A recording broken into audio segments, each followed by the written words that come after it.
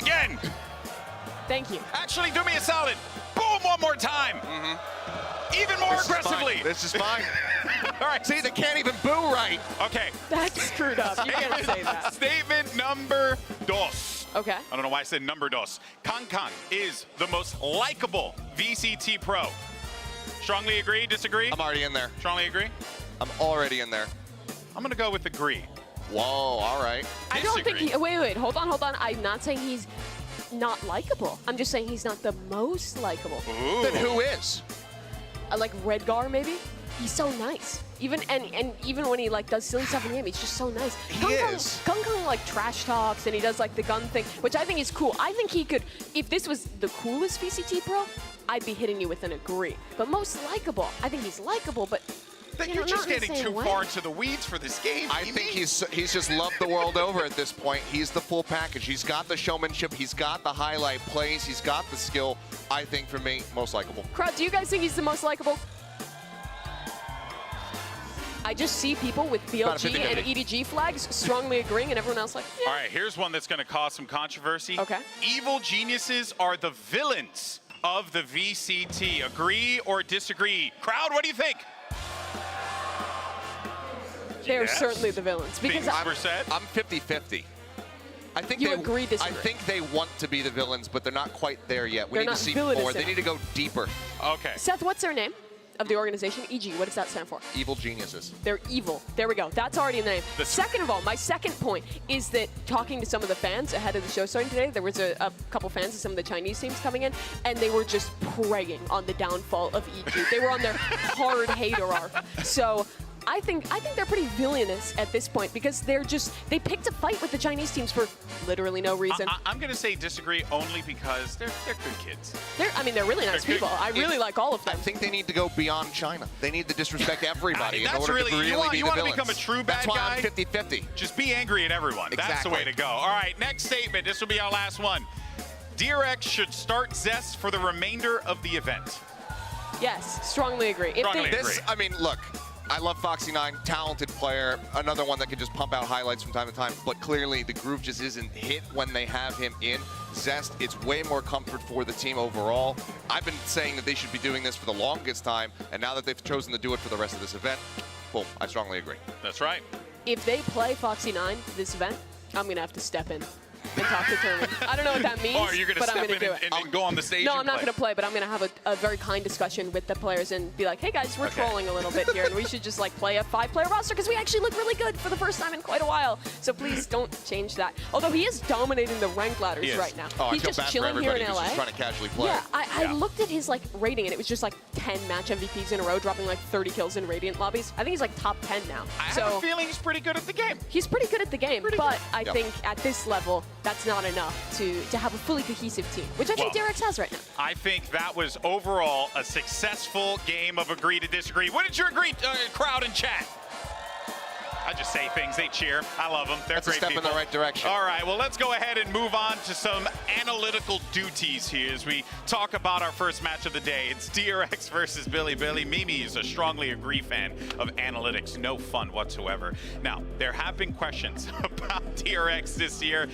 You know, it's all about Zest, Foxy9, as we were talking about before, but as we noted, they decided to stick with this core. And as you had said, Mimi, it's worked out very, very well for this team so far. I think the biggest issue with switching back and forth was that they had to go back to their old strat book. They were doing like one stage executes, they were playing their old compositions. They weren't innovating, which has always been, in my opinion, made DRX such a good team. But now that they're just playing with Zest in the mix, they're changing up their comp, they're trying new things, they're evolving comps that they were already running, and the synergy that I think always defined DRX, it feels like it's back for the first time in so long. Yeah, I mean, one of the biggest things for DRX, I think, having Zest in here is that side calling, not having the heavy reliance on stacks to be the one that's dictating the pace, dictating how they're going to be playing round over round. Zest had a little bit of a stint in the past where he was also shot calling for the team. So having him there, having that side calling, and then opening things up to have a bit more of an open communication style of shot calling, kind of similar to Paper X, not quite as loose as Paper X by any stretch. I think that is a big boon for them, and that's why they've been able to kind of transition and pull off this very different playstyle where they're playing a bit more fast and loose. And I think what's interesting interesting as well is that it's not necessarily defined by Zest, right? It's his flexibility that helps with it. But I think DRX really just needed to stick to a roster so they could build this new style for them, because Stax, their coaching staff, the leadership is really good at evolving when they're not set up to fail, as I think they were doing to themselves in Tokyo. Yeah, there's so much more to discuss about DRX, but for now, though, let's actually send it over to Yinsu, who caught up with Stax earlier on. Yinsu? We have DRX in the building. Let me grab Stax here for a quick word. Hi, Stax. I know you guys have scrimmed against BLG before, but did you expect them to make playoffs and be this strong? What do you think of them? Honestly, I'm quite surprised. They don't have the zero experience at the for first international tournament, but we knew that we playing before we come to LA. We know how they good, how they aim mechanically and aim skills quite rare. So a little bit surprised, but I think they deserve it. Well, hopefully you can take them down today, right, Stax? Always respect for their opponents over on the DRX side. And speaking of respect, I mean, there are a few players that you probably have to respect, more than Mako, I think, for DRX. And that, takes us over to really what has been a great event for this player, Achilleos. It feels like, on top of everything that's been going right for this team, Mako being front and center, stepping up statistically, it just continues to be the icing on the cake for this DRX roster. I mean, you just don't get a bad tournament from this guy, it would seem. Obviously, Tokyo, a bit of an anomaly for everybody on the squad. So consistent. But he just continues to be one of the most consistent, if not the most consistent controllers, one of the highest value players that you could think of. The guy is just absolutely cracked, picks up the operator, doesn't matter, he used to be a jet main. So of course he can play the op. Yeah, and I think just saying the most consistent player in the world on that role right now is totally fair. I was a doomer about DRX heading into this event after Tokyo, and I didn't rate this guy. I was thinking about top 20 players. He didn't make it in for like the first time ever for me, and immediately DRX shows up at the event, and Mako is still excellent in the clutches, in the late rounds, as an anchor. Anytime you think this guy might have a tough event, you think that DRX is going to be down and out, he just comes back and puts up the excellent performance that he has at pretty much every single global event he's attended again. Yeah. I think it's the hair, personally. He said he wasn't, he forgot to cut it.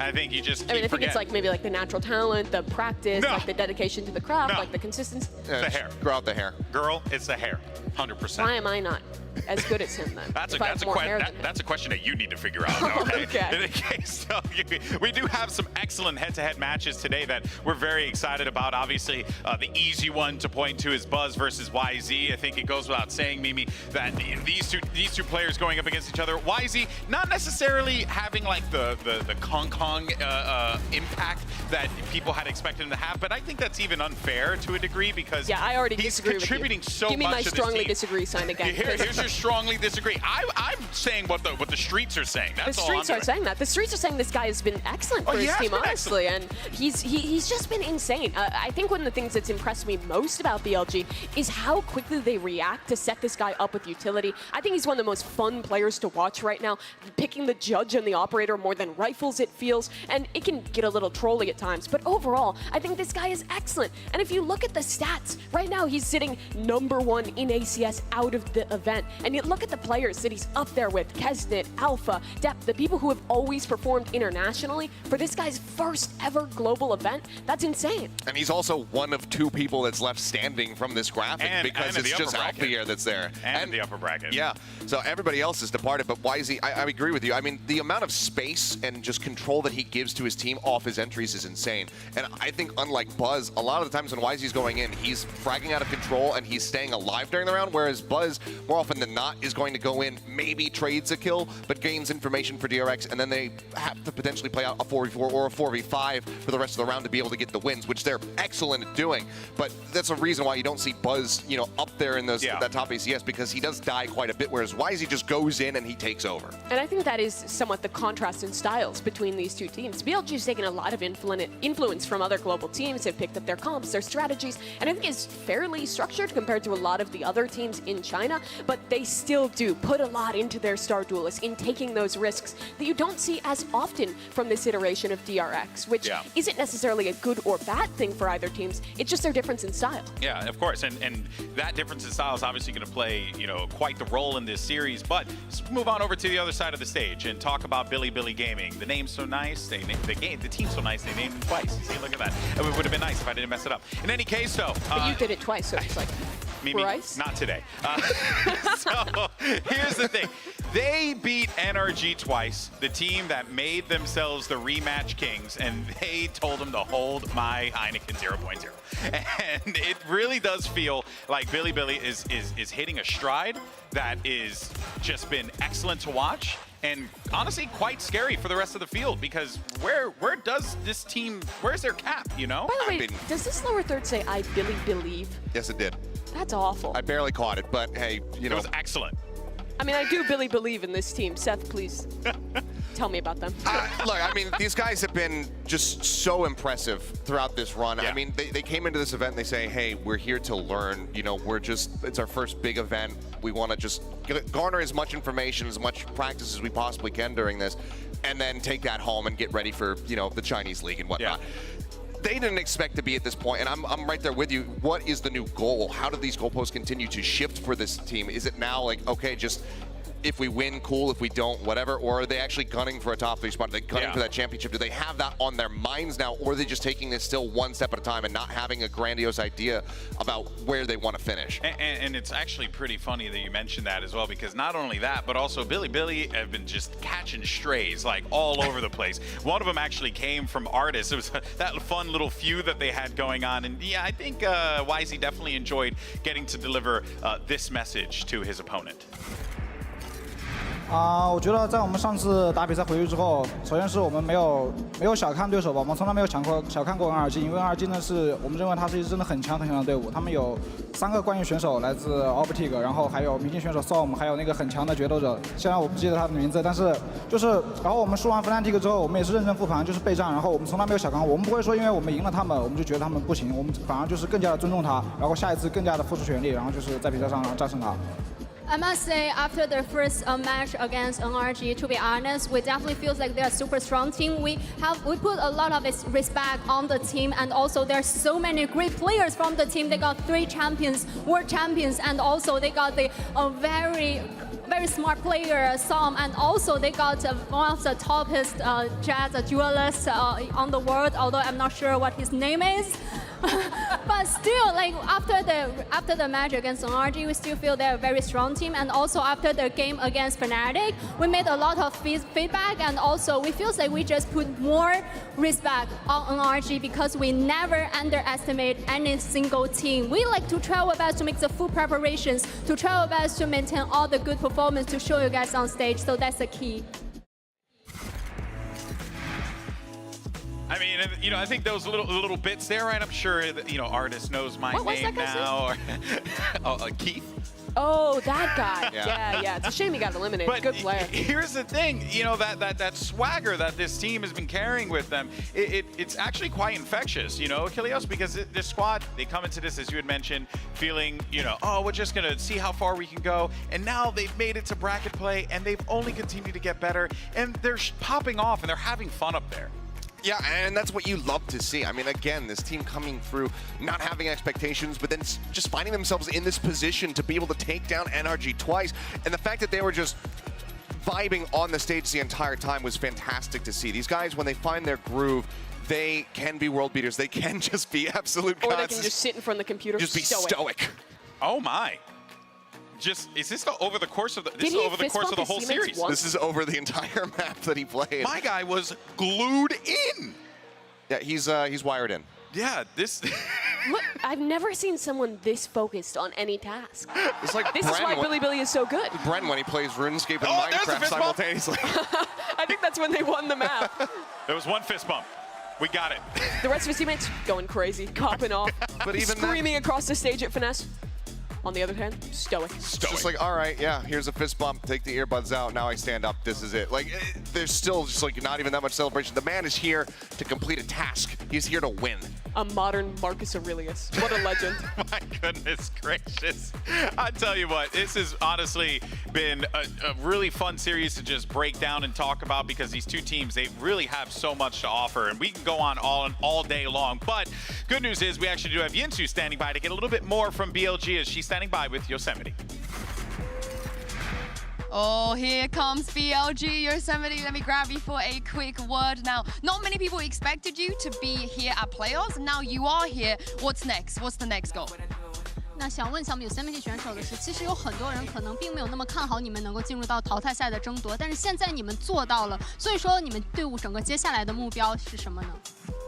其实最重要的是还是享受比赛吧，因为其实我的对比赛的胜负看得没有那么重，就是不会被其他因素所影响嘛，就是目标其实就是打好每一回合，然后专注游戏本身，然后就不留遗憾吧。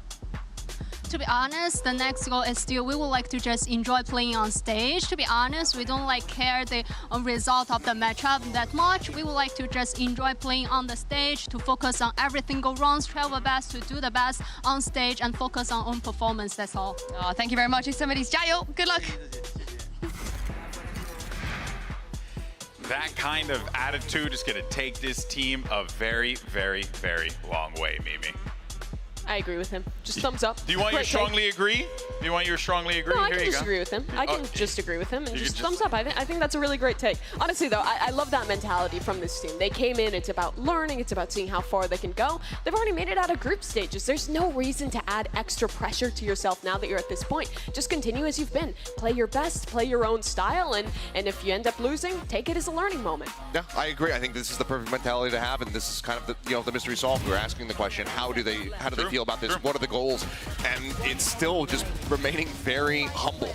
And I love to see that from these guys. And I think that, in the past, I would come into this series and I'd think like, okay, yeah, this should be a one-sided affair for DRX. I don't think that anymore. BLG have proven that they absolutely can take down the top dogs. And I mean, in this NRG series, Yosemite, as an individual player, was ridiculous. The stuff he was doing. I was ready to rent the car, drive across California, go to the national park, and enjoy.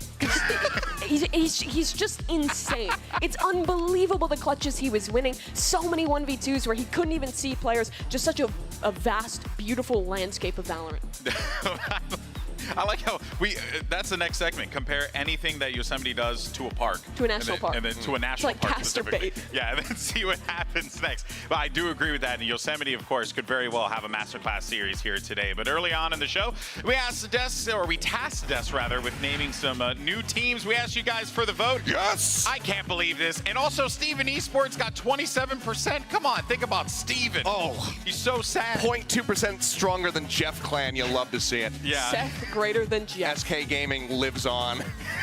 It never went anywhere, man. It doesn't. It's still a team. It never existed until right now. Oh. And it's, I mean, it did exist. It's already an organization. No. It's just not called Seth King Gaming. They're not in Valorant. They don't exist. Actually, Oh, I that don't is know. actually I don't true. know what the I SK agree. stands for. So it genuinely could. It stands mean, for Seth King. It could actually mean Yeah. literally anything. Well, I guess that leads us to more funnies, more fun. Okay, because for today's doubleheader, we're going to have to pay very close attention because we're going to be playing some bingo. All right. Oh boy. That's right. Let's go ahead and take a look at our card and see if we can pull this off because this should be a pretty fun one. So I didn't realize you were old enough to enjoy bingo. everyone, take a screenshot. Take a screenshot. Is it apple pie night? Maybe a little compote, You're really struggling to explain this one. Okay. Could you break down the rule of bingo? Yeah, Mimi, just look at the thing. Put an X where EG win, ace, you put an X on it, and then you get a line, and then you win. That's bingo. Operator collateral. Somebody BLG says, how win. did that happen? EG win. Oh, that actually is more than likely going to take place with Yeah. BLG playing today. It's very possible. That could definitely occur. If a you map get 3. the bottom row is just like Ooh. full, just both Chinese teams are going to win, and we get a Reina. Yeah. Sheriff 3K, Op Collat. Those are the ones that I'm going to be looking forward to. Yeah, there's an easy one that we can kind of knock out right now. There's one that says crowd chant. Can you guys help me out? Just get some claps going so we can get this one out of the way. All right, 3, 2, 1. There you go. Crowd chant out of the way. Put the first bingo on there. We did it. See, look at that. There you go. That's bingo. Good work. Good work. All right. Definitely didn't Everyone's break the one game. step closer. One step closer, we succeeded. Predictions now. I need to know who you guys think's going to win. Seth, I know where you're going to lean, but Yeah, look, I think it's going to be DRX, obviously. surprise. Surprise. I think it's going to be DRX. I think in their form right now, they look like a team that can very much deal with the more chaotic style of BLG. I know that they've scrimmed these guys in the past. I know that they have been dealt some trouble in the past as well by BLG. But they're a very strong team. I think that this could be a 2-1. okay. I Mimi? agree with you, but also, I don't really know who to predict, so I want some help. I'm going to say a word, crowd, and you guys just reply what you think the word after it should be. Jayo! BLG? No? Okay. Okay. They failed No, me. thanks. They deeply failed me. It's normally the... There Thank it you. is. Thank you. Let's Well- try it again. 3, 2, 1. Jayo! There we go. There we go. Much better. You just gotta yell. That's Yeah. really what it I'm was. more of didn't yell a enough. hata guy, Yeah, you know? it genuinely helps being Puerto Rican in these instances. All right, guys, here we go. Our coaches are standing by for map selection, so let's get this show on the road. It's DRX versus Billy, EG versus EDG. Day 10 of Valorant Champions starts right now.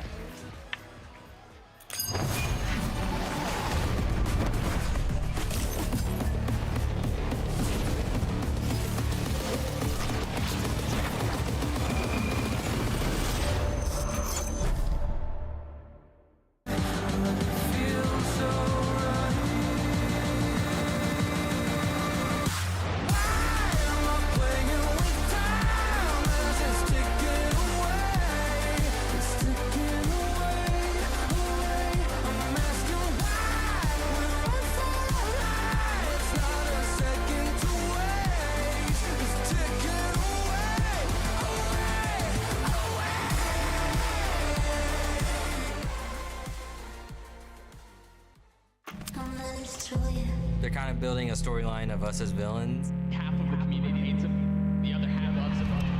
I think it's cool. All esports needs their villains. So how does it feel being the villain? Honestly, I don't give a.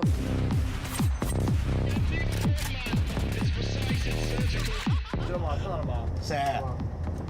唠着打的。不知道吗？10000也不行啊，好像。快啊！我都可以很友善，但是在赛场上我就要释放出我那一团劲。我不仅是为了我自己，也是为了我的队友。所以说，我在赛场上，我把所有东西都视为。Even though we do talk a lot of mess online and socials, I think down deep with all of us, we are still like the kids that are playing video games and just having a good time. 我觉得现在大家伙5个人到现在大家也都挺不容易的，然后这次比赛也是，我也感觉到5个兄弟们一条心。The Chinese region is crazy though. Their playstyle is so like in your face. I ain't got worries or concern. 希望你们不要像巨人一样，认为我们是一支被高估的队伍。3, 2, 1, EG!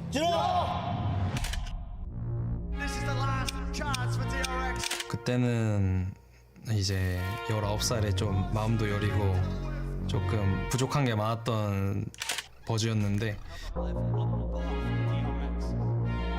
지금 되돌아왔을 때 이제 그때 맞았던 매들이나 이제 들었던 소리들이 다 이제 뼈가 되고 살이 되는 느낌이고 모든 팀이 다 힘들 거라고 생각해.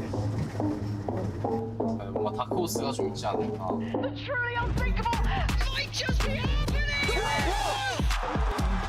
因为他肯定是要有，作为一名选手是一定要有可以击败对方的信心。如果连这点信心都没有，那就最好不要当选手。我觉得1次可以说是幸运，2次如果也要说成幸运的话，有点太过于就是逞口舌之快了。 저희 팀원들이 제가 보기엔 이번 챔피언스에서 진짜 무조건 1등이어가지고 사실 저는 매우 자신 있습니다. 그때는 이제 형들이 저의 버팀목이 되어줬는데 이제는 제가 형들의 버팀목이 되어줄 수도 있다라는 그런 자신감도 생겼고 전 아주 준비되어 있으면 아주 그냥 어떤 팀이든 만나서 밟아줄 준비가 있습니다. 想对 DX 说的就是，马上就把你送去败者组和EG真回家的蓝天。 Higher seed for this matchup is going to be DRX, so you would choose Team A or Team B? Team B. Team B, so BLG, you will be Team A. We'll start with your first ban. Fracture. Fracture, your ban. Then Bind. They ban Bind, and BLG, map number 1. Lotus. Lotus, side on Lotus. Attack. Attack, and map number 2. Pick Haven. Haven, side on Haven. Defense. Defense, okay, next set of bans, starting with BLG, you have Ascent, Pearl, and Split.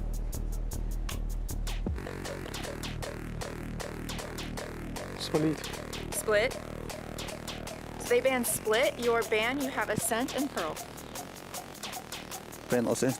Ban Ascent. So map number 3 is going to be Pearl, BLG, side on Pearl. Defense. defense. Okay, let's run back through this. First set of bans, we have BLG with Fracture, DRX with Bind. Map number 1 is Lotus with DRX on attack. Map number 2 is Haven with BLG on defense. Next set of bans are Split and Ascent. Map number 3 Decider is Pearl with BLG on defense. All right, good luck to you both.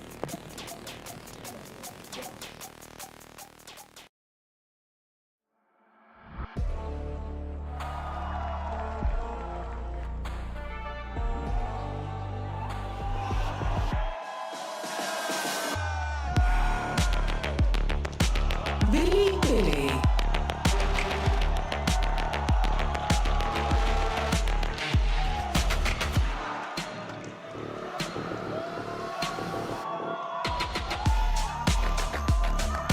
DRX.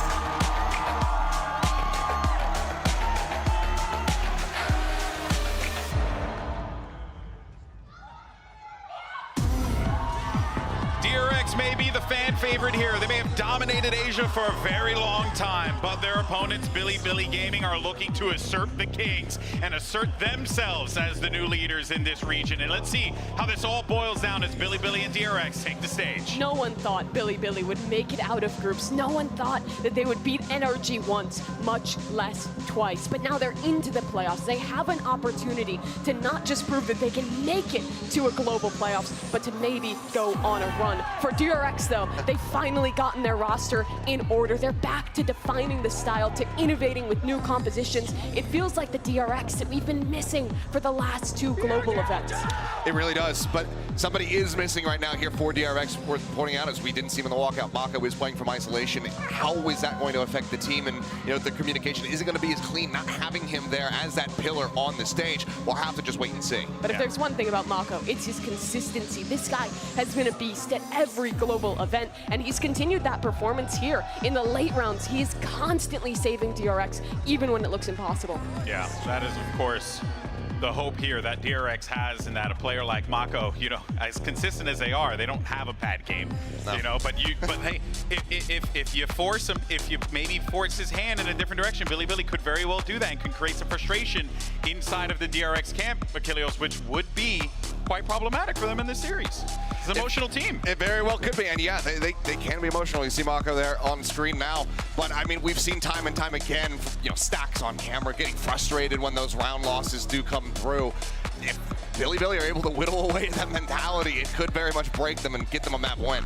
And Simply, on the other hand, Billy is gaming. I mean, they're just here. They're having fun. They didn't expect to make it this far. They're trying to learn and make the most of this opportunity. And the veto starts us off on Lotus, which I'm a little surprised by. I expected Billy to want to go towards Split. But as we see in the Prime Gaming Agent Select, it's a mirror matchup between these 2 teams. They're both running the Fnatic comp with the Omen variant that has been so popular on this map.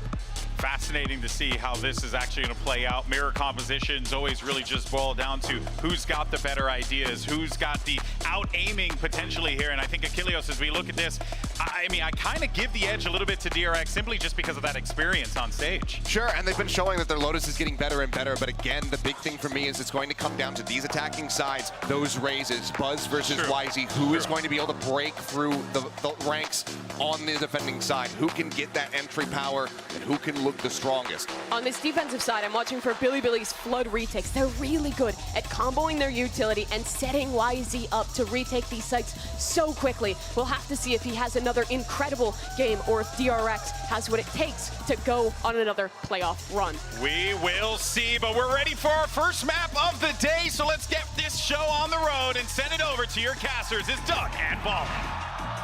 Thank you so much, Golden Boy. The crowd's already fired up, and for good reason, Balla. We've got a matchup where nobody really expected this, and I think a lot of people still don't really know what to expect out of Billy. Yeah, after that 2 series wins in a row against NRG, this team has taken the world by storm, and now in playoffs, this is their first time at an international event, at a global event, and they're in playoffs against one of the most storied teams in DRX at these global events. So consistent over all the years.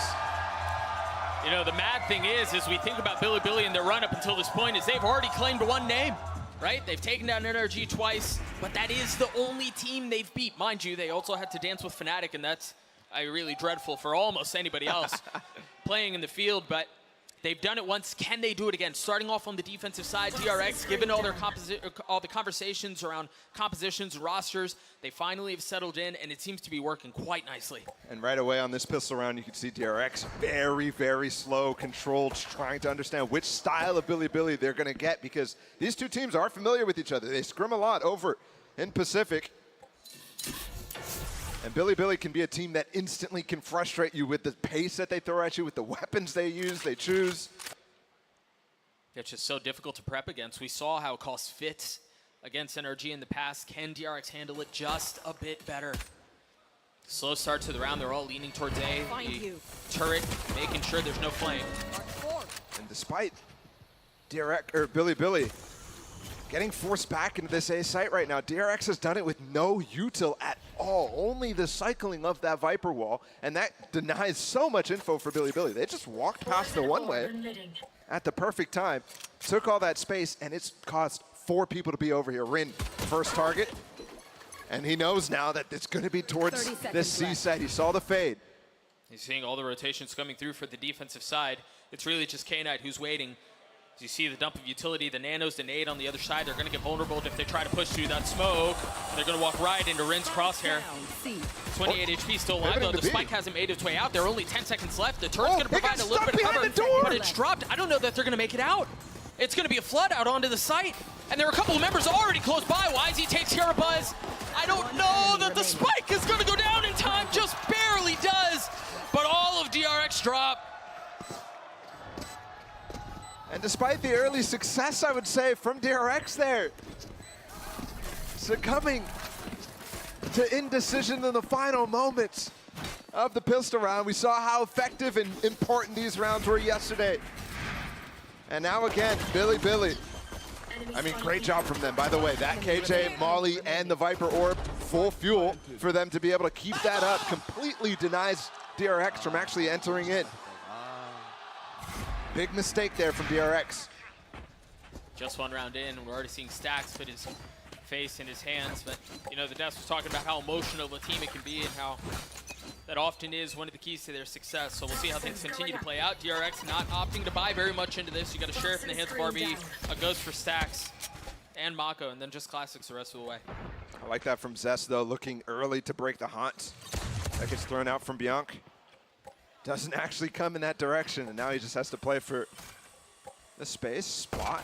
He can get punished here if they just follow up. There's only one player nearby. RB's coming by to help. It's a good cross. You can't really push much more into that if you're Billy without extra support or util. Not knowing what could peek you from the C side either. There's a triple possible. Here. So many things to consider, but DRX taking the space that's been given to them, starting lean towards C, and look at Rin just on the other side of the smoke. There, actually, the smoke that K-Knight is throwing down is a lot of a gap into that site. That's why DRX uses it to look to break mollies. But Rin is playing an off angle into his molly for it, so anybody who comes through is just going to get barrel stuff. That's really nicely done. Good details there from Billy. It's so difficult. It's clean, and it's an ace from Rin. BLG already riding the high. And you see just how oppressive that Killjoy and Viper combo can be on C when you're trying to play through that. You've got you've got nanos at your feet. You've got Viper spits too. You've got to try to funnel out with. It's so difficult. Yeah, it's very basic, simple details here that lead to this. Then masterful shots from Rin, and for me, Billy in their entire roster, Rin against NRG was the guy who was keeping that game even close in terms of mistakes that he was making, but they're just the fundamentals coming through on that KJ. Phenomenal stuff from him. Really nice opportunity here for BLG if they're able to convert this round to set up very nice financially. Once again, this triple push towards A main. A lot of presence here. Oh, this time there's a paranoia wrinkled in. They're going to push him right off that angle. A lot of times this could force these attackers to go really fast into the C side or the B side, react into it. Sure. But Billy is trying to bait that sort of reaction out, and DRX is having none of it. Still wanting to go slow. Nanoswarm pop to try to break the alarm bot, but YZ is here to defend. mean, he's more than here. He's starting to push up a little bit forward, look at too. it go. RB, are you aware that turret's going to help? They've already broken all the KJ setup right now. Sure, the turret's on a cooldown, can come back at the end of the round, but alarm bot from RB pressured, and that's making Stacks have to spend Prowlers on the other side of the map when they need him for this execute. Once again, heading back towards C. They've only cleared one of the nanos, and there it is again. It's so difficult to get through. This Buzz is melted. No entry into the site. And then you've got the molly out from Yosemite. This is just so clean from Billy. DRX not finding any room to breathe, any space to work. And it's another disaster. The bonus in full effect for BLG. They're getting choked out here on this C side, and that's 3 attempts now at it. You've got to start recognizing you need more pressure on that side early in order to get some of that fuel down, in order to get that molly down. Funny enough, the goals that DRX is having right now to break some of that util from the KJ on B side, actually Billy on the defense is having more success with. It's really nice game plan out of these two teams. I mean, it certainly helps when you only have one member on your team that's died. Rin is 9-0 right now. A clean bill of health for almost everyone else. Fast push now for DRX on this eco. Remember, they lost that bonus, so huge cascade of rounds possible here from Billy. But taking this A control is normally a goal for a lot of teams very early, but I think that fear that it felt like they were playing with in the first 2 rounds, at least what they decided on for their own game plan, is limiting them in this access. Oh, it's just so aggressive. There's not a lot of, oh, there was a little bit of help. I didn't see K-Knight there, but the sheriffs from DRX keeping him down for now. Now that's important here for Bianc to actually try to defend these weapons, and with that Viper wall up, he can do nothing for it. Just gonna try to use the timing right there to see if he can catch somebody going for it late. He's got a haunt. I mean, still full utility. There's a push coming from the door too, Yosemite. They're gonna double peek. Yep, they've got a nice pinch here. Only one weapon has been upgraded so far, and that instantly finds value, but the timing from Bianc is gorgeous! All 3 fall as BLG get another! And it's the first real success from DRX, instantly snuffed out. Whoa. A timeout because of it too. Yeah, you gotta get on the same page here. That's huge. Because think about this on the other side. Billy is completely on the same page. You see Bianc getting these kills, but at the same time too, you had Yosemite coming in through the breakable door, and Rin was involved as well. All 3 players alive, getting involved in that final fight. Beautiful stuff. Just consistently have to commend these guys over and over for the level of Valorant that they are showing. Despite sometimes, and I know a lot of people trying to criticize them in that NRG game for looking a little chaotic, looking like they're relying on the whimsy and not their fundamentals. But in my mind, this team has shown so many different levels of their ability. Yeah, I think there's a lot of depth to how they play, but then also, I mean, I think it's a fair question that has to be asked at this point. While I know it's early, if the whimsy works, and if the whimsy consistently works, and you have depth to other things in your game plan that allow you to play with a little bit of whimsy and know you can still throw curveballs at what's on the other side of the stage, I mean, why not? Yeah, 100%. Right now, it's just full depth, and that's causing DRX. I mean, they need to think about how to approach this a little bit better. That C site needs to be pressured a lot more. They need to get that util out from Rin. They need to potentially even rotate him off of that site. And then they need to be decisive when they're hitting. Try to get in those timings when that fuel is low from Yosemite. A 10-0 start for Rin. A Killjoy stream, to be honest. Just so good. And now they have to deal with YZ's op coming online. Aggressive already against Buzz here. He's so far ahead. Should have heard the TP. He's so far ahead. The Prowler in his face. He's got to try to get away. Manages to survive without taking any damage. As you see a second one come through as he tucks behind, tries to land the shot, but Buzz from up top with the nade is just too much. And important here, Rin does not have a second molly. Must use it to try to get YZ in position.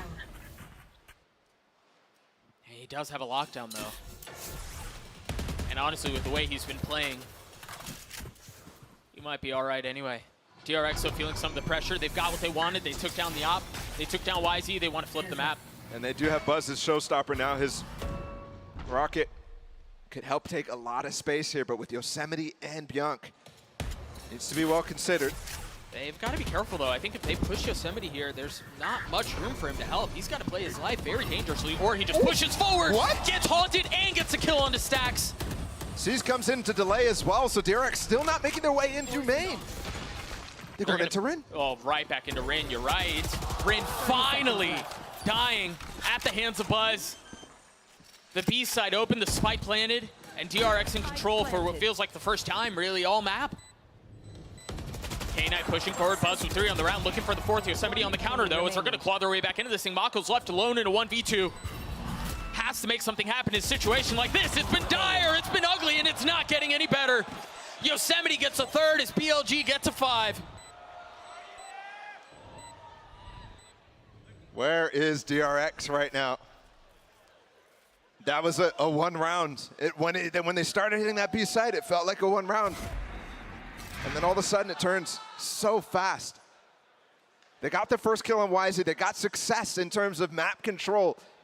Just the final hurdle, they don't use that ult. They don't use the tools that they had in that to be able to push through. And they're again,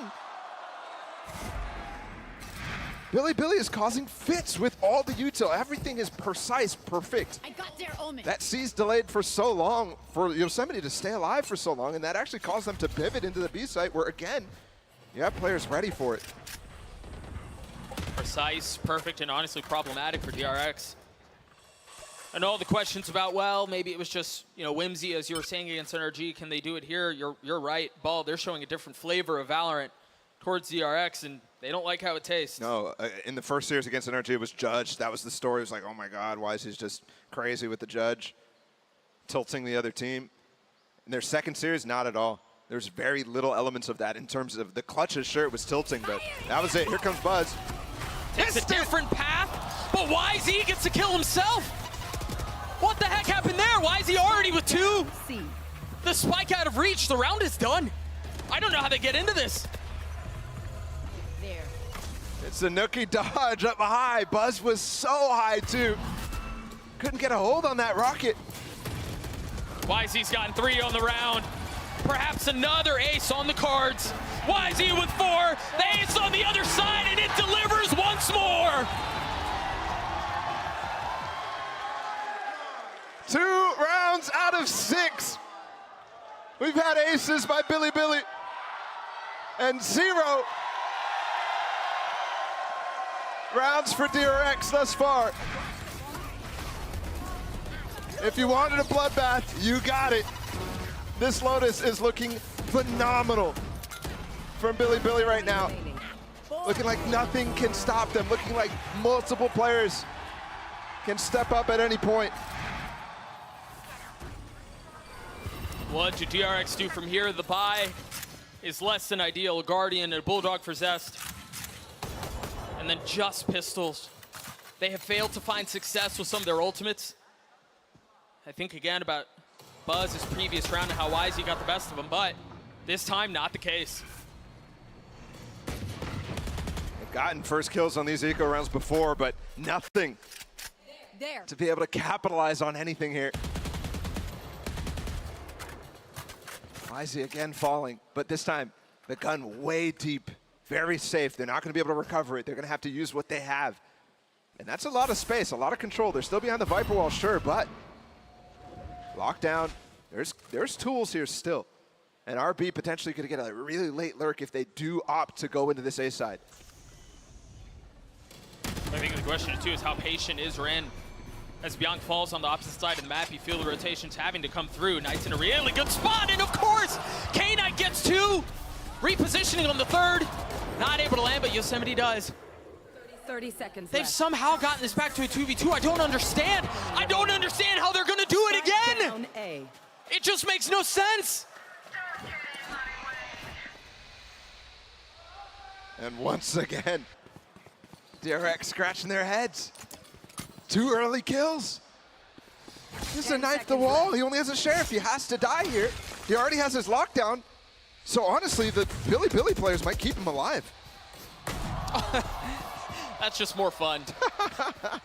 That's just more fun. Yosemite with 3, DRX still fat goose egg on the scoreboard. This is crazy.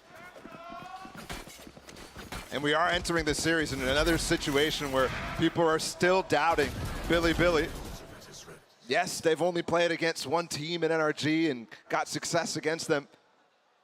But here they are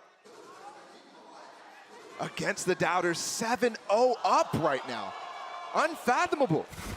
And a furrowed brow for the IGL of DRX is he's the one who has to figure out what the heck do they do in the face of this. They have 4 ultimates to work with this time. Maybe that's the key. It's a tough decision too. Like at this point, you probably want to start thinking about a second timeout before this gets completely out of hand. Is it not already? Because, I mean, if you invest that here, you're dry the rest of the map. Termi has already called one. Face your fear! Nightfall through, Buzz satcheling forward. They've created some space. What do they do with it? You see K-Knight is already ulted to join the defenses of Bilibili. They're already all here. This might be the first plant of the game for DRX right now. Yeah, you may be right. Or maybe the pistol where Yeah, the pistol where they barely got it. Felt like the round was already over. This time, plenty of tools. The lockdown, they've got the pit too if they need to. Won't invest it here. Note here, Pionk 1 point away from having the Nightfall. But Mako, from a distance, keeping them back. At least attempting to. YZ detained. He's got to take a step back. You see the pit now in play. K-Knight pushing forward, trying to find anything that he can claim. Really, nothing's going to be found, but they've brought enough time for him to get back online. Pionk's going to be on the tap. Stacks dropping him first. And nothing going to happen. I thought for a moment maybe they get to half and something happens, but DRX finally cauterize the bleeding and get on the board. All it took there was a fast round, and Rin gives up that C site. Well, it took a fast round. It took, what, 3 ultimates? Yes. 4 ultimates, something like that? Absolutely. And but in terms of the early success, being able to get on site, which is where they've struggled so much. Yeah, I think the other thing we have to consider here is it was a different defensive setup from Rin. He didn't have his typical Molly setup and Nano setup that we'd seen in the previous rounds. Yeah. So Buzz was able to satchel out and create some space. I think a big wow, a timeout from Bilibili. Up 7-1. But I think the reason for that is because he's had such success, you can start to cheat. You can start to do things that get you extra value elsewhere. Yeah. And for Rin, he might have been thinking the B side. I'm not exactly sure where his setup was, but either way, DRX is able to capitalize, and now they start to have to deal with the same things that they were all series long so far. 7-1 again. Mind blown. This is a team that is stepping onto the global stage for the first time, stepping into the global playoff stage for the first time.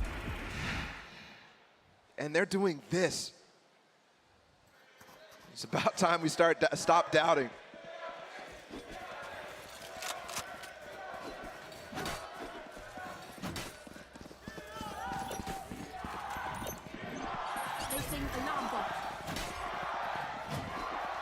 Perhaps that one round and the cheers from the crowd is enough for DRX to make a run at this. It's been an abysmal start for them so far on Lotus. But somehow, through the disaster, there's an opportunity to stabilize and convert. Or not. Rin is just on a heater, man. He's been so good. They're going to try to go fast in it again. Nade lands on him, but this time he gets the early kill, so if he falls off, oh! Another Molly kill. They're both traded there. They finally both fall, and this time the rotations are a little late, but it's not because they weren't proactive. It's because they're flanking through spawn. I don't think that turret was up right now, so this double flank could be huge. The Nightfall funneling them right into BLG's lap once more. YZ with the showstopper connects onto Buzz. The 3K and the 8th for Bilibili. It's perfect right away. Out of Bilibili. They follow up on what was successful for DRX, and they figure out, let's just push this A site instantly. And when you start to get those kills coming in from Rin, when you start to get that Molly traded, yes, it's a 3v3 once you get the site, but that forces RB to come on over and give up the turret. Nightfall pushes them into the flank. It's just beautiful. Once again, such a strong response. Out of that timeout and effective right away, too. They might not need a second one. I love the fact that they called it here in this first half to just try to really push that knife in. And the potential here for the twist of that to be their demise. A judge for Buzz this time around, and a heavy lean towards C once more. And don't forget, because they won a round, they reset the loss bonus, so this becomes a very impactful round for DRX. They kind of have to win. He's already gone his way out. The judge is not finding any value. Yosemite staying alive long enough to drop that molly and getting a kill on Mako. I mean, that was a little aggressive by Rin there. But a 3v3 for the rest of the round. Two members still rotating over. Bianca, a bit of pressure. Spike planted. Double flank again through the door this time, and it comes really fast.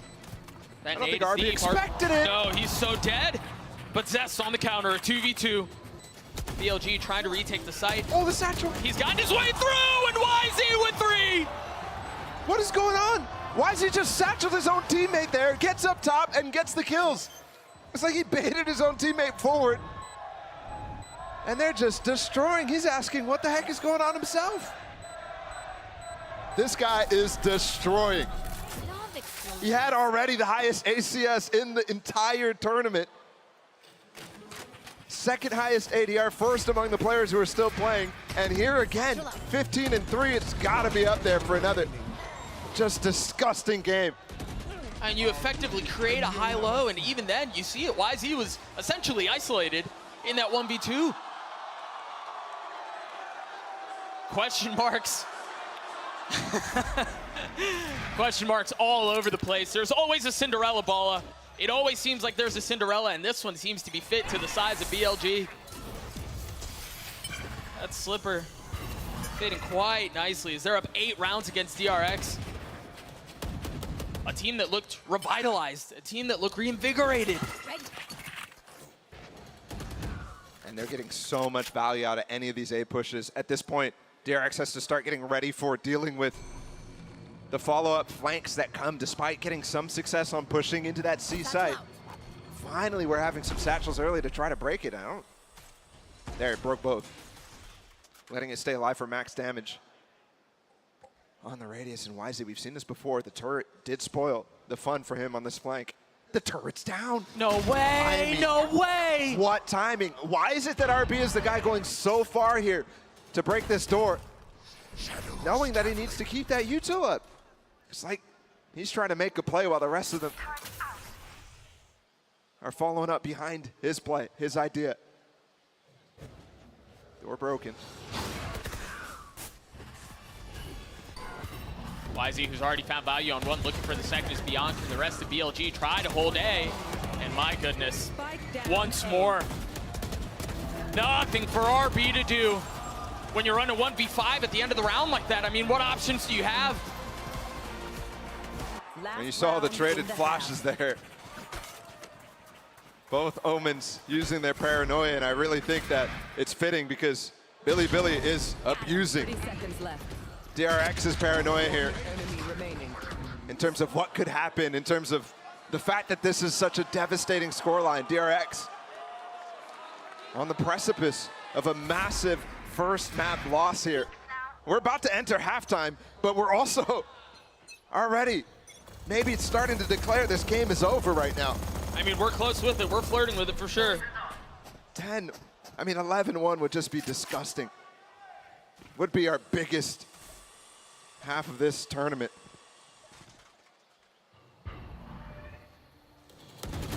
Just one round. Really the only thing keeping Billy from a perfect half. Against DRX, no less. Again, I can't stress the importance of that. DRX looks so good. They went through the gauntlet that was Group D. And people thought, well, Billy, yeah, maybe they got the best of NRG, but surely they can't do it again, right? Oh my goodness, they used the showstopper to clear mound and not to actually execute on the site. Oh, and it gets a kill anyways. That's not supposed to happen. No. Why is he again? He's gonna respond. Whoa. Oh, that was a little aggressive. That was a little bold. Somehow stays alive. You see 2 haymakers shot out. BLG, the attempt at a knockout punch, and for DRX, the attempt to just get back into this thing to give themselves a fighting chance. DRX, a 5v2 to close out the half. 30 seconds left. Surely it doesn't happen like this, right? Surely it doesn't happen like this. Bianca's already gotten 2. YZ into 1v3. Make that a 1v2. The timing is not great as DRX finally get a second. A ridiculous half nonetheless, though, from Billy. That is dominant, 10-2. How can you even think of responding here from DRX? How do you get your mind right? Going into not only the next map, but the next half.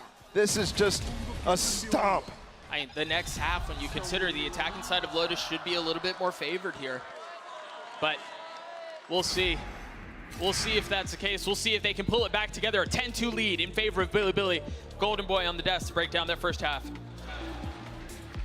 Thank you so much, fellas, and I think we'll just go straight into our Verizon high-speed moment. It's, of course, YZ's ace in round number 6. What a play. And also, just in general, Mimi, this BLG team, they're here to cook.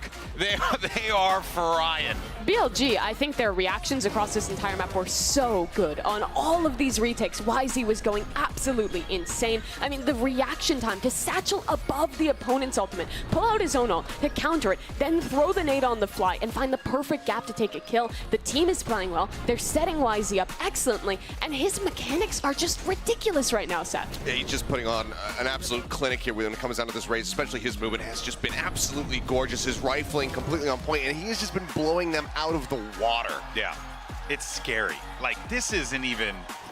Like, this is not what I had expected coming into today. I mean, DRX, they just look so different than what we expected in group stage. I mean, to be fair, they're playing against an almost 400 ACS Raze player. He was already statistically the best player in the event, and he's putting up halves like this. And it's the defending side.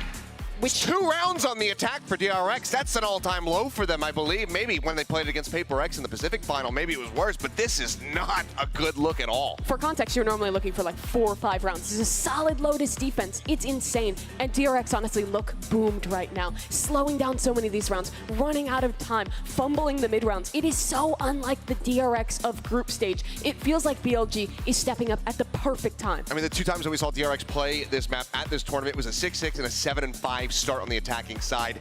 2 rounds, not gonna cut it. This looks like it's over. Yeah, this is a rough one. DRX are gonna need to climb a mountain. Let's see if they can do it or if it's over right here. That mountain looks massive, Golden Boy. I'm not gonna lie to you. BLG with an 8-round lead. Complete slaughter. They're having fun with it too. Hopefully they can continue to get smiles on their face, because Billy now on this attack side to close out, and they already got just an Omen TP across. That was silent. I don't think they heard it. I don't think they heard it. They have no idea. Dude, K-Knight only finding 1, but the damage is done. And that's the problem with trying to slow walk, take that control as a defense. You don't end up hearing the TP. Either way, traded back, and they've actually got a really nice pinch here. That alarm bot still will be up from RB while they go for this push into it. They've effectively funneled them into B. The thing is, there's really no contain and on the spawn side of the things. A players are not reacting to this. They should either try to take control of A main or rotate back to start a pinch going, and the timing could not be worse. I mean, Yosemite's going to pinch him behind him. They're going to try to funnel their way out through panel. Big nade. There's a lot of trouble here for DRX, as once again, they have no idea of what's waiting on the other side. And the fact that it's been quiet their entire time signals to everybody else exactly what's going on. Nobody coming through heaven, nobody else through A main. Oh, maybe not. Mistake there from YZ. Yeah, numbers still in favor of the attack side, though. Now we've equalized. Rin is weak, 37 HP. The spam out from Akko into the smokes. They're going to have to pop their way out because RB's already gotten it 3/4 of the way. He gets it to half, finishes the job, and gets DRX the pistol. Billy, for the first time in my mind, showing the first sign of inexperience there. Not really putting the clues together. Even though that flank was just perfect by Yosemite. Perfect by K-Knight in the first place to get that first opener. And then the situation that DRX went for was, again, ideal in terms of handling that post plant, but just really thinking somebody was coming through waterfall. Now Billy down to pistols. 5 Bulldogs on the defensive side. Surely you favor DRX in this round. as Billy have gone exploring a little bit of 1-3-1, and they fully make their way out. I mean, the spike is in the hands of YZ, and he satchels forward. He gets the spike down, and he somehow gets away. Wow. And already success. He's gotten 2 orbs in this round. Rin got the other one. Hey, and the plant. You've got to be careful here. That nade is going to cause some problems, but oh, Buzz is just going to stick it. Never mind. He just holds it the whole way. I thought the nade was on. And in this situation, the attackers don't need to go down. So economically, they're still going to be okay. Despite my heart beating for a second there while I saw all of them stay alive. It's okay. And again, I think that's a success for Billy, not only denying the kills from DRX there, but getting 2 orbs for YZ, the plant and the B orb, and then as well, getting that C orb for Rin. They're thriving in this case, and this is it. Big opportunity for them to close out this game. They win the Senti bonus. DRX, while they won't be out, you start to get those power ults. That becomes the win condition. DRX just dumped so much utility towards A main there to effectively draw a line in the sand and not let him through. And I like that they're keeping some of this space as well. That spray, the jump spot, Mako confirms there's nothing actually through, which means Billy needs to go for a second approach here. Plan B, rotate back towards C. Second to clear some of the util, yeah. It at least drops the alarm bot. The nano mid is still there. And that makes it hard. You can't play passive on B anymore. They're still looking for this, spamming down. I mean, they just invested a prowler towards mid because of that. And that's 50 seconds. They've gotten almost all the really impactful util down from the KJ. With this smoke, they can continue to look for picks inside the C site. They don't have to commit through this. He's far up here. Here's the freeze. Zez creeping forward. K-Knight there as well. You see it just a little bit of geometry keeping the 2 players apart. 30 seconds left. The timing on this is everything. That sees to swing out, but Zez somehow getting 2. Seems like it might be bonus back, but YZ with the counter punch. Yosemite with another in control for BLG. YZ got his nade back too, so allows for this plant to go in, but it's a safe plant. They cannot commit to playing post plant from Mound. They may not want to. Buzz and Mako, what do you do? A divided attempt at taking the site back as they approach it from 2 fronts. Rin tucked in the corner. Do you check it? Yes, you do. Even crouch, nothing converted. Yosemite's gonna have to do it by himself. Let's get down to a 1v1. Time on Yosemite's side is Mako playing swing around the Rosie, trying to find the timing. No idea what's on the other side, and Mako reads it well. Huge bonus for DRX, and all of a sudden, we're within 5. And there's a big chance here for them to start snowballing themselves, start to have a half similar to Billy. And you don't get into that period where it starts to become thinking about these win conditions for Billy being easy to get, easy to achieve. No, keeping them from 11 is super important while this lead is still so big. Because again, you think about what Billy have in the tool bag to end this. If it was 2 rounds, you just need 2 rounds of massive ults. Right. And as time continues, that's what DRX is really banking on. They cannot lose a round for the next couple. I mean, they're still intent on pushing a lot of this aggression towards A main. Whoa, that's fast. Good reaction from Billy. Instantly just pushing on the other side while they lose the other 2. The paranoia and the nade, it's so good! YZ getting one with the ult. And now the Prowler to push them back even further. This is the problem here. K-Knight doesn't have the smoke. They're going to try to push it again. Trying to check both corners. And RB dismisses K-Knight. What else can they find? YZ and Bianchi here left in this 2v4. You see Buzz trying to satchel his way forward. YZ's gotten 1, but it's been traded back. YZ by himself, having to reload and reposition with the Haunt in his lap, and the pressure overwhelming of 3 members of DRX facing you down on the other side. No way. A desperate attempt to trying to land shots that should not be connecting, and they don't.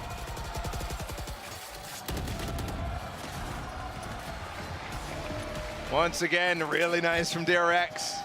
Maintaining this safe distance. Keeping Billy away from that all-important match point. And again, we're now talking about 4 rounds. This is very much in the realm of possibility with how few we play. Big ult starting to accrue for DRX too. Notably, that showstopper was saved in a situation he thought they were going to use it. And DRX's approach here on this A side is so important, crucial for them to continue maintaining this when Billy wants to work the entirety of the map. We've seen it before, we saw it in the last round, them attempt that. And if they can get success in getting kills as well, that pushes Billy. A lot of times their reaction is super fast to try to maintain that advantage. I mean, in a lot of ways, this feels somewhat reminiscent to what we saw in the first half in how the defense is playing it. They're so aggressive towards A main, and they put the onus on the attacking side to either, I mean, if you want to go C, sure, by all means, but you're going to have to deal with the Killjoy utility and the Viper utility, or you try to go mid and you risk getting pinched. Big difference here. As they actually tried to pressure that Prowler, does not catch Mako. He's making noise anyways. They're going to try to fight for this. DRX sticking around. This is big out for Mako. What a snap onto YZ. A great protocol there. That nade clears the player's A main. He was ahead of that. Stack still wise to it. Nicely handled. Aware of the threat, aware of the danger. 30 seconds left. Do they funnel out behind that Molly? Buzz with the ult, and that connects onto Bianca. And that was the spike. The Buzz has been so crispy these last few rounds. And that's it. Spike down across the way, past the wall. You're right, Buzz is stepping up. In the group stage, they didn't really need a massive performance out of Buzz, the one that we love, the one that we see all the time at these global events. It was really Stacks, RB, those guys were consistent. Zest putting in a lot of work in crucial rounds. And there it is, timeout from Billy. Surprisingly, it's them using their second ahead of DRX here. DRX still has one available. We had questions around whether or not DRX would burn both in the first half. Yeah, I thought they should have. Yeah. But Termi continues to handle the situation quite nicely. As you're right, Billy now out of timeouts for the rest of this half. They still hang on to a 3-round lead, but it's been all DRX. This is crazy. I mean, I'm already in that territory where I think this is a very real possibility here for DRX. Yeah, I would agree with you completely. 5 in a row. There's nothing to sneeze at. Getting that last one so important. And while I still think Billy is playing well, especially how they're dealing with that C aggression, or not aggression, that C setup that was such a problem for DRX. Yep. They're walking in there, breaking the mollies, satcheling them down, and then throwing a smoke that makes it so difficult for RB to play around. I think those are the things that they're talking about within this timeout right now, how to really use that to their advantage. I would not be surprised to see them to go right into that and go for a 5 walk-in. Remember, the one round that looked like they almost would win that was when they ended up going into C-site, breaking that util, tapping the door twice, freezing, and then going for another A or C execute when they had space already within the site. Didn't work though. But similar concepts can be applied. The other thing they could do is challenge this A execute that's constantly coming out from DRX, try to punish it with a molly over top, nades going back, prowlers coming through. Remember, Mako and Buzz stayed for so long in that last round. If that util came through, then all of a sudden, you would have had something different. This time, you do have difference from DRX. And Billy pouncing immediately. They didn't see that. They only saw Paranoia. They didn't see a nade, anything else, no molly coming out from the side of Zest. So they just walk out. And there's 3 hero rifles here. Even a buy down to 600 from Rin. Whoa, all the way. They've created so much space behind all that utility. Look at everything that's dumped. The Nightfall, the pit. Mako got traded too in door. He got a kill, and if he stayed alive there, all of a sudden you have a 3-way pinch and retake onto this pit, which is very devastating. But instead, you have control of door. It's planted for the spam. All they have to do is hold off RB. RB's on the flank, and I don't know that the turret didn't see him. He has a lockdown now too. Not one that you could really use effectively, but if he gets in this corner and posts it, you have to have a response from Billy. I mean, there's nowhere else for Billy to He go. put a alarm Oh, bot. this is so well handled. Look at K-Knight understanding the pressure. repositions, tries to find some space to work behind it, and he gets a kill on RB. Buzz falls as well, but K9 not able to do anything more. Bianc and Stax in a 1v1. He's got to give up the space to see he's not going to connect. Stax has already got it to half. Pulls off, and the snaps from Stax is good. What a clutch. What a round for DRX. The pre-fire's so good under pressure there from Stax. Hits the Red Bull clutch. Look at this. Key moment there, K9 trying to break that lockdown, instead dueling with Stax, and that forces Bianc to go all the way back into drop and forces the rush in. That's why Stax is going for half, knows that he has to really run to stop that defuse. No mind games player played at all, either side. Oh, look at this. Buzz not on this A side at all. Instead, DRX making it look like they're going for one of those setups, and he's on the C side. Switching that up could really make things dangerous for Bilibili if they go for any sort of C pressure. For Bilibili, we mentioned that they had 3 rifles in the previous round. Because of how they managed their money, they still have enough to buy in the light armor on 4. We'll see what they can do with it. It was a costly investment in the previous round. They dumped, what, 2 ults into that? They still have the lockdown from Marin. And again, we're seeing some of the protocols that we've seen to open the round, the satchels to clear out the Killjoy utility. But this time, they're committing. They invest the lockdown, they dump the nade, but Buzz again! The breakdown, yeah, broke it!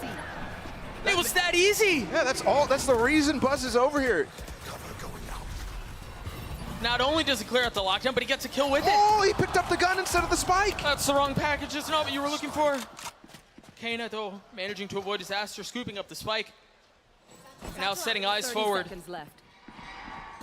See that satchel through. Bianca's gotten some space. Great season. They've confirmed the hit is still going to be on the C side. Nobody tapping the door. Buzz in a position to find more value. Just one daring to challenge across the corner, and it is YZ. Yosemite on the trade. 13 seconds left. The spike's still not planted, and DRX still clawing for control. There's no way K9 pulls this off, right? This would be a 1v3. Mako's going fast with it. Oh, he decides to take the fight, but there was still so much to do. Mako cleans him up anyway as DRX get within 1. And so far, it's a flawless half from DRX.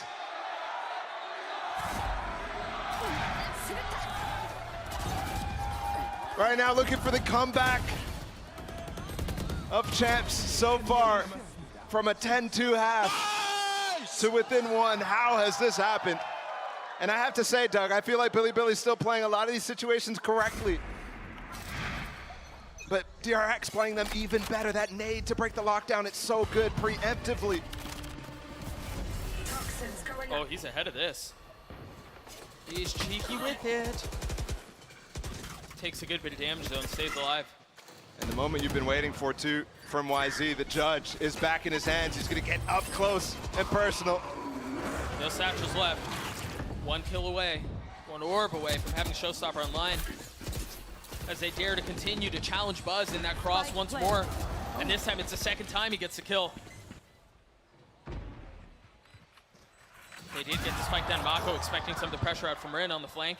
Reads him like a book. This is still dangerous. Time is ticking right now.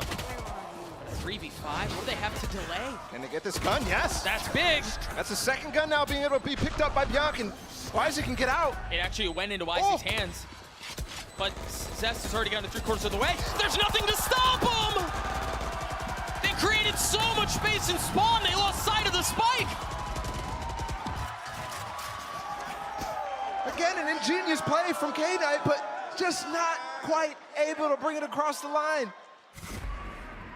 8 rounds in a row.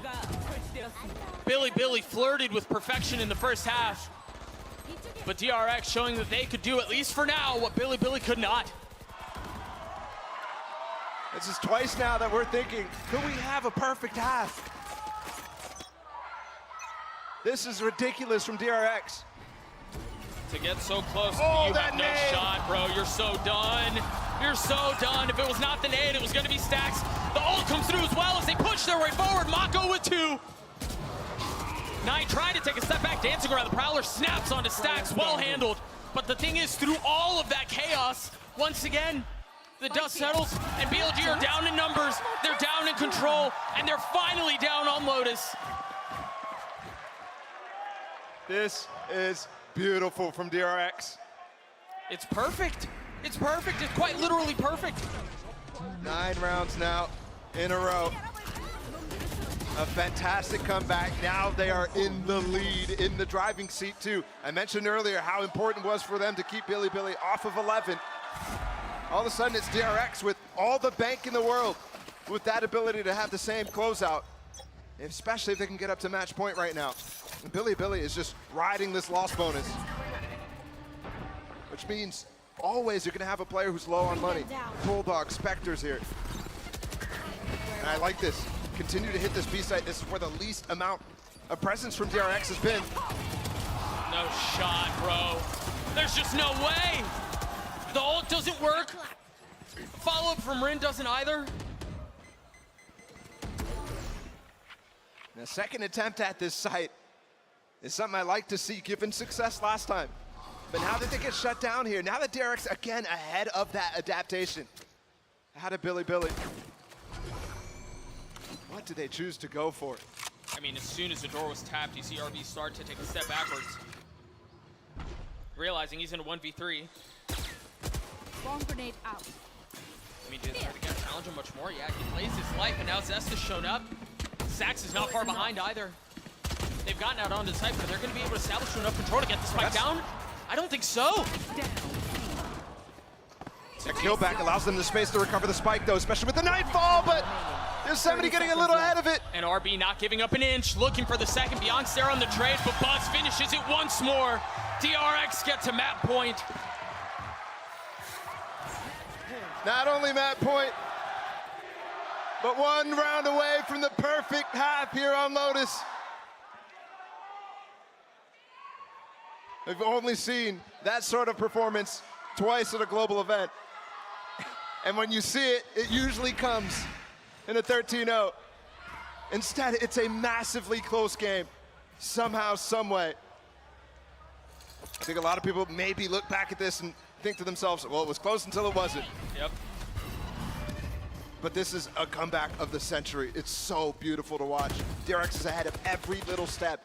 They just need that last page from Bilibili. And talk about forgetting about the past. They've done so masterfully. And they're now in a position where not only do they have the financial advantage, not only are they up 2 rounds, but they have so many ults they can play around too. There. This is what I was talking about, Bilibili. Really doing a great job of taking it to RB's setup so frequently. Only 1 molly broken this time. There's that smoke that allows them to threaten that they're walking in. Instead, they're going to go towards this A side. They are lining up the mollies. This is what I was talking about against Mako. He has TPs to get out of this situation, but Buzz is joining him, and he's getting really close. He's ahead of this now. Oh my goodness, just barely spotted. The spam keeps him alive, and you're right. TP. Buzz is here. Ooh, just barely gets away. What do they do with this pressure, though? What do they do with this space? That Nightfall's going to get so much info. But BLG throwing the brakes on the round, pausing for just a moment. Back to the B site. Pit going B in. Allowing the Nightfall to subside, and they drop the pit of their own. DRX dudes, now they have B control. BLG, you've knocked on the first door, it doesn't open. Does the second? Back to A, really? 14 seconds. There's not enough time here. They've got to find success on this. The openers have to be clean. And Buzz, of course, it's Buzz who's here, and Mako with 3. The pit goes down, and so do BLG's hopes of winning this map. 4 for Mako, a 13-10 win, and a ferocious comeback on Lotus for DRX. One of the best comebacks ever. Unreal. How do you contend with this if you're Bilibili? It's going to be a big question that they're handling after the break.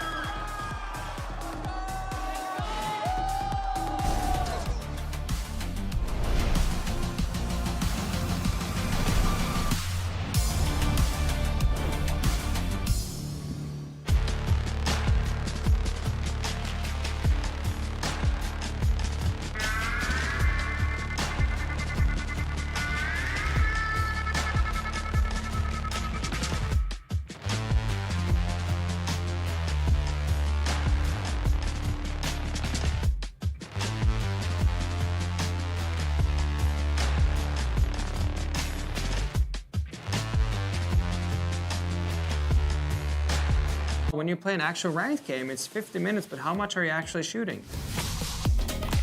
With Aim Labs, you can compete in over 1,000 tasks that will prepare you for any scenario in any game. So the new ranked season, you play, you get points, you can compare yourself to your friends. With Aim Labs' new one-to-one Valorant maps, you get instant feedback on how to get better crosshair placement, better peak efficiency. You can also instantly modify existing tasks with Discovery. Get started today by downloading Aim Labs for free and join millions of other satisfied players.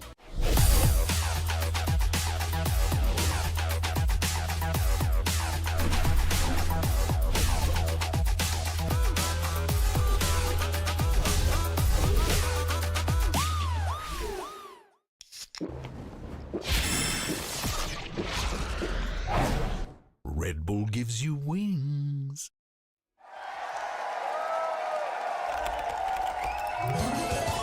Red Bull gives you wings.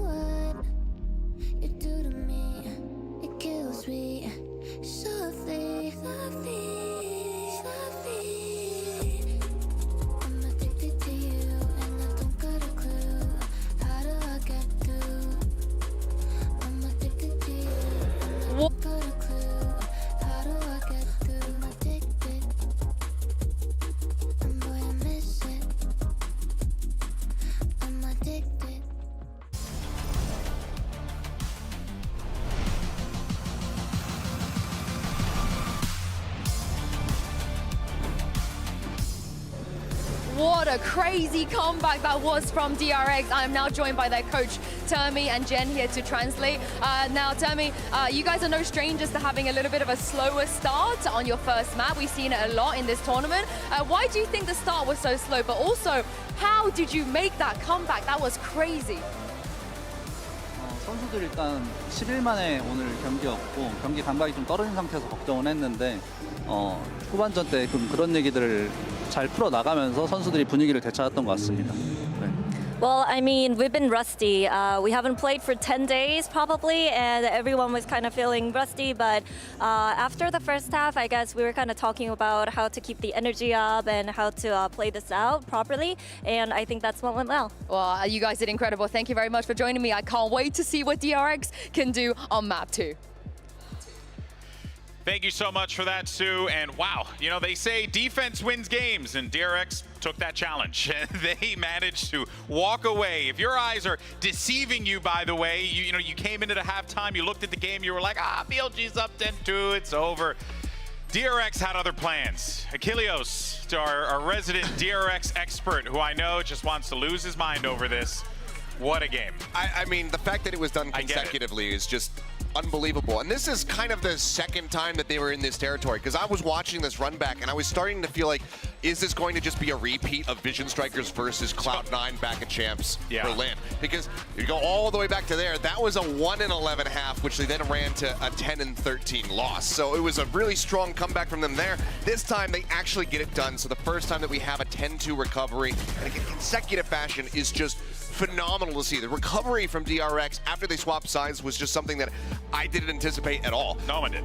They were one step ahead the entire second half. They had a read when the Killjoy lockdown was coming. They positioned their Rays in the right place. They're ready for these fast reflanks and punishing them. They constantly were a step ahead of whatever BLG was trying to adapt to. And I think this is really where we see that gap of experience come through. Because Billy, they had a hot start. The game was in their hands, but then those first few rounds start slipping away, and they're completely unable to recover versus a DRX who has been on these global stages, been in these positions so many times, and leverages that to just believe that the comeback's possible and make that impossibility possible. This is just such an insular Pacific League thing, because Pacific is the only region in the world where Lotus was being, you know, you would have a stronger side on the defending half. It was 53% win rate overall across the entire league for the defending team in Pacific, but DRX basically never got to contribute to those statistics because they only played Lotus once during the grand final. But it seems like they're still carrying that mantra forward, representing the rest of the Pacific squads. Carrying the flag for the Pacific region, you know, with that Lotus defense side.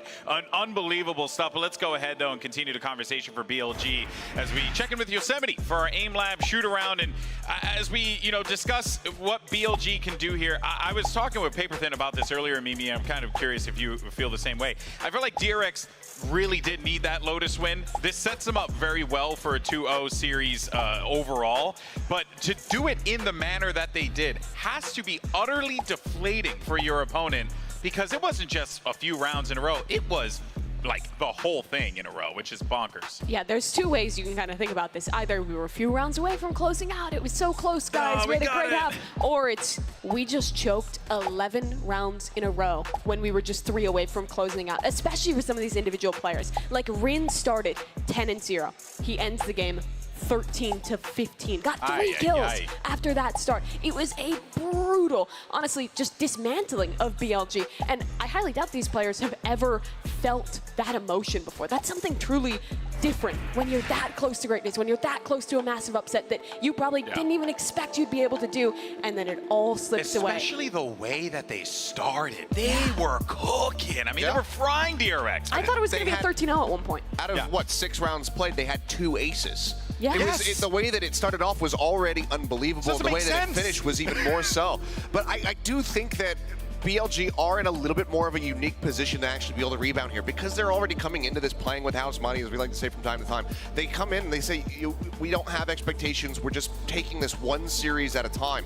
So I think that to be able to brush that off, I think they are in a good position to be able to do so. But it's going to be so hard. Remember, this is the first global event they've ever showed up on. They just lost their map pick, where I thought they had their best chance to get a leg up in this series. And now we go to Haven, a map that DRX has always been good at, going all the way back in time. They just suffered a really rough loss to Loud on this map, but that was against the Harbor Viper, which I understand why they struggled against with this default breach Sova more composition. Of a regional situation there, right? Yeah, compared to Billy, where they play the mirror comp to DRX. They honestly play a very similar style. I wouldn't be surprised if they watch some DRX VODs to pick up some of their stuff on this map. And I think it's going to be really difficult for them to get that leg up here on Haven. Yeah, it's going to be insane. It's going to be really challenging for them, because DRX are now coming into this all the confidence in the world. It doesn't matter, like, the stats doesn't matter anything else. You just sat on that stage and just got destroyed for 11 rounds in a row. Achilleos, BLG now they have to dig deep, and if they're able to do so, that speaks volumes to what this team is capable of doing and why everyone should fear them. And I think they're capable of doing it. It's just going to be very, very challenging to do so on Haven of all maps. Yeah, I mean, like I said, I do think that they are in a good position to be able to brush off that loss. That doesn't necessarily mean that I think that they're going to be able to take this map, because Haven has just been that bread and butter for time immemorial for the side of DRX. They don't particularly like the map. They don't prefer to play it, but they know their strengths, and they know, like, okay, we're at this stage. We're playing really well. Let's not just, you know, avoid Haven for the sake of avoiding Haven. We're good at it. Let's continue to run it. To go back, though, to maybe some cope for the side of Billy here. They started so strong. They had great ideas on that map of Lotus. If they can have a similar read here, it could be great. But there's a surprise in the Prime Gaming Agent select. DRX has switched the comp up and maybe taken a little leaf out of Loud's book after losing to that Harbor Viper by implementing the Viper Sky into their comp. This is really interesting. They're continuing to cook with Stacks on Haven, not playing Breach. Something about that just doesn't feel right. The Viper coming through, Zest has been picking this up more and more. I mean, with his opening matchup, I think it was like the second time he had ever played Viper. He's been getting more rounds in on it. We saw him just play right there on the Lotus, but this is a very new look here from the side of DRX. I mean, they got to be feeling confident to be able to pull this out. We've been seeing new stuff from them at this tournament so far, but I don't know. Is this an overcook? I think we need to see another strong start from BLG, a pistol round, a big play early on, something to get that energy they harnessed in the first half of Lotus back in the camp for Billy. Yeah, I mean, that's what you're honestly hoping for here, right? This is going to be quite the matchup, most importantly because you have DRX coming in with a new composition, and new doesn't necessarily mean better. We'll see if it works out for them. Can BLG catch them off guard? Let's send it back over to your casters, Doug and Bala.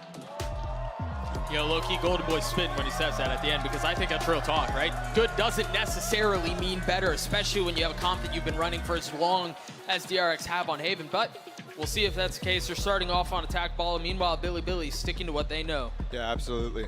And it is very similar to what DRX normally run on this side, on this map. For me, I'm fully looking over on the side of Billy. On that side of the stage, how do you contend with a loss like that? Yeah, yep. You almost pulled off what felt like an upset, and you lose in that manner, not a single round after the second half started. Do you collapse, or are you able to use that first half as a way to get back into this mentally? It's a tough thing to deal with. Now DRX with this weird comp makes it a lot harder to prep for, but is Billy experienced against this type of situation? We see it a lot in EU, some tier 2 teams playing it as well in NA. Viper makes it really difficult to actually play into these retakes, especially when you get to this A side of the map. And that's where DRX is going right away. Meanwhile, it's just Yosemite who's playing here from Billy, and he's playing up in heaven. You see, they were concerned with losing Hell Control. They had the alarm bot, they had the Nano down there. Oh, Yosemite wait, he drops down? What? And they're mollied off from spawn with the orb up. This is what I'm talking about. It's like impossible to get through with just the first wave of util. You have to wait for that second to come through, and here it is. But again, it's isolated. Rin now starting to funnel out, but they've done such a good job of containing them out from Link. They just waterfall their way into the next round. That already is the first sign of them not being experienced, but I was just asking about in terms of scrimming against a comp like this. The win conditions for DRX a lot of times is just relying on trying to get on site with minimal losses, minimal util, and then use all the mollies possible to stall. Not even play for post blind, although that's something that they can rely on too, which is a tough thing to tell whether they're doing one or the other. Right. Billy need to answer both of those questions immediately on this defensive half. Otherwise, we're going to see the streak from DRX continue. A little bit of information off that flash, forcing the smoke out. You see the ward being picked up for Stacks. And YZ's gotten a little aggressive. Nothing but a sheriff. And the alarm bot's going to keep him back. Does he hear it? Does he see it? It's cleared out. He dashes forward off of the fault line, and Buzz stunned up, drops him anyway. The angle of that dash slightly bad because Buzz can actually hold that.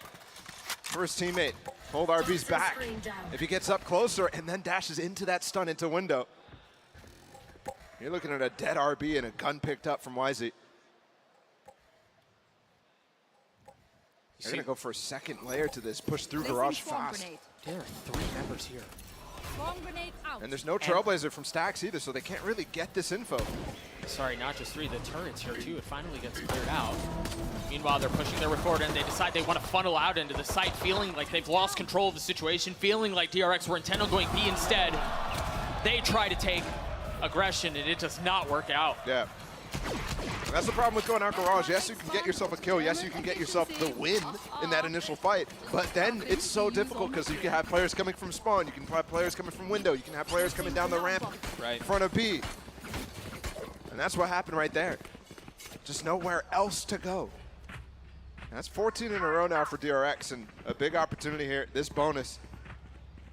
If this starts to balloon, I don't see a way as a player you can stay in this when you've just had such a massive defeat. Feeling area. No, I can't fathom that either. And remember, the first 2 halves that we've played, bonuses have been converted on. First it was Billy. Second half of Lotus, it was DRX. Can they do it again? The opener on tonight is quite nice. And Zest is the entry there, paired up with Buzz. Oh my gosh! DRX may be back. Yeah, they seem to have forgotten about Lotus a long time ago. This game might be the perfect game to make it so difficult for those people who love to overreact. And right here in the bonus, I'm going to do just that. Yeah, go on, overreact. Because Mako's on the flank, this round's over. And you also have RB playing mollies in the post line again. That's what they love in some of these situations. That's what they love to contend with. And I'm looking at a Billy who's going to struggle with that fact over and over. Yeah. In a lot of ways, it feels like DRX, if they're going to continue to catch these timings, it's very reminiscent of how Billy liked to play. Yeah. I think about how they did it against NRG on Split. I think about how they did it to DRX on Lotus in the opening half. Finding these ratty little timings to expose tiny gaps and make massive gaping wounds. But DRX is doing the exact same thing back to them. And for me, the first 2 series that Billy played, everything did go their way. They were winning clutches. They were winning magic moments. Yep. Not quite the same thing here. DRX is the one, in my mind, who's having those moments. Opportunity here. Billy on a light buy. There's a Guardian up for Yosemite. And Guardian down. Yeah, and that really felt like the perfect representation of what you were talking about just a few moments ago, where it felt like the magic was leaning towards VLG. You think about that in the opening to Lotus or against NRG, Yosemite hits those shots. He gets 2, right? And the crowd goes nuts, and we go, how the heck are they doing this? What's going on? That spark isn't there anymore. And in fact, it feels like such a distant memory. And against Fnatic too, it was like, okay, we're expected to lose this. They lost. You don't have to contend with anything mentally there. Right, yeah. Here, they've been punched so hard. It's a gut punch losing that one. You get all the air sucked out of you. Not just to lose the way that they did on Lotus, but then also to start here. The fact you lose a pistol, the fact that you get bonused. Bianca's about to face 4 members of DRX. Yeah, he gets 1 for his troubles. 30 seconds left. But that's all it is. And you need to start doing some damage here for Billy. You can't just rely on your loss bonus to Balloon. If you want to come back into this, if you want to stop the momentum, you have to deal with the economy of DRX, which is really starting to go a little crazy. I mean, it's mad when you think about it. Zest at 55, Buzz and Stacks, 48 and 47 respectively. Like, he did pick up a Phantom, so maybe he can save that. Walked away from his teammate, though, is not going to be the way to do it. No. And that's the problem there. Knight needs to try to die in this situation, whereas YZ wants to escape with the Phantom, then they can't play for each other. He's going to go back for the Phantom, which is good. At least one of them gets alive, but what I was talking about, this bank, ballooning and ballooning. The ult is ballooning and ballooning, and on this map again, this is one where his ults are so impactful. A pit by Zest. Lockdown, the Seekers, all such valuable tools here for DRX, not to mention the knives from Buzz too, although with Bank, it's really difficult to even find yourself a place to use them. Huh. And this timeout marks 16 rounds in a row lost for Billy. If you didn't have enough time to contend with that loss on Lotus, this is the time to start to reconcile with that fact. And reconsider your approach into Haven. You're right. A total of 5 kills across all members of Billy right now. I mean... Hey. I mean... That's one of those guys I'm talking about, right? The overreactors.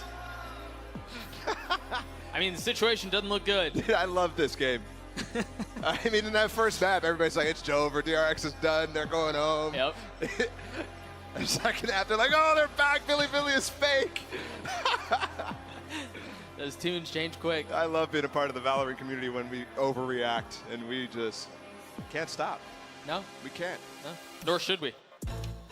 All right, so you're saying this game is Jover? Oh, yeah, it's Jover. That's messed up. Billy have to stop the bleeding here. The fact that you've invested in a timeout as early as you have, YZ has the op, and it seems like it's going to be a peek out of garage, but there's really no setup for it. I thought maybe a combo with the fault line or something like that, but this is... He loves to go dry. Yeah. He loves to do that, and he is the master of re-peeking. We've seen him do work at angles like this, but look at DRX. They're already considering an early one-way, so he can't peek out. Now he can activate the dash and go for something more. This turret, nobody's peeking off of it yet. RB has just filled in behind it. He didn't even get the turret. That thing's still up, pesky as it is.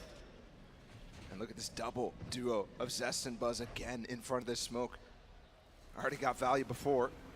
Drone coming in from backside. This is an opportunity to isolate a fight for Buzz up close, and they miss him. They have no idea. Is K9 aware? Is he expecting Buzz's presence?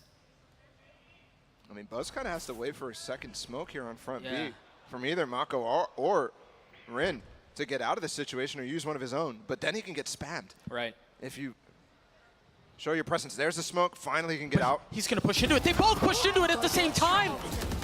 K9 tried finding space in that smoke. Oh, they pitted in, which makes the big threat of them walking into plant, but they're not actually going for it. This dog up short is going to actually give up the hit, though. Yeah, they've got to be careful because BLG have 2 members here, and one of them is YZ with the op, but he's going aggressive.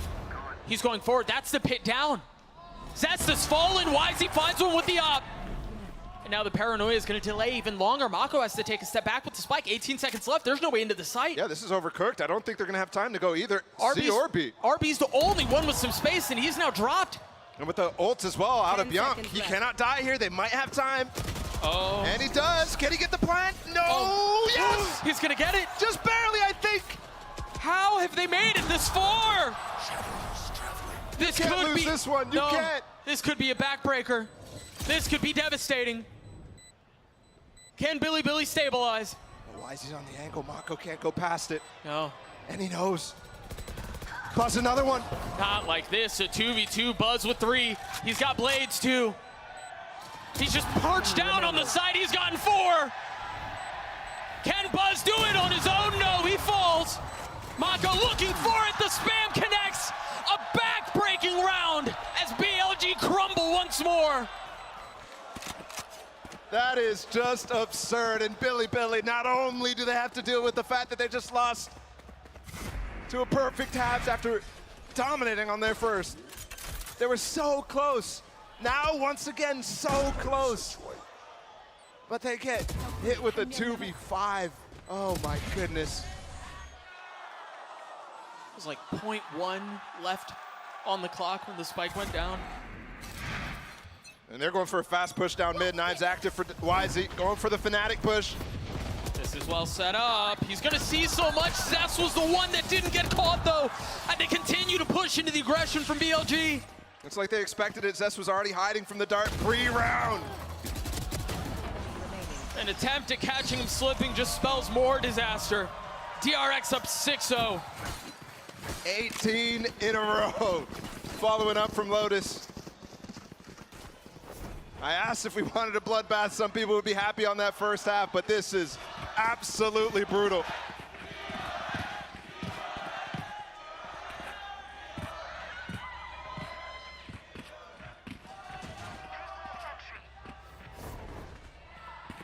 Billy back with weapons, the op in the hands of YZ. Every step of the way, they're expecting the peaks. They're expecting that push. Are they expecting the up down C now? We haven't seen. They are, man. Yeah, that's mad. Already smoking top C. Trying to deny information, force the op to rotate on a normal passive angle, but it's not normal. Dude, it's crazy. Uh-oh.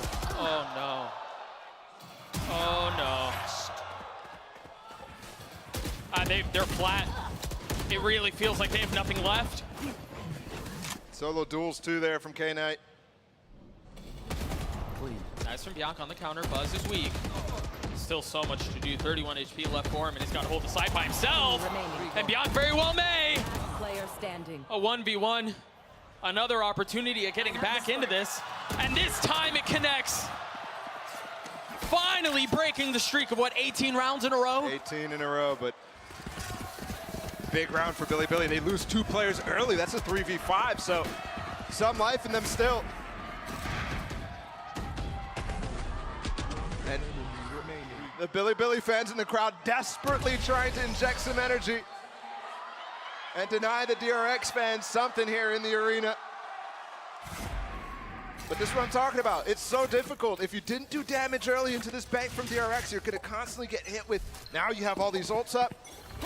And Bilibili, for the first time, not with max loss bonus, insta-ult into heaven for Mako. And he's sticking it. There's so many things you're going to have to contend with here if you're Bilibili. You've got Buzz dashing forward. You've lost Heaven control. They have to play off. You should run. Dual lockdown, though. Are there mollies from RB? I think he just placed on the spike, which means they can play post plant here. How do they handle this? Lineups from Zest, lineups from RB. Knight has ult. 4 out Heaven. But they don't expect Mako here, do they? Oh, he gets hit by the stun. He's going to dash right into him. YZ falls. Buzz still playing down in hell. No armor, 72 HP. The swing out into smoke. The spam connects as Buzz gets another. Looking for the third, and he finds it. They just got flooded back in a situation where they're the ones trying to use that breach ult to get out on site. Buzz is under, really deep and dark, under Heaven. He puts himself in a position where he doesn't get ulted, is able to protect Mako, who is luckily in the best position ever when YZ's trying to dash out. He's literally in his smoke. Yeah. Not able to trade that kill, and that allows all the players coming back from the lockdown to rush their way back in. Buzz was a hero there for sure. 13-3 for DRX, and I don't know how Bilibili slowed this down, man. I really don't. They continue to put tools in the hands of their star. YZ once again with the rifle. And he's not going to have an op in the rest of the half for this, though, No. because of this decision, unless somebody can save up for him, which Yosemite might be in position to do later on. They ran it a couple times, and it didn't find a ton of value. That was so far back. I do like how DRX are swapping up the person who's going up with Buzz to clear up close B. Normally it was Zest, this time it's RB. Yeah. RB is a less risky player to invest in this one. Already using one of his mollies, and Zest is closer to any sort of impact in terms of ults. Ooh. Zest almost catches him there. Oh, they're looking to pounce if that Seeker actually gets a little bit more information about how empty that site is. Yeah, you could tell they were threatening it. But alas, they turned their attention to A once more. YZ, the only rifle in hand! And 2 found. Down A. But you see it, paranoia, concerned about what's coming elsewhere. Here. RB is through garage right now. I don't know that they're out of play. I mean, oh my goodness, he is deep. Recalling my boss. Can they pick up these weapons? Can BLG? He didn't clear the site, so DRX is going to have to do that themselves, but RB's in position to backstab them through their own spawn. Yeah, but there's really nobody who's going to be there. It's just K-Knight. And if K-Knight can win this duel out, they have so much control because they've upgraded weapons! They scooped up the weapons that were left down long, and now there's a fighting shot at this. It's not planted for spawn either here. It's not planted for RB. Mako has to do everything. There's nobody coming RB's way. I mean, he's done it before, though. Can Mako do it again? The fault line. Mako looking to connect. Only one found. RB by himself in a 1v3. And the frenzy from a distance, no less, gets Bilibili their second. That right there, you asked how do they stay in this, that right there was how. 2 hero rifles bought, they were still gonna be able to buy next round. So dealing with losing that loss bonus really well and winning in that instance with the MasterCard Thrifty is so important. They had 3 frenzies, 3 pistols. Look at this out of YZ. And Doug, I think I have the script. I think they're going to go ahead. DRX is going to close out this half 10-2, and then there's going to be the perfect half. Yeah? Yeah. You got the script already? Yep. Well, we'll have a little bit of time to discuss this script as Billy's starting to find some life and injecting some pace into this defensive side. Again, YZ was the hero that last round because not only does he get the kills with the rifle that was invested and put into his hands, but that allowed the additional rifles to get picked up for Billy to give them a fighting shot at that. And just those 2 rounds is enough to start to break the bank from DRX. It's not perfect out of them, but plenty still. If they're able to start stringing some rounds together, we might end up with a broken bye towards the end here for DRX. Either way, they're still in full control. But I think possibilities creeping back into Billy's head with those couple of round wins that they've gotten now. But they are starting to rely on some significant hero plays out of YZ. And you can see in some of those lost rounds too, people solo peeking to try to find value. They need these last 3. So desperately. And they find themselves with a fighting chance. I will say these halves with this type of Viper comp are really swingy. We can get really massive leads on one side or the other. Are they going to try, again, aggression towards mid? This lineup from Beyond, the fact that K-Knight just invested his fault line, YZ close. Oh, it's so well handled. A double peek from mid and garage. Whoa! So nicely done! And that's timed with Bianca's dart landing so that everybody is trying to avoid it or hit it. Right, either you clear it out and then you get sucker punched, or you're lit up like a Christmas tree. DRX quiet on that one as they start to rotate towards A in a 3v5. Somehow, some way, he's avoiding the alarm bot right now. No way to actually know that it's long. That gets some space. This peek from Yosemite. Oh, just a bit behind. And that was Marco smoking late because he's trying to get space here for Zest. And those shots are going to show up late too. And Sax had already cleared out so much. They invest 100 Fury, though. Bianca's getting a little bit of damage done. Sax is going to fall to the aftershock. A little bit more, though, as Zest gets 2. These mollies are so good in that orb. He's going to TP past it, though. Oh, right into Zest! Monko's really far back, too, and right now there's a smoke impeding his view, but they have to clear Zest, and they do. Beyond pushing forward. K-Knight with 3, and another round for BLG. Might have started slow, but it might end strong here in these last couple of rounds on the half for Billy. Out of charges. And don't forget, this is a team, it's their first time stepping on a global stage at this event in group stages. It's their first playoff match at a global event ever.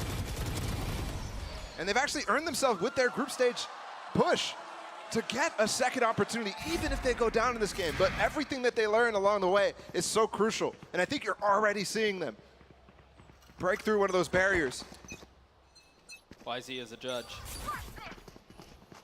And Blades online.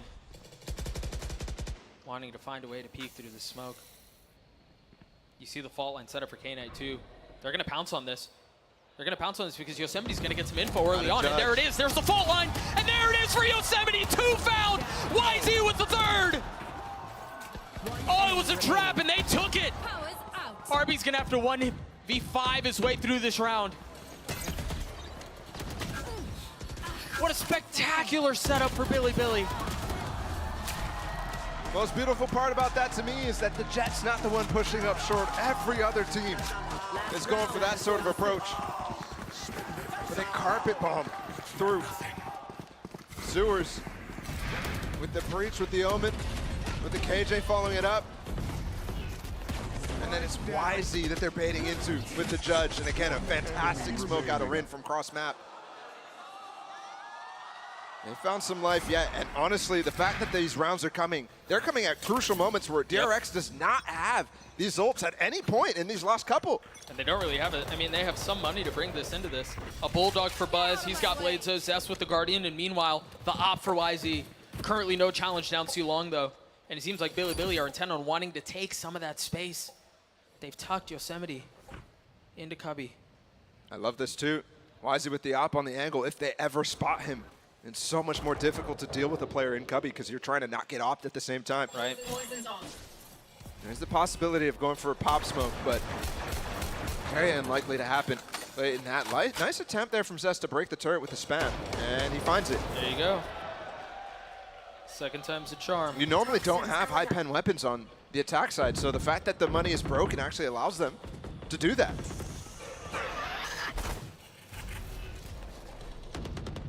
The Prowler. Are they trying to go for that same pit where Zest was trying to lurk through A when they hit the execute? They may. And maybe even force Buzz into a position. No, it looks like they just want to hit this B site.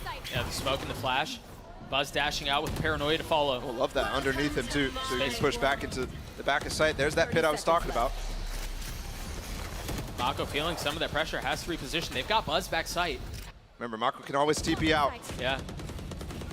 Oh, but is there shots! something to clear Buzz? The plant didn't go down. 15 seconds, they have to rush it. Zest is going to have to do it on his own, and Buzz gets cleared out as well. Managing to get the spike down, but you're left in a 5v3. Oh, risky moment there. Zest was the one who had to go recover the spike. This lockdown is going to push off the pit. They're going to have to give it up. And that's going to open up all the sight lines. He's going to stay, Doug. They're going to try to hold the pit up. Oh, it's so audacious. He does find one kill for it. He's still alive. Oh my gosh, he finally gets cleared out. A 3v2, stacks with both. He's going to have to get it. 5 HP, and he cannot. Rin winning out the crucial 1v1 in the 11th hour. And all of a sudden, this is very much a game again. We've been in this position before, but this one much closer. Billy's still holding on. I mean, for both of these teams, we've seen them have to deal through so many mental hurdles. For DRX, it was halftime in Lotus. And then when we really thought everyone thought BLG was done, Billy was no longer gaming. They come back to get it to a 7-5 half, a competitive one at that. And for DRX, we've got to ask, really, we're going to get the pleasure to ask Buzz this because they got through the group of death. They had a nice long break. Let's see how they spent that time.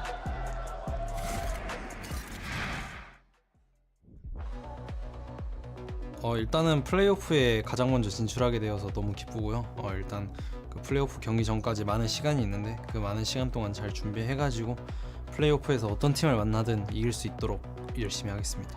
사실 그 죽음의 조라고 불릴 만큼 많이 강한 팀들이 섞여 있고 어려운 조였는데 당연히 어느 팀을 만나든 이길 자신이 있었지만 저희도 질 수 있겠다라는 생각을 갖고 방심을 하진 않았고 일단은 플레이오프는 일단 그룹 스테이지보다 훨씬 더 중요하니까 그냥 저희끼리 그냥 이 남은 시간 동안 플레이오프를 잘 준비해서 좀 더 새로운 거를 만들어야 될 것 같고 그리고 좀 더 부족했던 거를 좀 더 많이 채워야 될 것 같고 그렇게 하면 또 이제 상대도 저희를 이제 간파하기 좀 어려워질 것 같아서 저희가 남은 시간을 잘 활용해서 그런 강점을 많이 이용해야 될 것 같아요. 다른 팀한테 없는. Utility's just gonna be so much to deal with. Buzz killed himself. Falls to his own nade, but Zest makes it okay. Keeps him in it. And Zest gets 3. 다른 팀한테 없는 그런 많은 시간을 잘 이용해서 저도 괜찮고 저도 어차피 패자조 가서 이기면 된다라는 마인드로 저희가 졌다고 너무 분위기가 다운만 안 되면은 패자조 가서도 혹은 1맵을 지든 2맵을 지든 다음 맵에서 좀 더 힘을 발휘할 수 있을 것 같아요. 죽음의 조에서 올라온 DRX이기 때문에 절대 쉽지 않은 경기일 거예요. 그래서 아무래도 좀 준비를 단단히 하고 오는 게 좋을 것 같습니다. 저희는 어느 팀을 만나든 아주 강력하기 때문에 잘 준비하고 오십시오.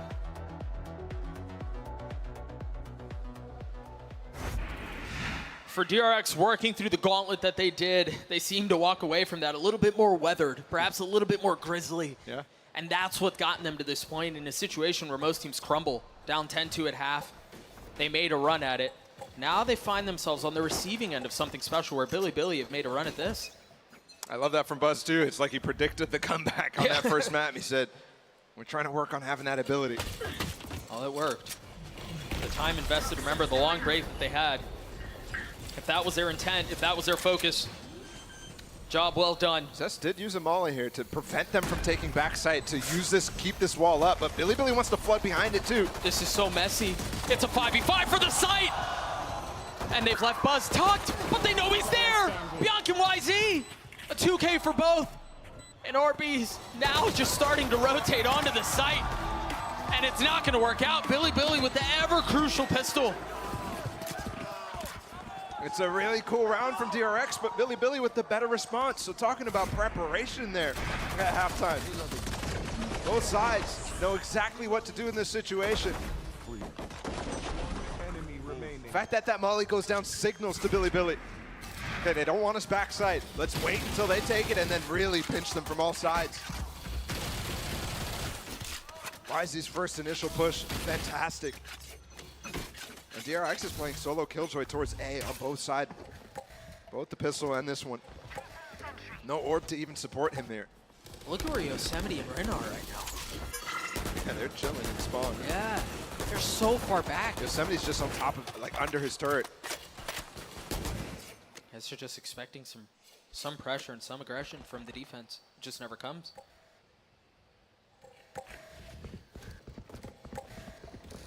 It's interesting too, because it was the right choice at the beginning of the round, but with the pressure up C long, DRX has chosen not to actually stay around in garage, stay around in mid. It looked like they might go for a similar push to what Billy was trying on their own ecos.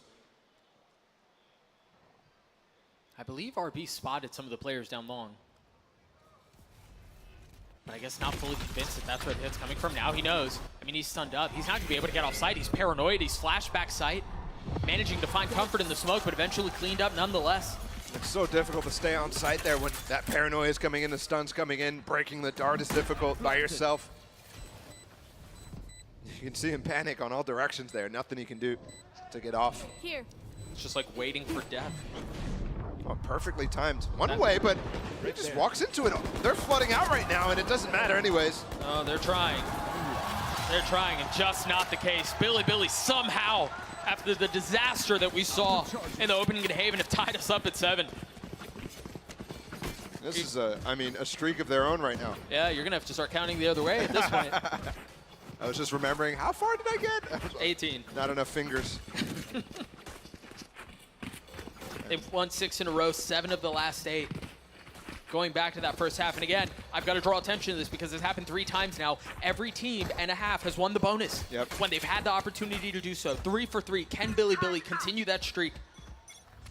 Ending ahead. The fact that this is already tied is commendable for Billy right away, because other teams who lose that first map like that, they crumble. We've seen it before against DRX against Furia back at Champions. It was a massive comeback to bring it back to OT and win instantly. And that second map, devastating. Here though, Billy's still holding on and potentially could take the lead if they win the bonus. Nice trade. Cover going out. Definitely favors the attackers in most cases, but Yosemite down means flanks are going to be possible. Wonder if DRX wants to start to go for it, but without Buzz, usually that's the guy who would go for some aggressive pushes. Right. They found Mako alone here though. And again, same situation, he's gonna make a TP play up close to the orb. But he meets the same fate, much like we saw in the previous round. Stacks pop, flashing out of the smoke, doing it on his own. And they've gotten a shot at this. They've kept this very competitive. Brent's gonna have to do it on his own. A 1v2 RB weak. Waiting for the challenge on the other side, and DRX throw the brakes on it, understanding the onus is on Rin to swing out and make something happen. Zest get 3, DRX take the lead back. Zest has been phenomenal in this series. 15-9 right now, but in particular, throwing that molly as they go for the flood actually lands perfectly onto one of the players from Billy. Vulnerables them up, makes it difficult for them to position themselves, which is one of the key strengths out of this Billy side. You see actually 2 mollies thrown out, landing perfectly. One on default and one where the Jet normally dashes. That fast flood as well, getting the flash onto YZ. Something that YZ's been getting caught out a lot by. Oh, they've set Buzz up here. Now spotting both. Well handled, dancing around and trying to isolate the gunfights, but that's all it is for now. K-Knight has the Rolling Thunder.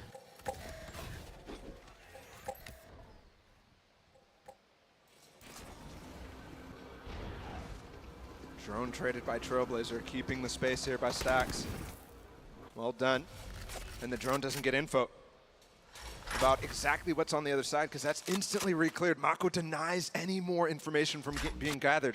Breach ult though, and they're playing up close. This could be really bad for DRX. That flash didn't hit. Look how back he's playing right here to make sure that he's hitting the player in short.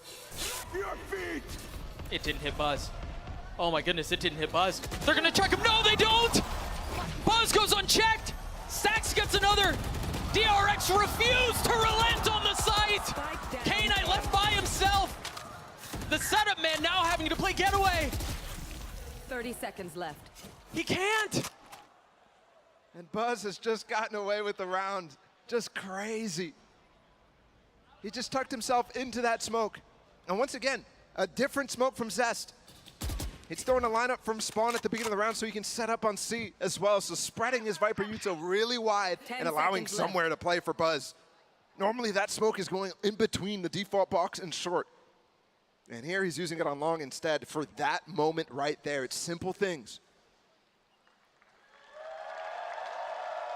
Just when it seemed like DRX was in trouble. I mean, the site exec looked so good. There was really no way, right, that they were going to survive. Yosemite even started to check the corner. Yeah, he spammed him too. I mean, Buzz got down to 29 instantly off a shot through the smoke. And the timing to just turn away. Everybody ran past him even after he was getting those kills because you thought he was running away from his smoke. No, he stayed inside. I mean, the chaos in a situation like that to try to keep your wits about you is so difficult. Even to get the right information. Two here players hitting the site during an execute like that. Comms have to be clean, crisp. Not quite there for Billy. And they will use their final timeout of the potentially series here. I'm still, sometimes I'm looking at the score, I'm looking at the series score, and I'm like, oh yeah, this is fine. Billy losing this map would be okay. No, because I had already written it in my head. Yeah, for sure they won that. And we heard from the desk too, that Lotus game was the biggest comeback after a 10-2 half. And DRX might own the majority of biggest comebacks ever at global events. Yeah, they've had their fair share of them. It's ridiculous. I've seen 9 threes from them, obviously, with the curse, but 10 twos as well. We just saw exactly that. Now here on Haven, they're putting down a comeback attempt from Billy. And they've actually kind of forced a weird situation to buy. It's Stingers, it's knives, gonna be popped from YZ. Just the one rifle in the hands of K-Knight. And there's definitely not as much nuance here in the Billy attack side that we were seeing on Lotus. Yeah, agreed. Absolutely agreed. It's a lot harder for them to, ooh, they're just gonna pop, maybe push through Garage. Yeah, he's going for it. It's instantly denied by Zest of all people again. The blades blunted, the hit on the other side falls too. K-Knight with a nice trade onto Mako, but whatever attempt they had at trying to catch him sleeping just does not manifest. A cool attempt, but very low success rate. Yeah. When attempted to push your jet into B, into C link to go for a garage pinch on that. And there was not even smokes there from Rin to really assist with that. It's just, why is he trying to do it on his own? Look at this. That one smoke, but not a follow-up on to spawn, and then Rin TPing in. We've seen him so many times TP in front of DRX players. Maybe hoping for his teammates to get the kill so he can go for a fast push through Garage, which would catch him off guard. Speaking of off guard, they're going to go for another C push, maybe a dash. Yep, dash through from YZ. They've taken the space. What do BLG do off of this? Do they understand what they've lost, and do they try to pounce elsewhere? Yeah, Buzz. So much control. They should have heard the stun. They should have heard everything, and they should have seen the wall swap, but I'm not even sure they've got that info yet. I don't think so. Nobody peeking mid, only a turret, so they might not.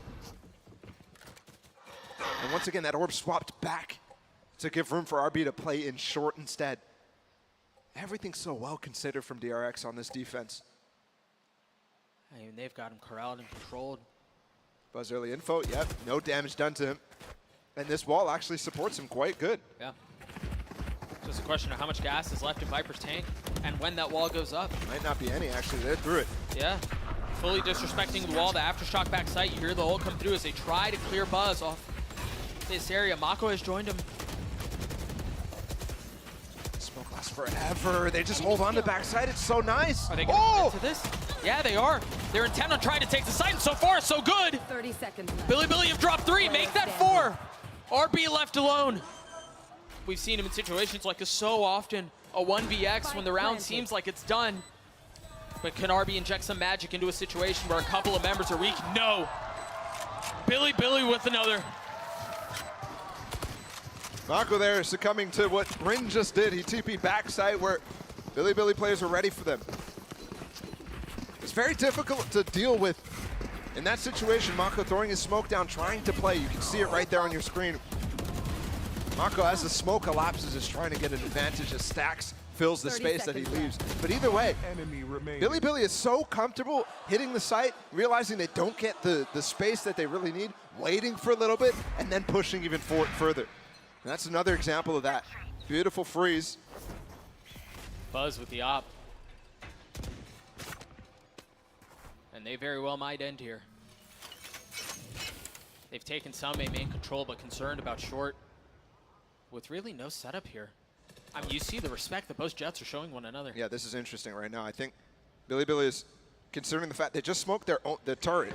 DRX did, so they don't have information about what's down mid, so that's why they slowed down a little bit on A. Is it going to reach? It didn't spot him. Oh my god. Oh, it finally spots him. Just at the very end. They should have seen the op in his hands too. Trailblazer to maybe get him back on the line, and if it goes deep enough, he might get back and get all the info. Mako needs to stay alive though. It's going to be difficult to do. 31 HP, no armor left, but he TPs and stays alive. Now Billy rotating towards C. Yosemite, the only one who's taken some damage so far for the attacking side. Note here, Zest is ahead of this. He's already rotated over. The Molly again from the Viper to cause some problems on the flood out from Billy, but they managed to circumvent it for now. RB 45 HP tucked behind the wall, trying to find some space. Again, this is madness. Almost every single player is just standing here on the site. There's nothing but smokes and walls keeping them apart from one another. And as soon as it goes down, it's going to be a bloodbath. 1 for 1 early on. Sax looking for another, but it's BLG once again who established control. But do they know Mako's here? He can stop the round by himself. He's going to swing on it, but the spike planted. Mako with 3 and the round is over. DRX with another. And he gets the final kill through the spam. He's just trying to deny the plant. I don't even know if he knew what was going on. Either way, if he doesn't get that, Buzz is so far away in that 1v1. Really difficult. BLG losing track of how many players were backside. I mean, I'm pretty sure they saw Mako early in that, when that wall, when the smoke all fell. I can't believe that. Yosemite was so weak.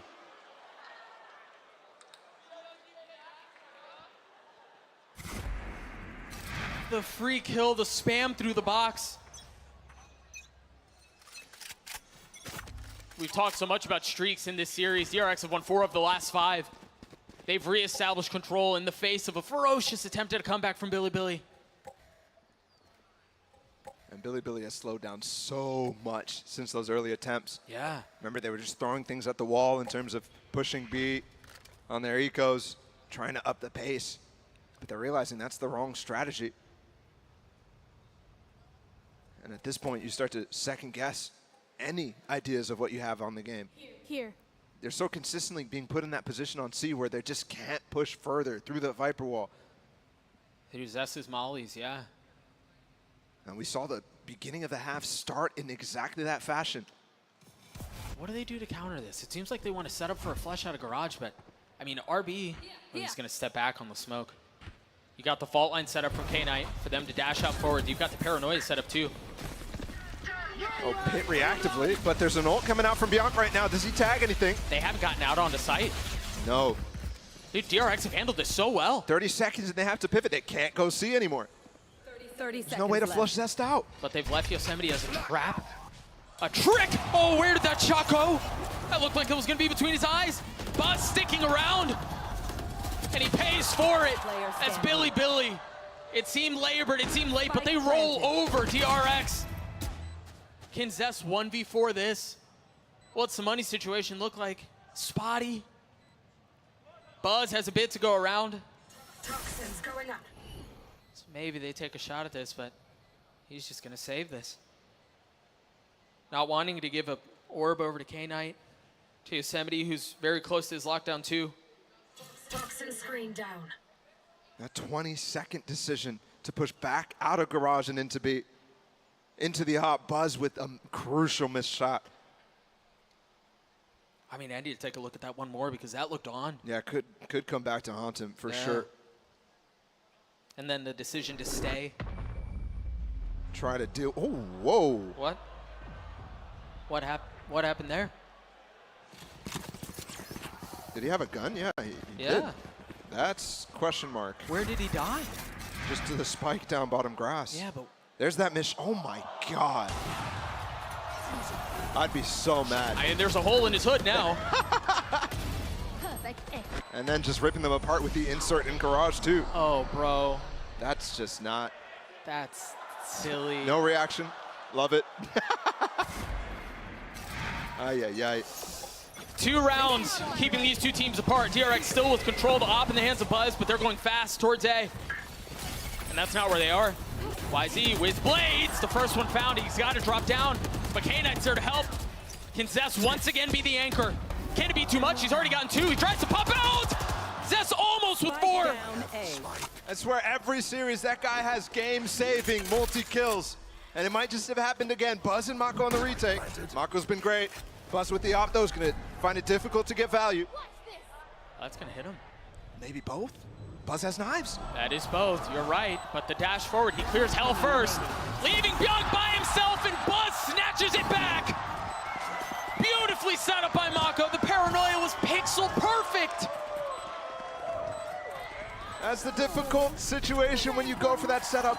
It's so consistent at getting value normally. Setting up the crossfire in dark, in graffiti. And I don't know how that takes down K-Knight. That's just ridiculous. Dude, holy zest, man. He's what been a hold. A rock. Yep. I call him that all the time, but he really is. And DRX is on match point, not match point, series point. Upper bracket semifinal point. A team who gets there almost every time. Here they are again. No strangers to it. And definitely no strangers to closing out maps like this. Billy do have some tools, though. They've got the Rolling Thunder. Reynez is ult currently with the Spike, but you see the buy, Bianc with the Spectre. And they've swapped up this wall again, don't forget. The Viper wall in front of B, into garage and down bottom C. It hasn't worked in the past. That's a lot of info. 3 spotted with that Trailblazer. And that's from C-Link. I mean, that thing went far. Drone to get him up close. Mako with the smoke. They're not going to rely on that delay. Remember, they can't without the Viper wall. So Mako maybe has 1 assist smoke. Crosshair train, and once again, the miss, but he somehow dodges it once more, dashing forward, trying to find space, and Mako with 2, but Rin on the counter, punching right back. Mako was full stunned in that situation. Zest is fast. Again. Can Zest be the hero for DRX once more? Just gets the kill and backs off. Playing this very well, but here's the freeze from Billy. Can they find any way to maybe TP it on the other side? Maybe, if Bianc goes aggressive. Ah, but you leave him here by himself? No, they're gonna dig their heels in, at least I thought, towards C. A reposition to play down long. Bianc thinks he can play. Yeah, they're playing away from the Killjoy lockdown. Oh, he's got 2 shocks too. Oh, where's he Rin, gonna TP? where are you headed? Remember, K-Knight on Lotus was so good at finding the proper spots, This but is so safe. he's not even using it through B. Too scared. It's not planted for long, remember, but actually putting that threat in their head. It is, and he's got shocks, but he's not using them. He's just going to try to spam through, and RB's going to be able to hold it the whole way. There was not enough. RB sticks it. DRX survives the best possible shot that BLG throw their way in advance. Up into that upper bracket semifinal. It is exactly where they belong. DRX not only prove that they can stay deep with resilience against teams who are definitely putting up fights, but on top of that, they prove, once again, we saw yesterday with Loud, that the group of death was very, very real.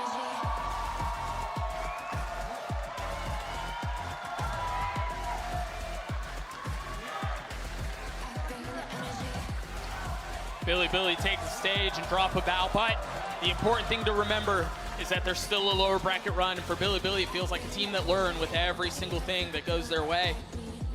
I mean, we thought maybe NRG or just a weaker form, but man, did they push DRX.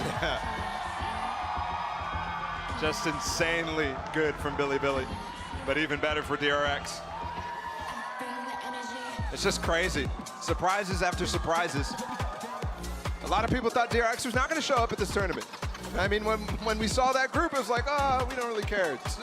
It was an exciting group, a lot of exciting matchups, but they've changed that script completely. Everybody back again behind DRX.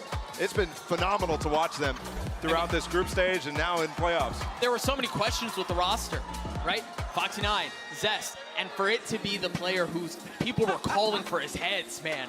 For Zest to be the one to pull off the performance that he did this entire series, and then to close things out on Haven the way that he did, such a consistent anchor, top fragging for DRX. He was a hero. Yeah, that's why people wanted this roster to stick together for so long.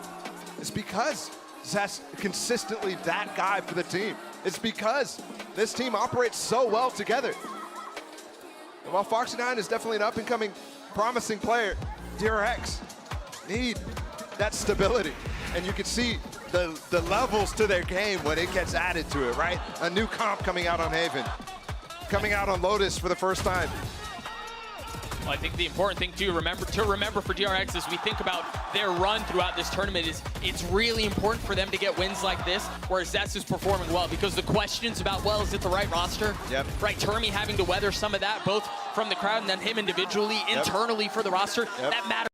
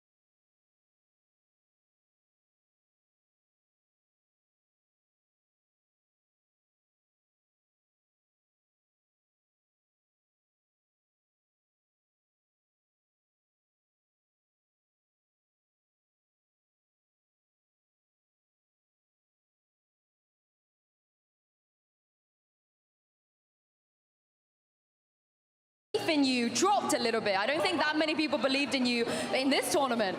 Do you feel like you proved them wrong? It's time to believe in DRX again? Yeah. Yeah? Yeah, that's right. I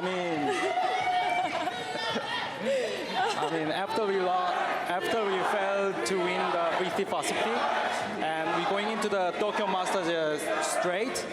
I think we lost our winning mentality at the Tokyo Masters, and this LA Champions, I think we found again. Yeah. We have a winning mentality now. Oh yeah, everyone here definitely believes. And one last question before I let you go. You'll play the winner of EG versus EDG. Who do you think is going to win that game today? I'm not sure, but we screamed against the EDG a lot, even in the Korea. So we know each other, and we have screamed EG also, but I still don't know who's going to win. But if Kong Kong pops up, maybe, who knows, EDG can win. Oh, all right. Thank you very much, Buzz. You guys are going to see DRX over to the next round. He thinks Kong Kong could be popping off today, and he just might, because EDG will be taking the stage against EG right after this.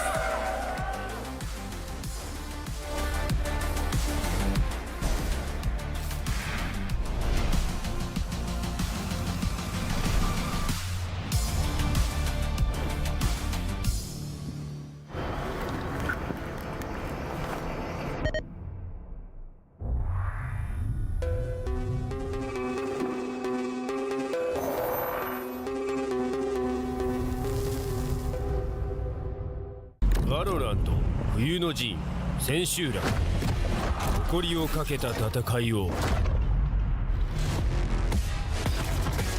What a clutch from Celsius! その目で見届けろ What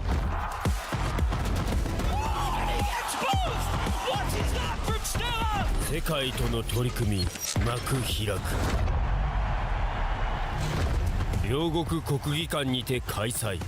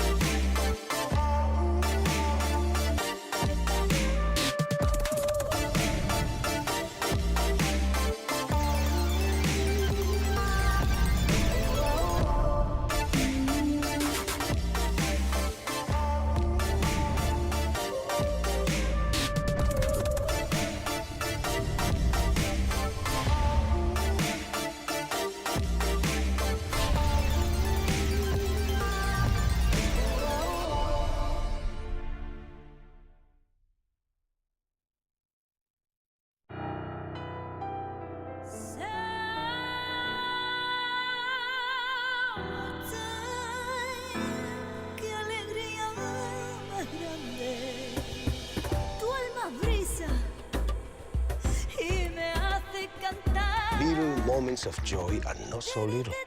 They are pure joy. Therefore, treat yourself. Come to Andalusia.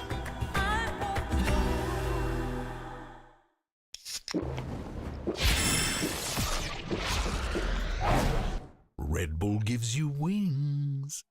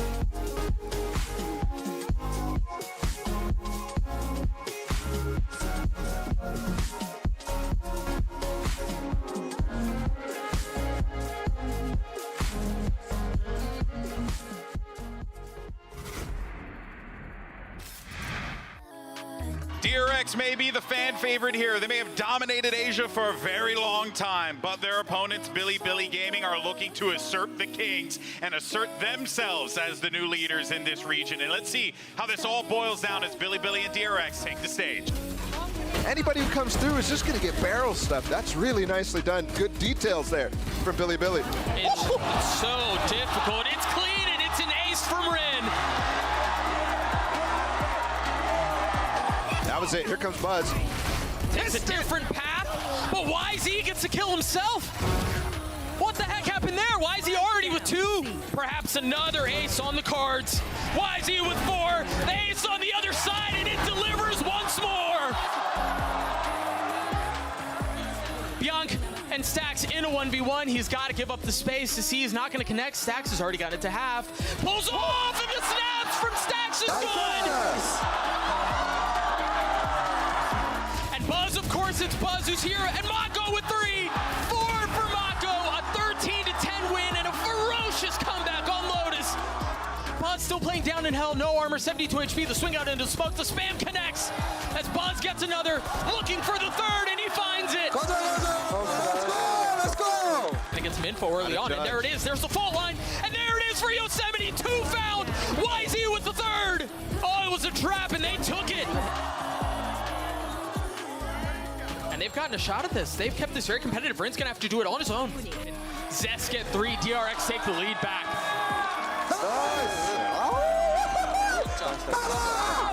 Who established control, but do they know Mako's here? He can stop the round by himself. He's gonna swing on it, but the spike planted.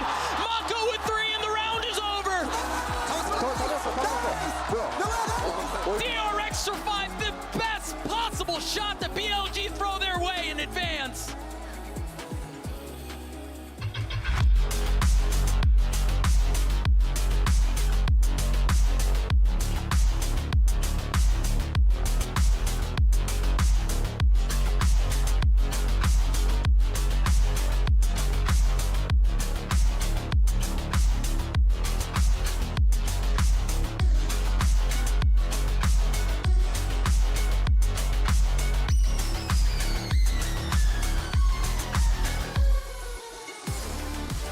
Welcome back to day 10 of Valorant Champions, and it's now time for our second and final match of the day. And oh boy, it's gonna be a good one, because it's Evil Geniuses taking on Edward Gaming.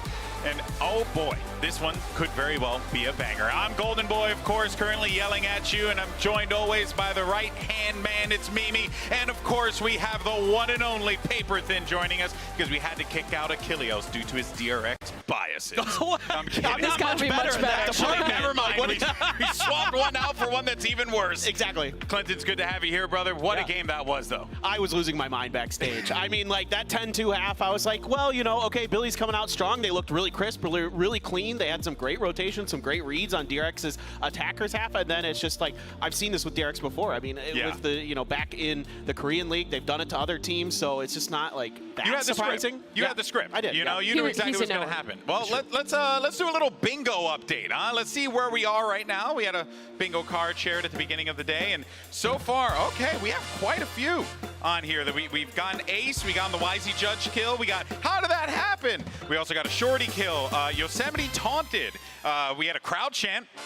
Got that one in the beginning of the show. 22nd round. I don't remember that one happening. Probably did. 1v2 Probably clutch. because it's only 20 seconds long. I think we're good. I mean, we just need the Boostio scream. That's a guarantee. Free space right there. This is Jover. Gonna be a bingo. This actually is kind of Jover. Yeah. Boostio scream. You guys are using that word too much.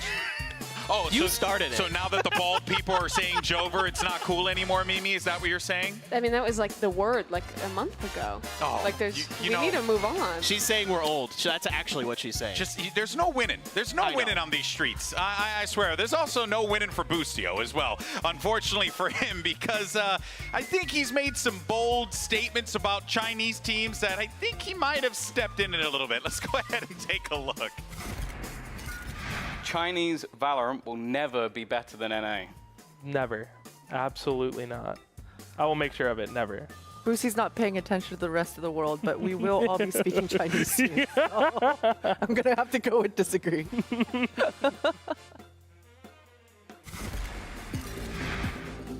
Now, I want you to pay close attention to the dynamic that happened there. Potter wanted to kill Boostio when he said that. The nervous laugh sold everything right there. Okay, so just an FYI. She knew it was going to happen. This arc for EG has been insane because they went from at Tokyo being the most lovable team ever. They just barely get all their players there. They go on this miracle run because they might be R-Knife someone. And now this event, they're just trying to take fight after fight. And the thing is here that there's a chance they're going to have to run a gauntlet of Chinese teams and prove themselves right with Boostio saying some big words there. And we've already seen with Billy, like when you trash talk them, they take it personally and they come at you. Yeah, exactly. He took it personal. He took it personal. All right. In any case, though, guys, Edward, of course, is gaming here in LA, but they are a force to be reckoned with. Let's just go back in time. And actually, Mimi, I know you have a telestrator for us because they did some magic against Giants. I want to talk about how quickly EDG improve and learn between games because they played Giants twice. I want to first look at this round, which is from their first game where they're playing split.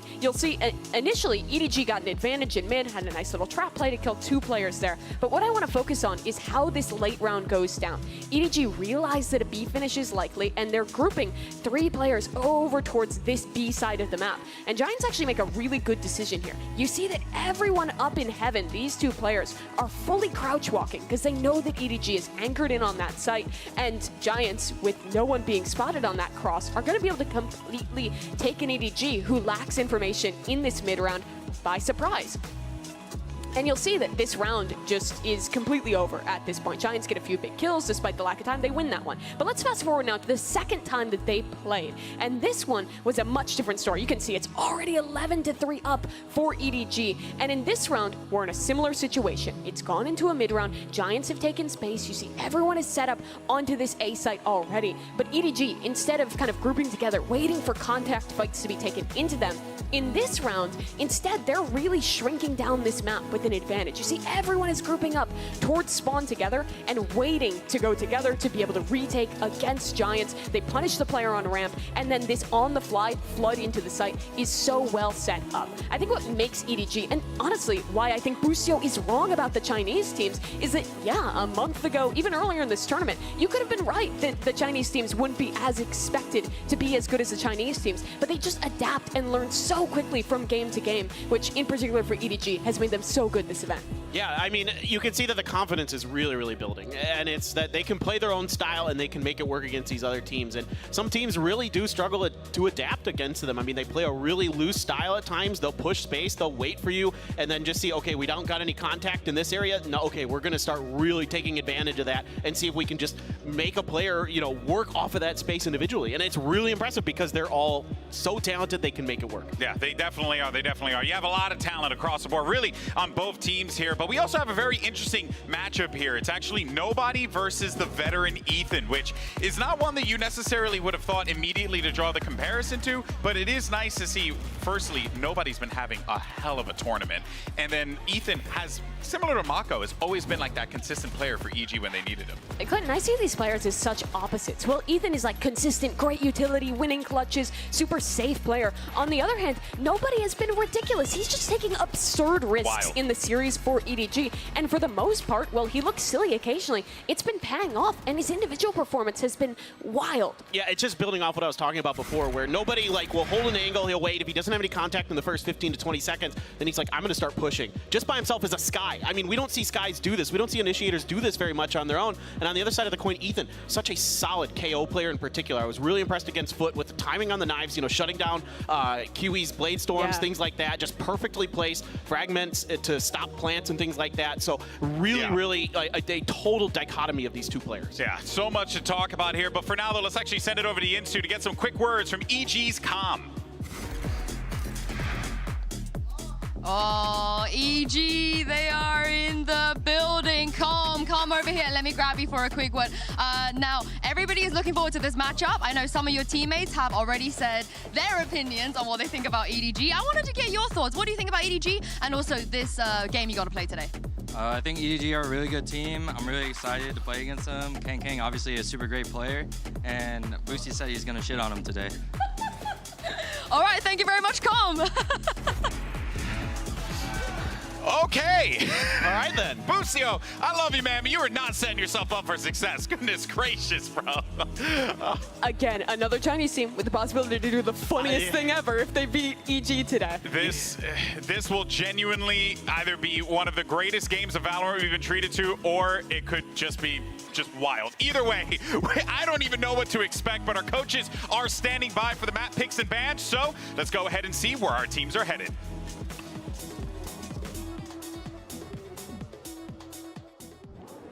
All right, EG, you'll be the higher seed for this matchup. So Team A or Team B? We'll take Team B. Team B. So EDG, you'll be Team A. And we will start with your first ban. Ban Fracture. Fracture, your ban. We will take out Haven. Haven. Map number 1 from EDG. Number 1, Split. Split. Side on Split. Defense. Defense. And map number 2? We will pick Ascent. Ascent. Side on Ascent. Attack. Attack. Okay, next set of bans, starting with EDG. You have Bind, Lotus, and Pearl. Ban Lotus. They ban Lotus. Your ban, you have Bind and Pearl.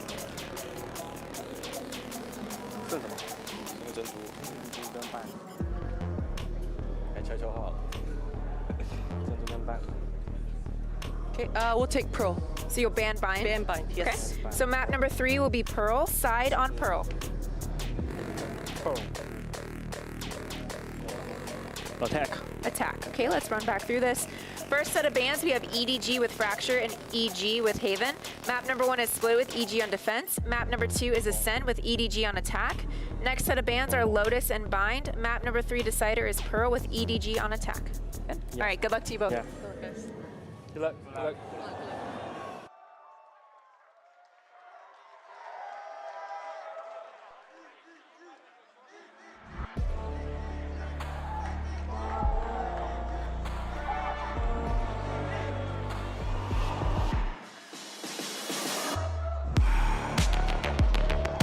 Edward Gaming.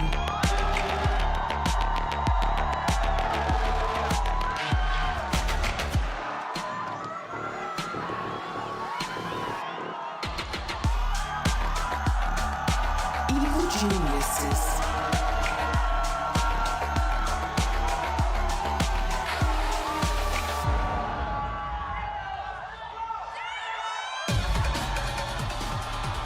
It's the matchup we've all been waiting for. Evil Geniuses takes on EDG. Words have been exchanged by both camps, strong words at that, but now it's time to truly put up or shut up. Both these teams were the underdogs, the Cinderellas of Tokyo. They both went on their run. EG went a little further, made it to the finals, and now has come back into this event as one of the favorites. But they've doubted EDG, they've doubted Chinese Valorant, and every match, every game here at Champions, these teams have continued to prove why that's wrong. This is going to just be such a huge test today for both of these teams. I mean, EG going up against an EDG squad that's super confident, that has something to prove here, and they're kind of just so aggressive. I'm curious if, like, EG's style of being so good with their ults and landing their utility so well, if EDG is going to be able to get ahead of that, kind of keep them off balance, keep them off pace, kind of break that signature style of Evil Geniuses. And let's also reflect on the map picks and bans real fast and just see, like, I feel like everyone kind of got what they wanted, you know, out of that. Yeah, I mean, we get a split for EDG. They've been so confident on that map. And EG, we get their Ascent, which is also really good. Obviously, Fracture being banned out, I think puts EDG at EDG in a pretty good position in this veto. But starting out on Split, I'm interested to see what EG goes for, because they haven't played this since Tokyo, where they lost to Fnatic and Paper X with the double duelist comp. I wouldn't be surprised if they have something new. Yeah, that's what I'm kind of curious about, because it should be a mere comp basically between the two of them, assuming that nothing has changed for EG since then. But what you've seen so far from EDG on Split, especially against the Giants the last time out, was devastating. I mean, comfortable giving up space and then collapsing onto you, doing things that just completely kept the Giants off balance the second go around. And then going over to Ascent, I'm not sure. I mean, EDG, you know, that map to me isn't one that sticks out as like a milestone of this team, so it's going to be pretty They'll be okay on it. They'll be okay on it. I just don't think it's definitely more EG there. What I do like of these first two maps is that we're very likely to get a head-to-head of Jet v Jet, but it's going to be different than what we expected selected, never mind. Prime Gaming agent select some surprises here. Boostio on Chamber. We haven't seen him on this agent since 2022, but when EG was stepping up, he was great on it. Why is Chamber pick not on our bingo card today? We missed out. We missed out. Demon 1 on Astra as well, by the way. This is the second controller he's playing after the Fracture Brimstone. This guy, normally their Jetstar. I'm worried that it could be a touch overcooking. You don't want to take your... It's EG, man. You're going to doubt a special comp from them. They're so good in the prep department, and this might catch Edward off guard. I think you might be right. I mean, this is really definitely pretty exciting. I mean, Boostio is going to be so crucial here for me on that Chamber. Can he find that high impact? Can he shut down the high-octane players in Kong and Smoggy? I mean, we've seen what they can do on those duelists. We've seen that they can just run people over with them. Kong versus Jojimo is going to be so exciting here on the two raises. Jaw has been insane. Kong's been insane. Shrine, get ready, because this one's going to be excellent. I couldn't agree more, Mimi. Shrine, I need you to make some noise and get ready as we jump into this matchup. And let's send it over to your casters. It's Pansy and Hypoc. Thank you so much. This is truly one of the hottest matches we have had so far. So much said leading up to this, but let's bring it in. Let's talk map veto. Start there for me. Well, I mean, we'll park the agent composition for a moment here. But yeah, it's starting here on Split. I mean, EDG have a phenomenal record They here. do. Only They lost do. being to Giants this year. And outside of that, obviously toppling PaperX and Team Liquid in Tokyo. So this is a curveball for EG to come out, start here in the veto, and also to bring out this composition. The crowd's ready. The teams are ready now, seconds away. But remember, remind yourself, Split started EG's turnaround, dealing with Aspas, dealing with Loud, and propelling themselves to the likes of Tokyo and then back here at Champs. But this composition has me reeling. But we start now with EDG on the attack, EG on the defense, and a little set piece in middle. Slow start here, but EG look well equipped. Flash comes out, actually Boostio 2. Shots landed, Yorgo will be the one to find the headshot to Kang. Reducing EG's numbers down to 4 very early on. And immediately EG pivot over towards Heaven to proactively clear the space outside ramp. But it plays back in Jorg mode, and yeah, he gets dealt with swiftly. Now, One's you on an gotta look at island. Demon 1. He is so isolated. Can he buy time? Can he even create safety here? EDG are flooding towards the site. Cautious couple of steps here, and he remains unnoted. Checked on. Smoggy has him down. Perfect start, tilting this into a numbers favorable scenario for EDG. Plant soon to be had, and Howdong taking off Com's head. It's Boostio and it's Ethan left standing. Howdong, yes, down low, but still drawing all that attention. Boostio's fallen and Ethan's down. EDG start this off. Recovering from conceding the first blood fantastically. Like I said, EG almost make the right decision, right? Proactively clearing just to make sure there's no lurk outside A, potentially Chichu or Howdong in that situation. Positions try and backfill that pressure on mid. Chichu just walks up, finds a kill on Heaven there, and D1 makes a decision here that he stays on site. And it's very peculiar. You can see Com frantically trying to tag people with a snake bite just on the fallout to maybe play him in that situation, but it's a tall order to stand there, go 1v4. Had the option to back away, opted against it. Boostio, ahead of the util. Could be challenged. It is a singular player though, almost targeted here. Flash ready, but you can see them rescinding away, falling in towards sewer with a creep towards middle. Demon 1 spotted them, and it's not just him. Com trying to be played in off this. Do they keep that diligence? Not just yet. A right click and maybe a follow-up. He's trying it. He needs some help here. But smoked up. He's still standing. Finally dealt with. EDG getting the reins back in this round. The cavalry comes in, but it's too little, too late. Boostio would need some heroics here. No more shots left to play with. It's just the classic. 3 stand. EDG do well in the second. And Howdong does recover the Bulldog as well, so protecting as best they can through to the third. A confident start here. Another attempt here to proactively clear the lurk, potentially, like I said, Chichu or Howdong in that situation outside A. We'll see if that trend does continue. See how actually the purchase will lie here. Might just be a Sheriff and a Ghost in hand for Smoggy and Howdong. It's going to be somewhat light here. I was going to say, expecting a little bit of pace to Yeah. try and convert this, Lauren. Again, if you're EG, you're praying this is a clean round. May not be the case. Let's see. How much damage, how much danger can EDG create? No subtlety towards middle. Willing to challenge. And look at Ethan forced away early on here. Made to respect this. Down on 25.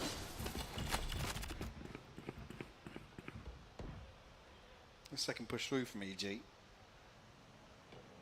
Demon 1 and Com tasked with holding down B side. Only one snakebite left, but Demon 1's still pretty healthy in terms of utility.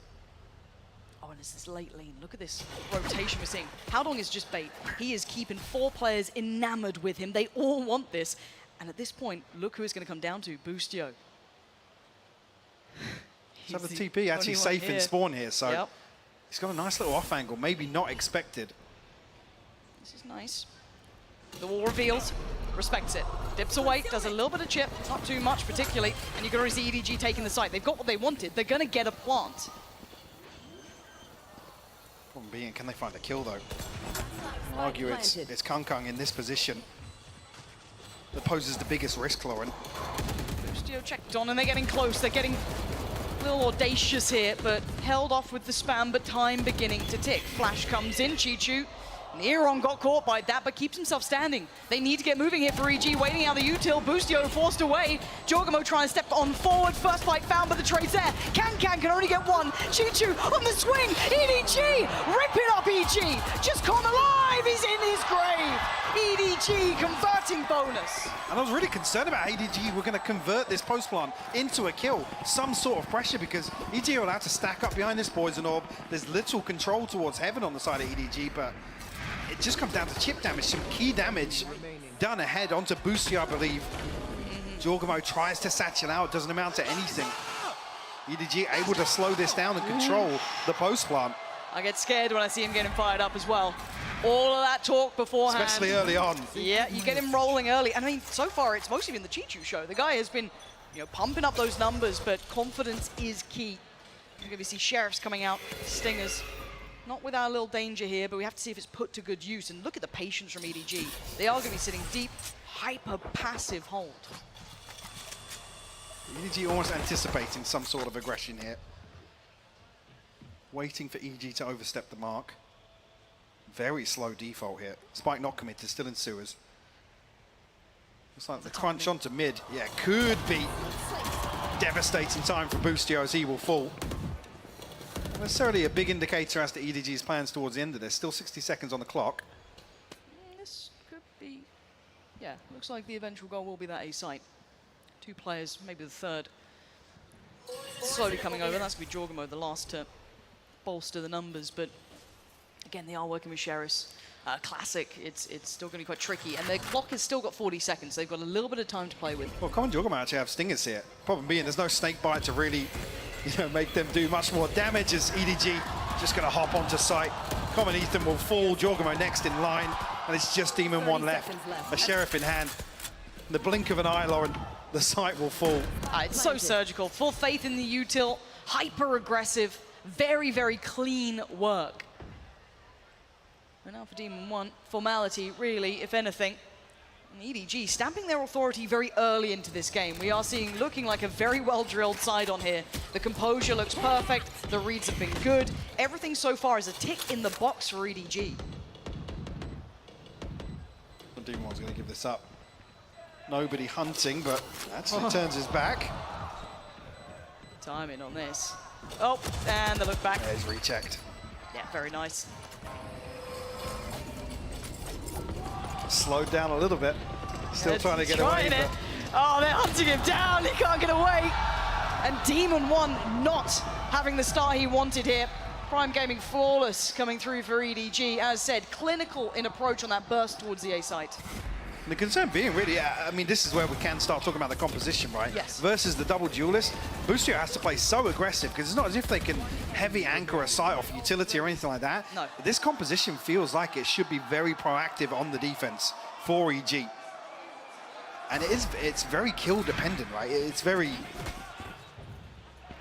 not, yes, you could argue the Viper and the Astra there, but with Demon 1 being the one to slot onto the Astra, there is a bit of a question mark there. It certainly is. See how Demon 1 fares this time around. An adjustment, it looks quite clear-cut with 3 players posturing towards the B site. Could be, now that the operator in hand for Boostio, maybe we'll set things in motion for him. Can play a little more aggressively. Also just noting the ults here, Chi-Chu one off, obviously Kang just got his as well. And you have the knives in the back pocket for Smoggy. Nobody's still far away, and as is Howdong, but still, they have a lot to work with here. And it looks like the set piece, the barrel's shown. Demon 1 given an opportunity, he's not made the most. Oh, he denies it on the first. Eventually traded out with that rocket coming through, but Chi-Chu's lurk could be massive. Smoggy on the entry, he's taking down Combo, look at the site. They're still not quite, they're half in, half out. Oh God, and Chi-Chu's timing. He could have done so much more damage. EG are fortunate to even have Ethan standing in this. EDG have got a wrap on this site perfectly. Boostio. Hop in hand. We'll actually trade out here. Oh, the timing on this! A second lease at life, and can he make anything of it? Nobody that wants to be checking. He's got the timing down pat. Ethan might just keep this up.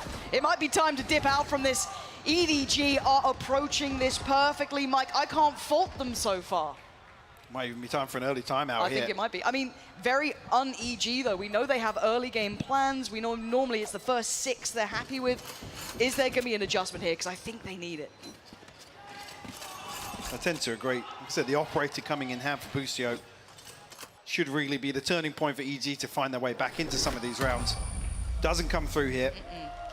Not seeing that same comfort from Demon 1 on the Astra that we do with the Brimstone on Fracture, for example. Yes. Even here, pulling the trigger very early on with the barrel shows. Still finds the punish on the showstopper, but it's traded out. And I think traditionally the plan being comms here on Rafters to be that second layer to slow down any sort of pop towards B site. But we're not seeing success around that just yet. We're not, and everyone's starting to warm up for EDG. You can see the smiles creeping on the faces. We'll judge him play for Jorgamo. And a potential victim. They try and burst. No, Jorgamo slowed down enough here. And a fast-paced mid-piece. Smoggy wants to divide and conquer. 3 on the other side. Operator is there, and it's in the hands of Demon 1. No real escape for him. So this is a battle and a half here. Smoggy toying with his life, really, on this corner. A 3-play stack. Attention drawn towards B main. Do they even turn? Do they avert their eyes? So tentative, the swing, he's noted him, he's taken down, and oh, Kang on the follow-up, operator is gone, Smoggy catching Boostio too.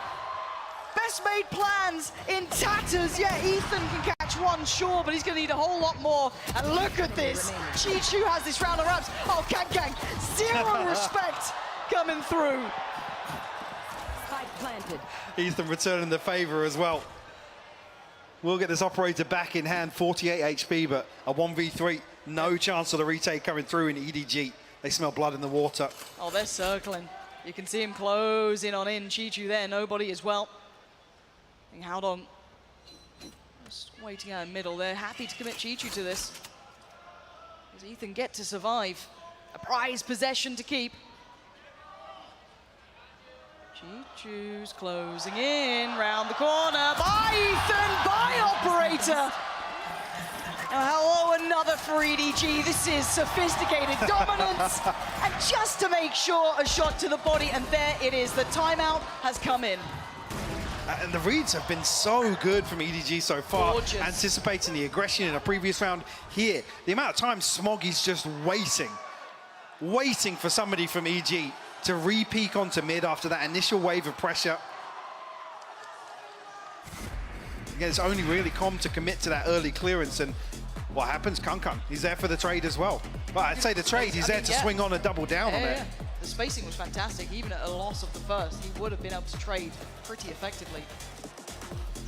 So EG have a strong hand here into the round coming, right? You're going to have Tour de Force, you're going to have plenty of ults. This is their biggest chance so far, but none of the players are particularly firing here. I think so far it's just Ethan with 3 kills leading the scoreboard. They're having no individual impact, call it that way. Whereas on the other side, I think it's a collective approach. Yes, Kang obviously a name to look at, but Chi-Chu's having his time. Smoggy's up there. Everyone has come in fired up.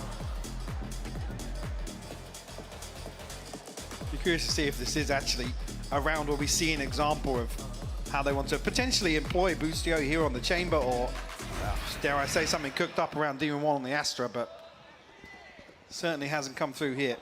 Opportunity of the ultimates opens up a load of opportunities for them. Even con one off the pit as well. 6 rounds unanswered so far. EDG with a stranglehold on this first half of split. Another round that looks like they're equipped to deal with some sort of aggression. Spike not committed just yet. And Flash didn't catch. Didn't quite cross the corner far enough to note Chichu. I was going to say, but it gets Boostio on a very deep angle. Now, we haven't seen success from the operator. Do we see anything from the tour de force? Yeah, but look at the other side too. You think it might be just Chichu? It's not. It's Kankang there too. Waiting for this. It's a patient game between the two of these. Who blinks first, really? EDG are happy to take their time. We've seen those beautifully crafted hits. They've been doing incredibly well. They're trying to maybe pose that thought that there is pressure in middle, but it is only one. That slow creep back towards A. The Seekers are highly indicative of this A piece. Boostio still here. Kankang on the other side, and Kankang's got him! What a peach of a shot! Boostio embarrassed on that one. I mean, the fundamentals just look so good from EDG so far. The jump peak, the bait out as well to pull the first shot. Kankang finds it. Boostio will fall. EDG once again looking to explode behind that. Jorgamo with a showstopper on the other side of the map. Still, look at this pressure. EDG just with a stranglehold on EG. There's no safety. There's nowhere to run and hide. EG are getting bullied in these rounds. Demon 1 on the B site, million miles away. He's going to keep that gun, hopefully. EDG are playing to another level right now. Unfortunately, EDG just haven't shown up in any of these rounds. Yes, they're being ripped apart by some of these setups, but we haven't really seen whether or not it is a commitment towards a late rotation, re-clearing mid after they get contact on one of the sites, but there's so many casualties falling ahead of the spike being planted here that EG don't even really have the recovery factor in these rounds. No, as if they have something to claw onto to get themselves back in. I want to see what that gear shift would be. I mean, they had the timeout. I didn't see a huge switch up. Maybe I missed it. But again, I want to see if there's a gear shift in them here. What do they have? Because EDG are tearing this game away from them, and they don't look particularly phased yet. I don't think we've seen a fully competitive round, if I'm completely honest. As you noted, those early attempts coming out. This is just so... damn. Look how well constructed that is. And you can't even fault Boostio in that situation. Not really. I mean, the whole team is tailor-made. Look at these! This is without the Trailblazer, without the Boombot. It's, like I said, fundamentally, so far, EDG are just a cut above. And yeah, Potter can barely believe it. What are you meant to do with that? What are you meant to do? Pound for pound, he's being played in. His teammates are perfectly setting them up for these successful rounds. In another attempt here, Boostio. This time, not going to get cleared by the dog. But a familiar foe on the other side. Ethan trying to play him in potentially. Dealt with very quickly, did not get the full information. Boombot going to make things uncomfortable now. Forced out, TP. How many so times? Back towards safety. Again, they've almost noted now that actually there was a setup towards mid. Don't necessarily catch the timing in terms of the window towards B, but problem being, Demon 1's found one. And he's going to keep his life. Yes. Doesn't get traded. And now Boostio's here. Demon 1. Nasty on the pill. Oh. Boostio with a double. Much better. Demon 1 is there. Lovely synergy. Finally, they slip back into a nice little crossfire. Make them work for their dinner. And Chichu is claimed first for EG. I said EDG have an opportunity here to do what they've done previously. Feel out the stack, feel out a little bit of pressure. Or EG at least trying to dig their heels in somewhere and look to explode on the back of that. This time around, missed that window of opportunity on B. A beautiful collapse from Boostio. That's Smoggy's hand that gets tagged on the first there. Feels bad for him. There we go, they're breaking... Well, they've broken a little of that momentum, but they have to double down on this, right? It can't be a one-time thing. EDG have been playing near on perfect Valorant to this point. Can they note where Boostio is again? He's going to certainly note there is presence. Cross made. Divide going up too. So it's on Boostio. That's pulled the rotation. Everyone. Look at the minimap here. Oh my god. I thought Boostio was going then as well. And that's going to really confirm it. Add that real dedication to this. But Boostio's not convinced. And look on the other side. The man of the hour, the man of the moment, waiting. That wall drops. Suddenly there's danger. Boostio feels it, but can he control it? Ah, Jorgamo though, finding middle. That's huge. They've dealt a deadly blow, but so's KanKang. A site's open. He gets there in time and he wants to control more. Oh my god, Ethan denies. Okay, they get a step back on the site. The spike's still here. Nobody's working on the B site. Do they rotate? They think this is a double pump. Ethan's actually headed back towards A. Haldong tucked into ramp with the spike. I mean, can they even regroup it? Nobody has a lot of ground to cover. Still a little bit of time to work with. 25. Ethan starting to drift back towards heaven. I think you're going to hear these audio cues now. 15 seconds. One flash works, the other going to draw the fire. 13 seconds now. They've got to make that spike work. Nobody. No way! He's got another. And now it's Haldong against Ethan. One of the best chances so far that EG have had, and it might just slip down to the 1v1. One flash for Ethan. And Haldong gives himself a second. The draw! Haldong! Ethan crumbles under the pressure as EDG rack up another. Lauren, they're running rings around them here. EG just have no idea what's going on in this round. Again, the Cosmic Divide goes up. The flash behind it confirms Jorgamo. 2 massive kills in mid here. Such an awkward engagement at the end there. You just don't see that sort of fumble from Ethan either normally. He is your rock. You know what Okay. He's giving it, and why not? Okay. I mean, you do have EG on the ropes here. As said, Ethan is normally so solid. On the ropes, they've drawn a second Potter timeout in the first half. That's saying something. That's saying something. We barely normally see timeouts for EG. They're happy to run those early rounds near onto the grave, but here they need it. They need something. One round ain't enough. What's going on? You talked about as well coming into that series versus Loud, where it felt like the first time where they figured out how they wanted to change things for the team internally, but the game plan here hasn't even really got off the ground. No. EDG haven't given them any room to breathe in this first half of Split. Unfortunately, we come in here, round 10.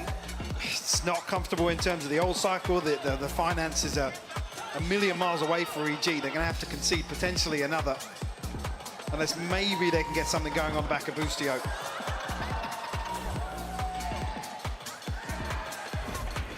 On the side of things, EDG, I mean, they could have bought out for the rest of the half a long time ago. Yeah, they're golden. I'm just so thoroughly impressed by EDG. We've seen kind of, you know, the individual heroics from that side, absolutely, but right now we are seeing probably one of the best drilled sides here.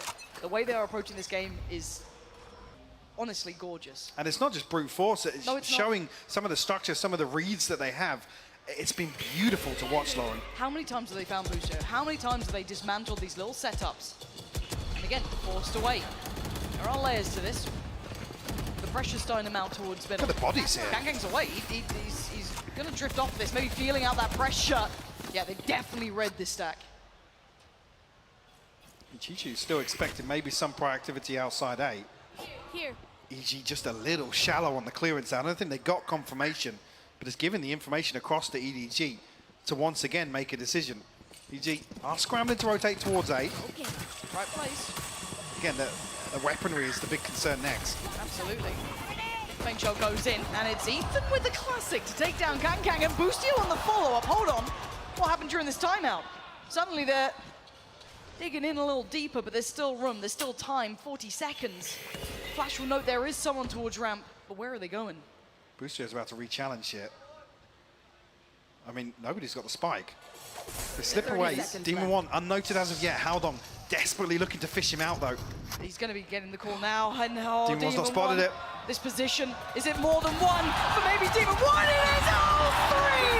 The triple for Demon 1! Holds down the B site, keeps a little hope alive for EG. That's what you want to see from your late round anchor, especially on a thrifty round.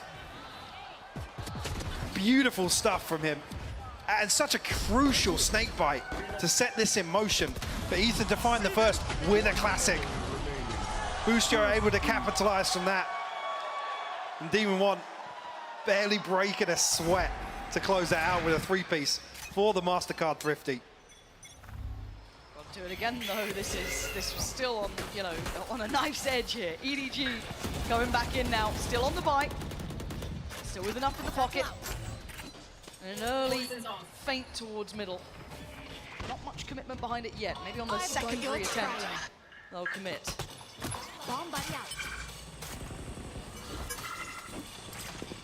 I'm trying to apply a little pressure towards Heaven here, but EG haven't necessarily bitten on it. I'm in panic stations. They have Heaven control. They're going to have a little pressure through on ramp. This is a lot to handle for Jorgamo, Ethan, and Boostio. Chichu starting to test things. Demon One's dealt with Kangkang again. That backline threat has been removed, so eyes turn towards the A site. This time they're holding on stronger. This time EG are trying to handle EDG as Chichu, the last one standing. Spike not in hand, and Ethan, he's got to be clean now. Does he have that control back in place? Chichu on 62 HP. That's another attempt. Not today. Ethan stabilizing, as have EG. That one round sets EG into recovery mode and a chance here to close out by some divine miracle an 8-4 half. How could it doesn't even feel like that was just potential. Absolute madness. A secondary timeout really correcting what was going wrong, but here again, lovely work from Demon One to be that stability on the other side of the map. And a tiny synergy here as well. The satchel out from Jorgamo. Double off. I think I'm seeing a double off. Yeah. Demon One and Boostio both running this now. Smoggy's got a huge chance of overwhelming towards the A side. It's only Ethan here, and we said he's stabilized, but this is a tall task if they continue on this pathway. Does have his Seekers if he feels a little uncertain. Boostio's coming over. They've lost a lot of ground here, Mike. They have. Trap spotted as well. I don't think anybody from EDG can really go forward and deal with that, but EG have preemptively rotated across, but difference being Spike semi-committed here at least. Yeah. Nobody can't really fall or have it noted. You see Kangkang and How Long elsewhere on the map. Oh, that time Boostio starting to connect now. Kangkang reveals maybe the other part of the plan here, potentially trying to punish someone going for information in middle, but he doesn't get what he wants. The Seeker's going to be telling the picture, painted in front of their eyes. Looks like the first round where actually EDG have a total misread on the situation. You're trying to scramble to hit towards B, Demon One's still here. He's not been moved off this, so B main is safe. It's Heaven that's the problem. An operator not noted yet either. Big info, that's 2, 3 players seen. Boostio wants to go back in, but is Con waiting. Catches them as they drop down towards Hell, but Chichu still doing damage. Oh, and How Long finally appears. 2v2, Jorgamo on pillar, looks to the right, looks to the left. He's surrounded, he needs help, and right now he's dead. 14 seconds, and Ethan couldn't get there in time. So close, they have no idea. Ethan, he paused for thought, and it was the right choice. And the 1v1, the plant's going in. He's got 2 flashes. Chichu, he missed the plant! Ethan's gonna live, and he does! Chichu fumbles in the last second! He came off the plant! Was he trying to outplay Ethan, test his metal again, or simply a mistake?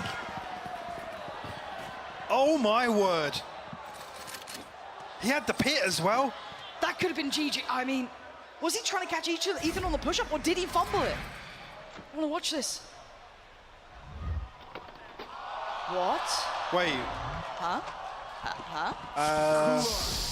Well, I mean, he didn't react on the player cam either, but... That... Okay, we've got some questions here. Ethan will take it. He's like, yeah, sure, give us the 4th, but that's left us with a couple more questions going forward. But the answers we want to hear from for now will be coming from Kangkang in just a second. 吧，因为我们上次就算是输给了 PRX， 但是我们仍然觉得我们是能够赢下来 Giants 的，因为我们打 PRX 的时候，队内的沟通、队内的状态啊什么的，是比第一次面对 Giants 是好的，所以说这一次的2-0，其实我们是有感觉的。其实我认为是球这名选手其实上限很高吧，就那种无极限的感觉，所以说我感觉球能够更进一步吧。但是有一句话不得不说，球球想抢走我的 MVP， 所以说他今天跟我击拳的时候，在最后一场赌用的特别用力。At Fracture one map, he win the clutch, then he just. Smoggy up top is going to put it into a 1v2. And this is the man you'd want in that scenario, but both players up above, a flash ready. Dodges it! Truly unbelievable! 我都可以很友善，但是在赛场上我就要释放出我那一团劲。我不仅是为了我自己，也是为了我的队友。所以说，我在赛场上，我把所有东西都视为敌人。我这次的感觉就是跟 Master 不一样嘛，就是 Master 拿了一次8强，但是我们在冠军赛上一次的表现还是。在16强就淘汰了吧？算我们在顶级的赛事里面，我们能让全世界知道，我们不是被高估的。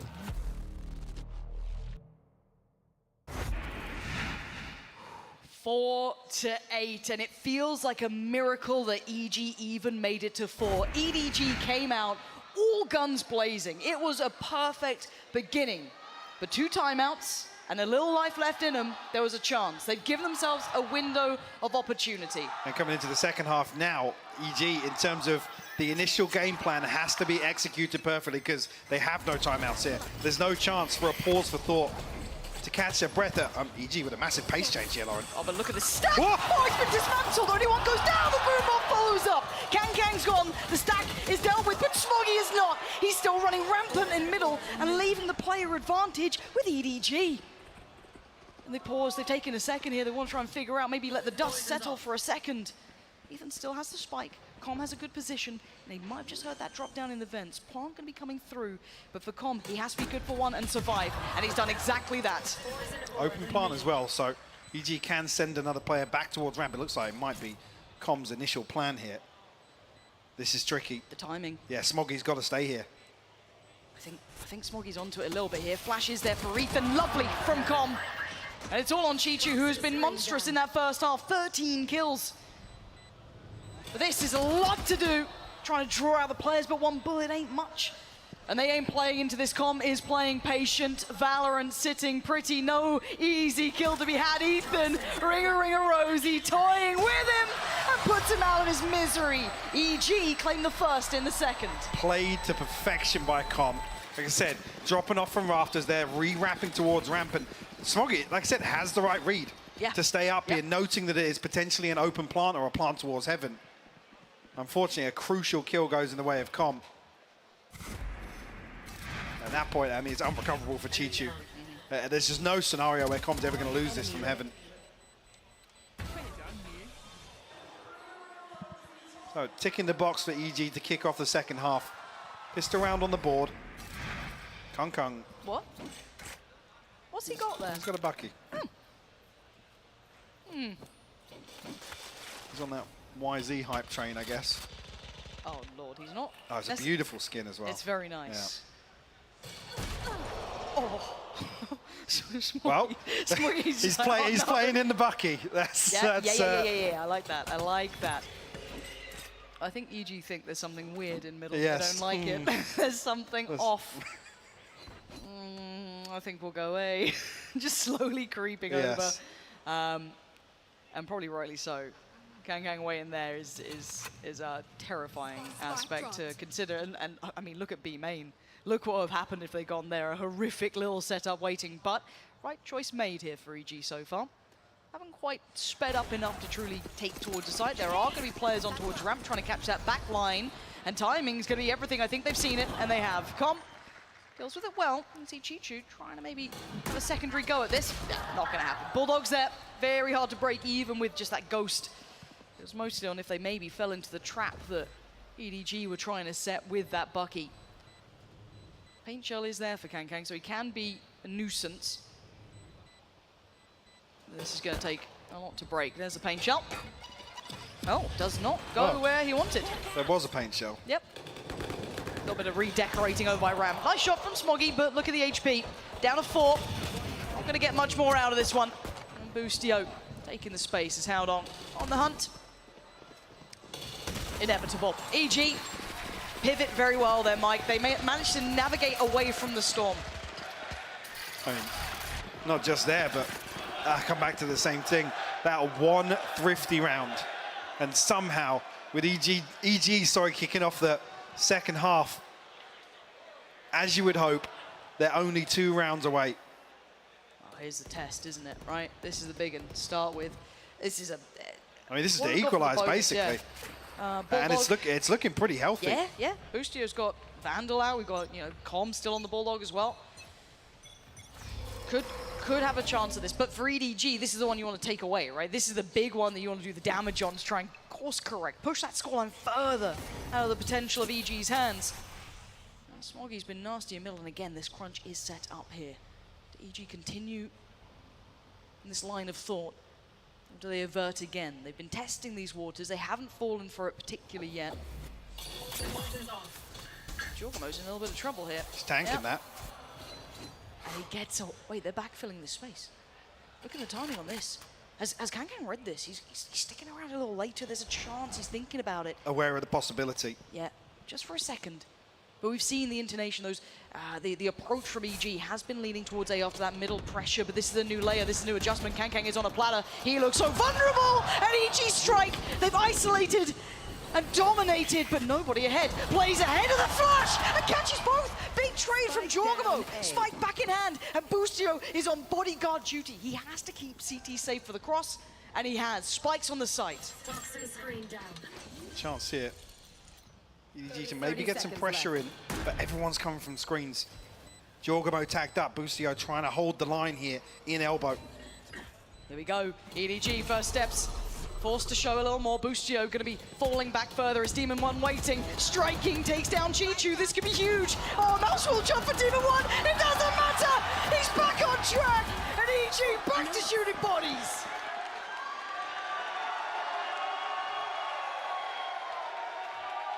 And now just 1 round away. Started with 6 unanswered for EDG. EG come back and find 6 of their own across the half break as well. Sheriffs for EDG here. No ultimates available, 1 off the Blade Storm, but the pendulum swings now and EG are the ones in control. And a chance to equalize here. There. We know that EG have to kind of retain this form. They don't have timeouts. They can't depend on Potter's input. Like I said, the game plan has to be executed perfectly this half. Yeah, if there's any curveballs, any adaptation that EDG come in that really puts pressure back on EG, you've got to be concerned about that situation. I mean, a lot of it then rides on Boostio. Yeah, it does. EDG, you feeling a little interested in middle this time, but Ethan, right place for it. Oh, the timing. Back-to-back rounds where there's just been half a second. He's coming back through. Oh, the brawl, and Smoggy connects it so nicely. Ethan's gone, that's a rifle in hand. Kankang's got it as well. Oh, and Smoggy's bursting off the back. Wait, EDG turning up in this round. Boostio battered, and Jorgamo, last one alive, like, hey, if we don't have a buy, we're gonna take yours instead. Jorgamo, show me some magic. 40 seconds, 4 to find, challenger. Take it down. Okay. Chill down. Yeah, Leady G. Oh, it's Chichu. The backbone of this side. Holding strong here, turning the tables. EG lost grip for a second, and look what happens. I mean, if that MasterCard Thrifty has the same impact as the one in the first half did, that's a concern. Again, just half a second either way. The previous round, the snakebite ticking away on Jorgamo just as EDG drift away. Ethan turns his back for just a second. That's going to be heartbreak. Yep. Yeah, there's some polarizing emotions. Yep. You know, you've done him dirty with that. I said, Ethan, if he's stuck there for 10 more seconds, different round altogether. Maybe Smoggy still hit the shot, but we don't know that. But look at what we do know. Jorgamo's walked middle. No challenge for Smoggy. He's thinking about it, yeah. He's felt something. He's heard maybe a step. He's considered it off the U-tilt. But they're just going to prop up Jorgamo for now. And look at the rest of the map here. Trying to be played in. Not sure if Smoggy got noted falling back this far, but they do know that heaven's clear. So EG might try and regroup outside A here, but as I say that, actually, despite crossed his paths, Seeker's invested. It's not necessarily a big indicator, but will make EDG maybe believe there's 2, potentially 3 people outside A. But Smoggy's as prepared. EG, are drifting towards B, but problem being Smoggy on a deep position. This is everything on Smoggy. Oh, this Gonna man's back. dash. Yeah, did he get spotted here? Com seems unaware, but he somehow gets his gun out in time. The layers crumble, and EG get the open floodgates towards B. They got drawn into it, they're baited into it, and they still win out the fight. This should be 8. Chichu, Kang, nobody, a lot to work against, a lot of ground to cover, and a lot to clear. Do they even go for it? No. Yep. No. Pulling the plug on that. Purchase is semi-protected as well with Haldon and Smoggy's finances, but just, I guess, a slight miscalculation here with the setup. Smoggy, no dash. He's the one on the deeper angle. You almost want Haldon to be the one baiting a little bit of contact for him to play Smoggy in, but I don't even think Haldon's jump peeking this. He's certainly not shouldering the angle. Tiny mistake in the setup. And Com, very diligent on the clearance initially. And I don't know if that was because of how much was cleared by Ethan's dog towards Heaven, that there was nothing noted there, that the pressure from the Seekers coming in, was it not necessarily expected but considered? It felt like it was. So really nice information placing together. And again, the question is, do EDG pump the brakes? Yep, they absolutely do. So timeout for them. They have the option still to play with, right? They've been stopped here.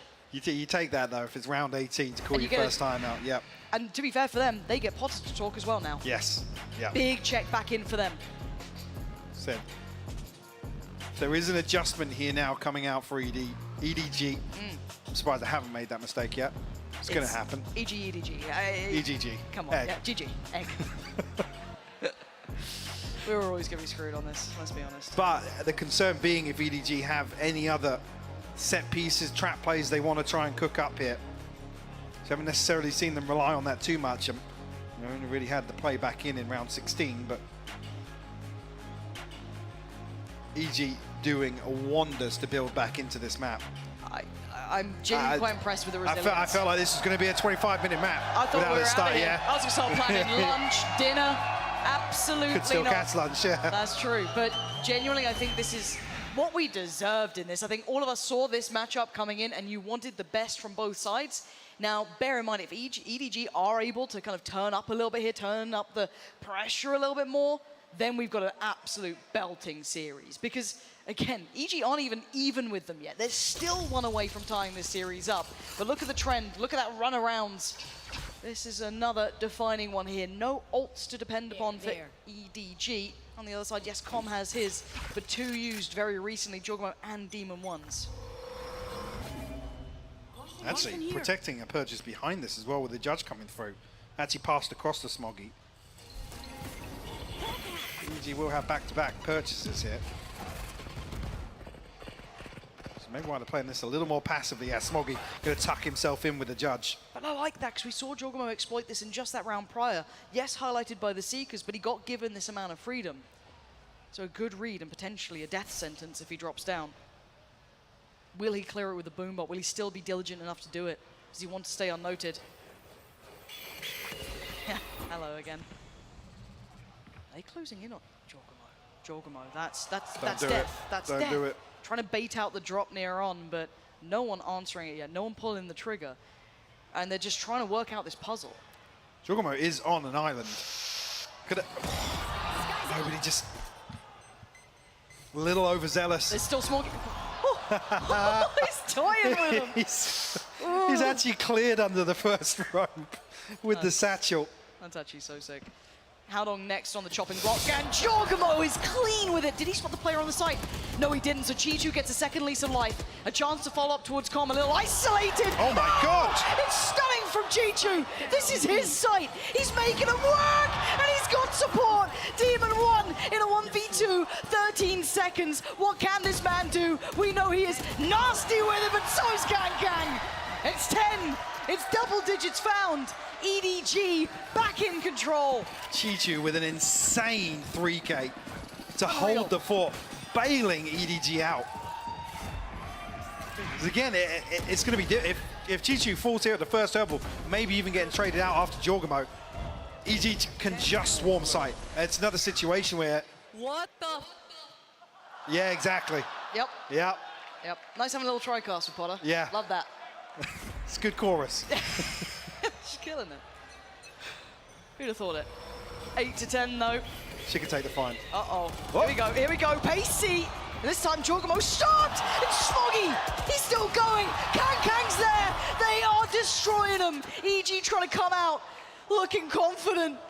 Left in a massacre in middle. With Demon 1 and Ethan a mile away, they're still over by B main. They still have so much work to do, and Chichu has 100% spotted them. He has to slow things down once again here. Oh. Whoop. Okay. It's Demon 1 to find it. A minute. Kang on the site with an operator. One flash and a missed shot. An opportunity. Seekers coming through. Is this really going to happen? Eventuality feels that nobody will get here, but he's not there yet. The Seeker should show enough. Problem being, look at Demon 1. He's actually staying late. Ethan's solo pushing the side. Get out of it, get out of it. Are you serious, Ethan? This is so dangerous. And the timing on this, look at where Demon 1 is pathing to. Look at the timing on this. Ethan is just a distraction. If he gets the spike down, that's perfect. But it's so much pressure. Demon 1 from the depths of hell takes out Smoggy. And now the 2v2, but again, remember, nobody... Ethan, are you seriously considering this? Absolutely turns around at the right time. Howdong's trying to clear through. They're trying to slip away. They've got 70 seconds. There's no time. They have to commit. They have to commit. Where do they clear? Is it CT? Is it B main? 10 seconds now, make your mind up. Plant gonna come in. Demon 1 has to keep him safe here. And for EDG, they're starting to build back through. Howdong first fight. He's got it. It's all on Demon 1. And he's getting aggressive. Demon 1 fully unleashed.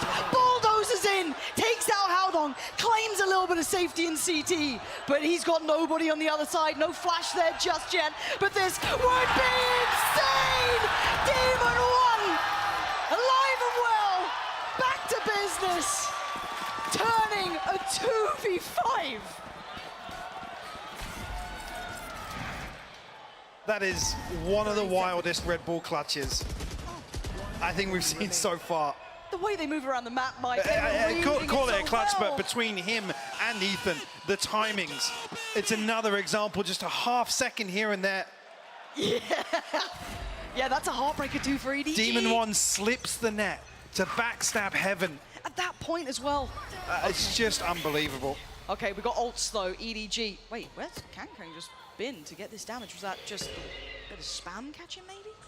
Down to 53, very early on. Now, I guess the redeeming factor of this is, yes, he can get healed up, and he did have the operator, so he will be back to 100. He hasn't taken a shot, so he wasn't necessarily noted in terms of the op, so maybe it was just spam as soon as the barrier dropped. It feels like EG, unless they navigate through Heaven or something of the such, you're going to look to end A here. With the Viper's Pit committed to B main this early. There are players behind this though. They're not just leaving it down to 1. It's certainly not just Chichu's show over towards B. Howdong in a lovely complementary position with Smoggy as well, who does have the knives out. And EG are on red alert here. Have no access through garage. Demon 1 still tucked outside the pit right now. I don't know he was going to hang around, but it might just be a death ball through mid by the looks of things. Is Com coming across to maybe counter pit? Let's see. He absolutely is. Here we go. It doesn't spread as far though. Still gives Chichu a little pocket to play inside. They've got to be noting that. They've got to be aware of that. But the burst towards Heaven is being slowed down again. Look at this stall coming out here, but can Howdong deal with them? He absolutely can on the front line, but the second, not enough. Smoggy, explosive, takes down one, can't get the second. 10 seconds now. There is still Chichu on the site. There is still that pocket to play in, and there is still a player towards Heaven. Comms cleared it, and now you can see EG trying to come alive, but the timing on this, the plant just about comes in. Got paint shell to work with here. It's Can, come on. Oh, what are you doing? Ethan, how dare you disrespect this man? You don't get to have that sort of peak. And now can he find Com? Kang, given the name of the beast from the east for a reason, but not today. Put back in his cage at 10 to 10, tied up. These rounds are just unbelievable. They could go anywhere. Oh, a second timeout. They pumped the brakes. And we've seen a couple of instances with, I don't want to call it overheating, but a few oversteps from EDG. Feeling as if they have the read on the pacing and looking to try and disrupt that maybe, but it's resulting in EG punishing them. I mean, the play here from Com, the counter pit is huge. Let's go! Because it actually removes Chichu's late round position to anchor from as well. Like in the situation where EG come through, find the plant, and they're basically huddled onto site. They have to take Heaven or Spawn on the back of that, and neither of those are particularly good options. So Com basically flips this one on the back of his ultimate. Beautiful stuff. We're seeing really high quality Valorant right now. It genuinely is such a treat to watch between these two. It's incredible, genuinely incredible. What a fantastic start. Now, with this last timeout burn, this is the last check-in for the rest of this map. Yeah, I feel like this is a crack of the whip, honestly. It's 10-10. There's nothing really to invest here. We did see an attempt earlier for EDG to try and play through with a judge and try and protect a further purchase, but it's amounted to nothing as we enter round 21 now. EG, firmly in control. But I'm pretty sure this could be the first time they're actually in the lead in all of those rounds. Been working from those back Don't show me another Thrifty. I can't take another one. There's a Stinger, there's bits and pieces, enough here to cause a threat. Now, this is going to be a patient round to begin with. EG need to check the entire list. Cross the T's, dot the I's, go through it all. Chichu wants to try and be a little bit different. Maybe try and switch things up here. But Demon 1 seems very aware of the chance. There's 3 players behind him. Yeah. Stacking bodies up here, EG. Looking to mitigate the risk as best they can. Here we go, Chichu. Lovely. Ahead of the flash there. Boostio going to be punished, not going to get the follow-up. And Howdong couldn't quite chorus it. So he has to fall away. Stall comes in, Seeker's getting slowed down, finally allowed to kind of highlight how many were on this B site. Catching one towards middle. Be Smoggy forced off here. It was just a classic. But again, he does still have that Bucky if they dare draw in. I'm a little nervous about this. I'm very concerned if EG don't make a move in the next 15 seconds. With the Cosmic Divide going up, makes me believe they will. Yeah, let's see. Dog to go forward. Hello, there's a flying player, and we know who's waiting. Kang tries to do something a little unorthodox, to say the least, but the site is still not cleared. Howdong is here, 24 seconds. It's getting a little dicey. There's players on the other side, and the Bucky is in one's hands. Oh, taking off the spike plant. This is where it gets dangerous. Can Smoggy be the threat? No, he cannot. EG finally getting themselves in the lead. And I'm concerned actually of where the finances lie behind this EDG purchase. This is potentially EG hitting map point. I say that the purchase it won't be a full purchase, but I'm concerned about maybe the gaps in utility because we're not close to some key ultimates here. We do have Howdong on the Cosmic Divide. Double up. Double up. Okay. Oh, this is costly. What? You've got a tour de force to play against too. It's Kang. Maybe this is their answer to the tour de force, is to try and get 2 scopes of their own. You're right, it's a roll of the dice, Lauren. Again, EG's protocol list has to be robust here. Boostio is going to take mid control, but we know that on the other side, Kang's waiting. Deeper angle. Not that shaky aim that makes you question yourself, but holds well. You can see the lean, but the timing on this, now it's only Com they noted, so not truly going to be telling too much. You could see almost that rotation coming out there from Howdong, but second guesses it. And this 3-2 split looks now like it will be committing. Now that should be a second player, as Com, now you've just seen a Sky Flash. You've just heard the satchels as well. This is 3 players building towards the A site, and you can see the EDG pushing up a little deeper towards the ramp. Surely not. Boostio, he didn't pull the trigger, he doesn't quite know. Somehow evades that. And it looks like it's this A finish coming through. Nobody's in a very, very risky spot here. Potentially looking to play inside the smoke. Nobody. He's pushed ahead. what is this position? 17 seconds, they've got to make a go of it, and nobody's got one. Chi-Chu's position is devastating, catching so many, but now they have the sight, but it's fallen onto the likes of Ethan. We're looking towards what's going to be standing. Wait. What a read from Ethan! Dominates towards heaven, and Com sending him down to hell. And Smoggy, the last alive here. Operator, yes, in play, but what's he meant to do with it? And look at Com. Look at Com's positioning. There's no way. There is no way he expects it. EG making it up to 12, taking themselves towards map point. How is Ethan living there? How's he getting a kill? How's he getting the kill? The pain shell ever so slightly off from Kung Kung to potentially punish the plant behind that as well. I mean, after what initially, look, what is that? One enemy remaining. And this is after Ethan had a shaky first half. We saw him, those nerves were there, and it was so uncharacteristic of the rock of EG, basically. But now on a different look, and this could be so defining. And the byproduct of those double operators, a Bulldog and a Judge here in round 23 with EG on map point.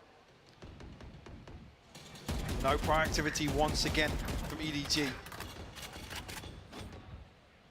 They have to rely on EG walking into them.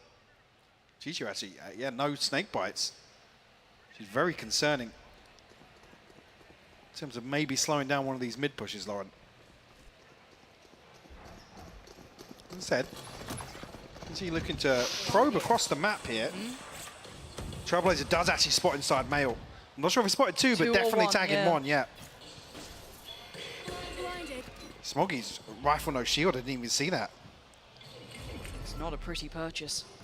Nobody's going to have to go huge once again here. He's so close. This could work. Maybe it is a Judge. That is the spike. They're in a smoke, and the constriction around the side. Can gets caught. Nobody still holds the line. He will not let them pass. They can't make it forward. Demon One trying to make it through, but nobody denies him again. Com now in a 1v4, and his HP is disastrous. EDG somehow digging deep enough to get us up to nearly OT. Oh my God. Just when you think it can't get any worse in some of these rounds. Nobody just absolutely farming outside this smoke.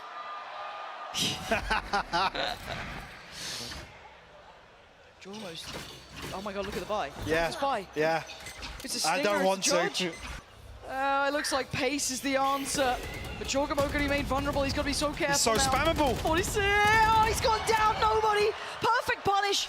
They'll slip through in middle, but when do they consider it? How much room do they get with this Boostio? Trying to make the best of a bad situation. But they've already fallen away from heaven. EDG know better than that. And Demon One could be walking to his death if he goes to the mailroom. Look who's there. Look what he's got. You don't want to go this way. This is Kankangs all day of the week. They're down to 3. Boostio still with that stinger. It's so far from ideal. No safety either. No good start. No great position to lean on. And Smoggy getting curious. Might swing that pillar. Boostio, the timing. Hang the on. timing. Boostio, can you do it? He's taken down one. Ethan got nobody. It's game back on in a 2v3. But they still need more. 50 seconds. Support's on the way. You can already see him flying over. Boostio got Smoggy. But it's all on Boostio. He's fallen. 12 to 12. It's OT. And this game damn well deserves it. Switching sides. Overtime. I feel like we've been going a week already. I don't want to leave. But This is such an outrageous map. One enemy remaining. And even there's a scenario where EG potentially flipped that round. We saw a 2v5 earlier, this one a 3v5. But EDG convert round 24, send us into our first overtime, Lauren. oh, this is going to be one of those games And to it's be fitting. remembered. It truly is. Both teams showing such resilience to get here. And Rigi, okay, I thought they might have been doing something a little curious towards middle, but they've just played it out as per. Boostio there with the operator deciding to invest in towards it. And patience. Name of the game for EDG, slowly creeping closer.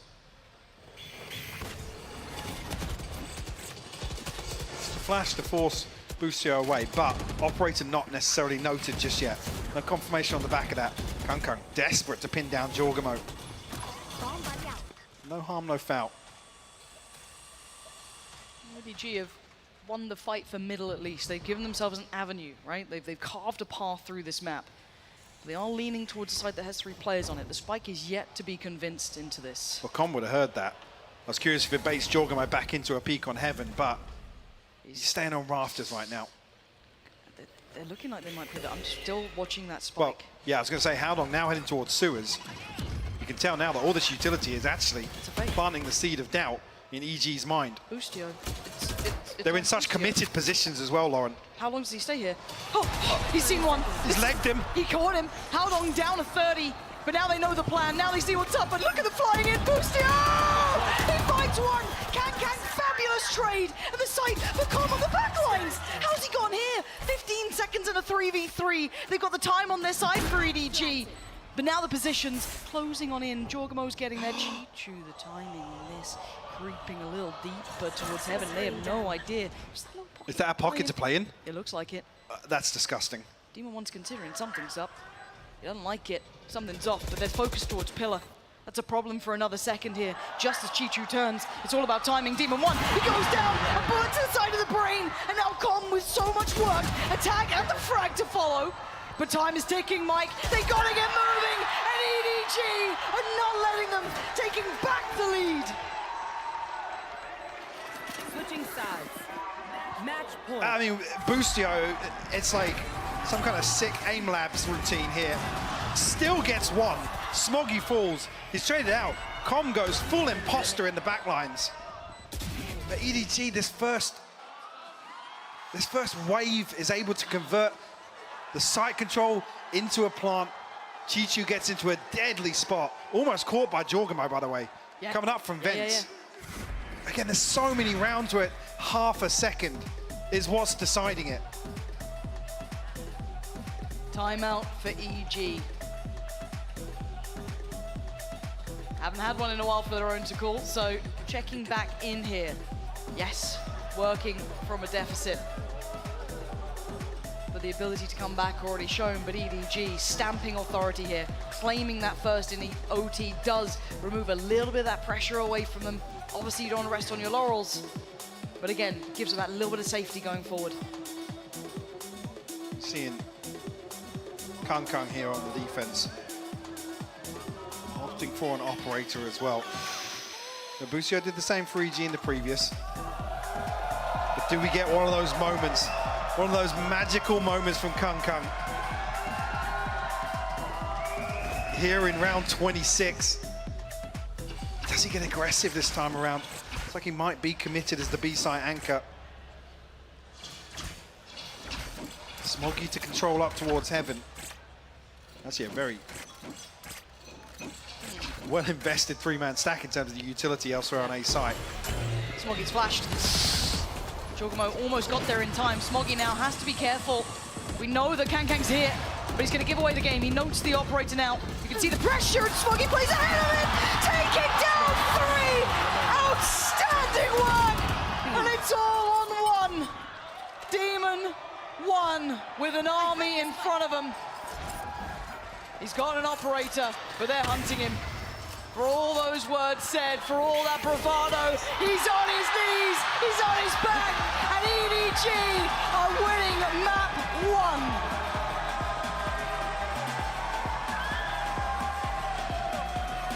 1. What a ridiculous map, Lauren. And this started off so one-sided to EDG. It took EG so long to get into this. And it comes down to overtime, Lauren. Yeah, the fact it got this far feels fantastic for a series like this. I cannot wait to see where this one's gonna go.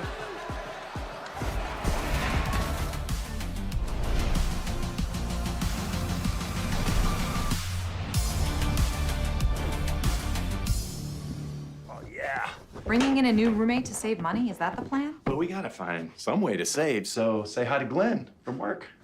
Hey, That's my mom. Yeah, I think I have a much better plan. We switched to my plan from Verizon for just $25 per line. And that price is guaranteed for 3 years. All on the network we can count on. It's a good plan. It is a good plan. Glenn, looks like we're not gonna be needing you, so I'll see you at work. Oh, later, Glenn. Save big with My Plan, starting at just $25 when you bring your own phones. Guaranteed for 3 years. It's your Verizon.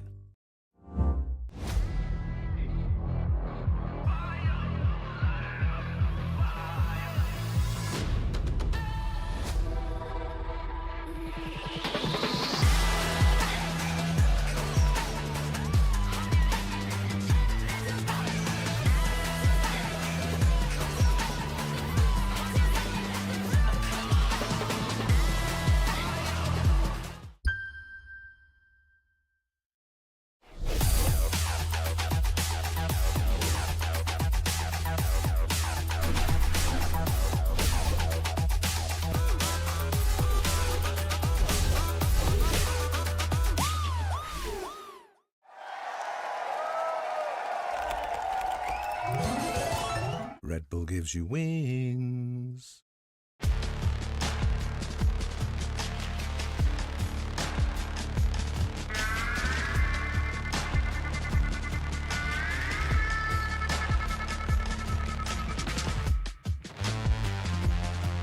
Beast mode. I'm in beast mode. When I'm lying on my back, I'm in beast mode. I'm in beast mode. When I'm lying on my back, I'm in beast mode. I'm in beast mode. Ain't no place that I can't go. Look at me, ho. I've been working on my free throws. On the West Coast, I've been thinking about laying low.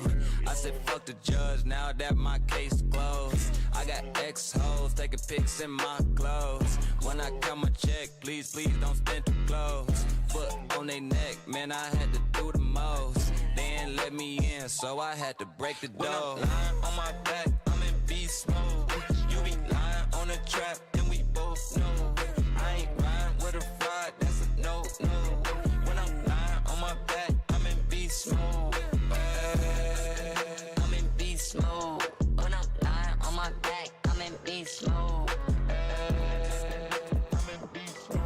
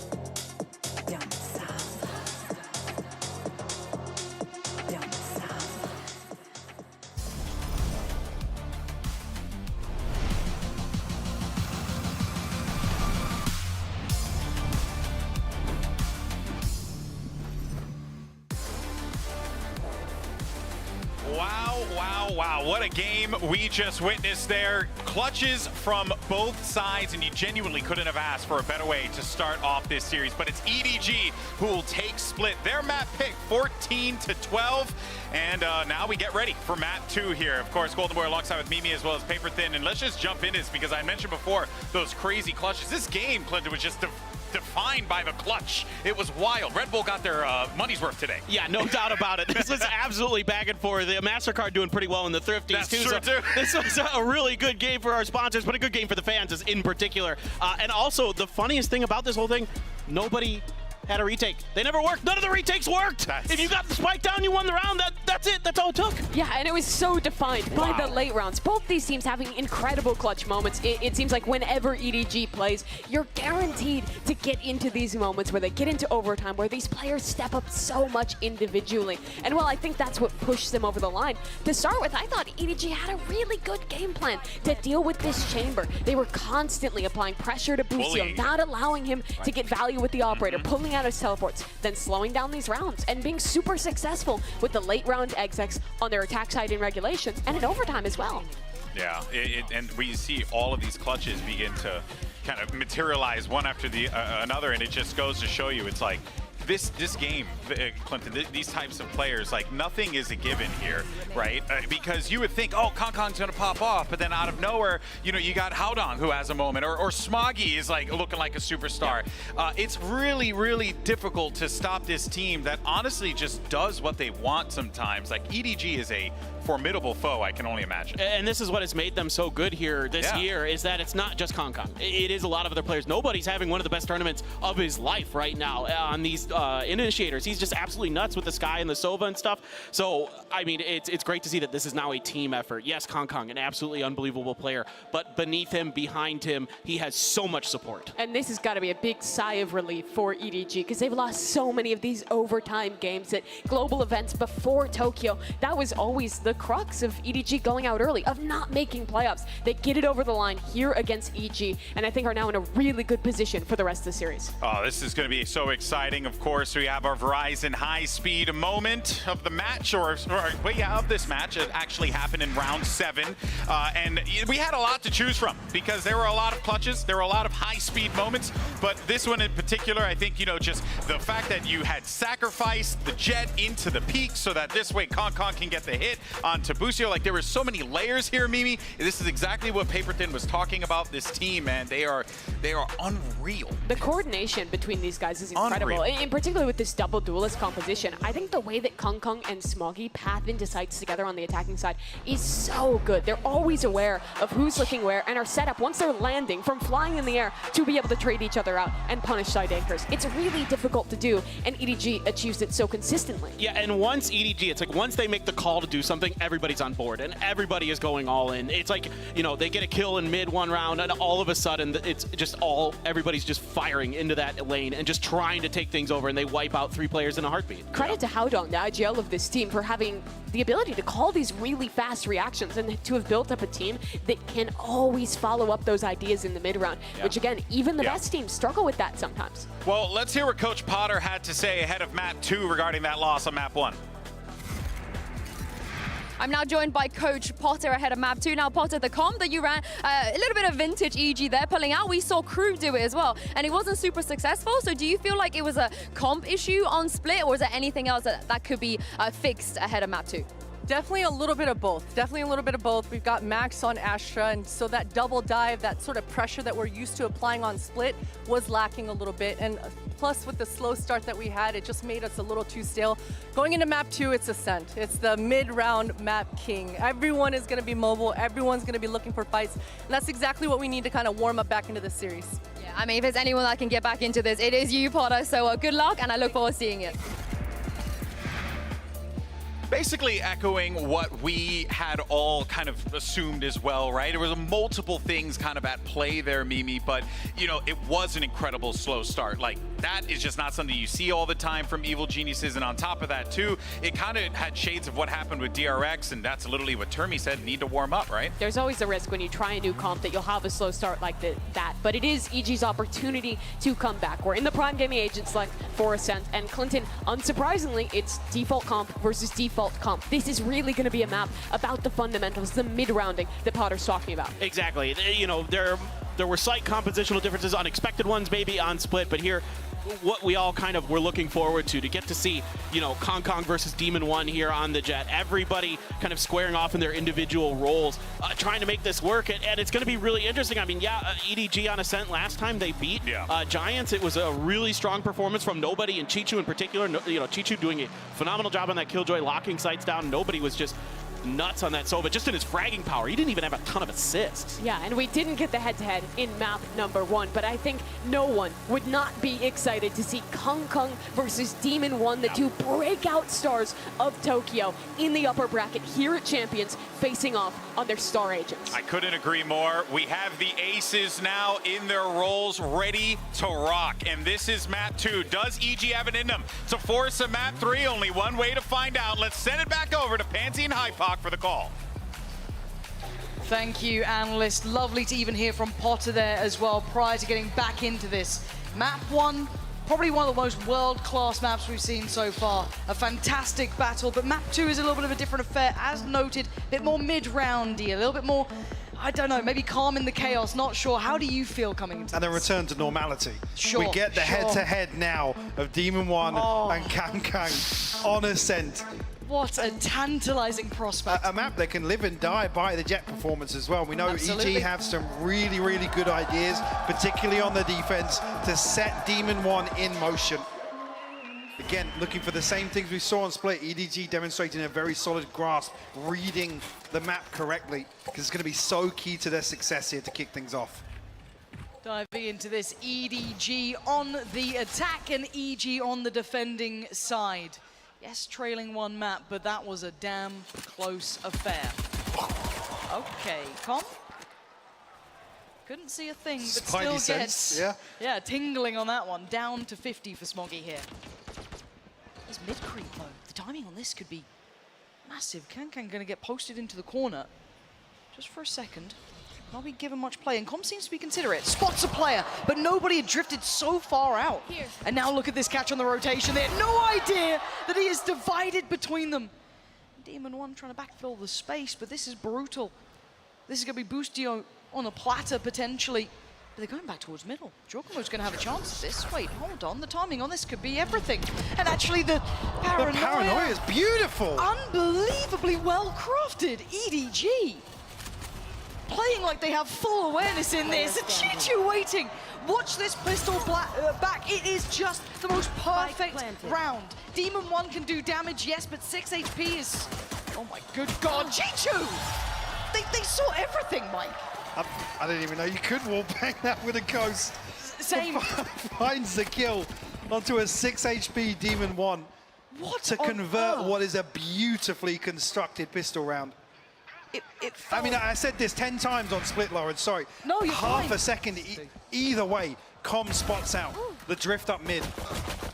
But we talk about, you know, even Potter saying it, this map is about that mid-rounding kind of punishing rotations, getting into these positions, you know, causing that discomfort. Look at that.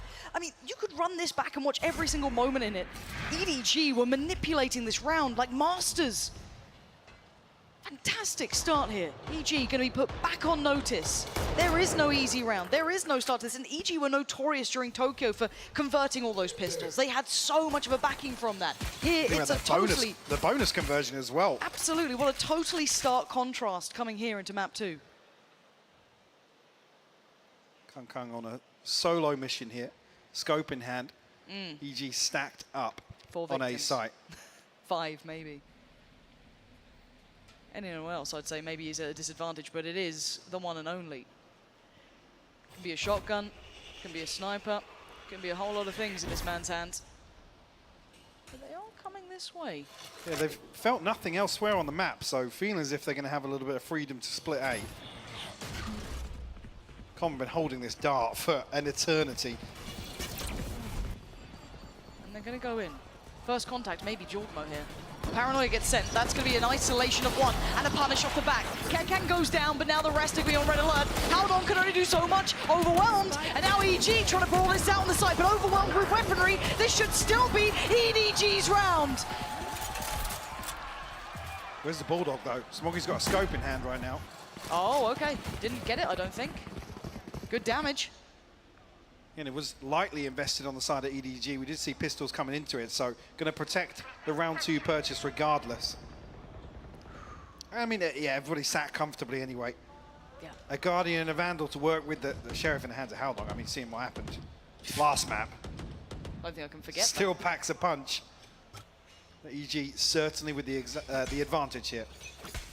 Let's see now with rifles how this looks. It'll be Demon 1 playing towards Cat. Nobody creeping up very early here. Chi-Chu as well. Kang. The right place. Feels as though there might be someone on the other side, maybe expecting. Chi-Chu come forward, removing the alarm bot though, should pull a rotation or force an adjustment here. Demon 1 though, on the back of that, we'll find Kung. He's found a second. What is that headshot? It doesn't even seem right, it doesn't seem fair, but nobody gonna correct course. Control towards Catwalk.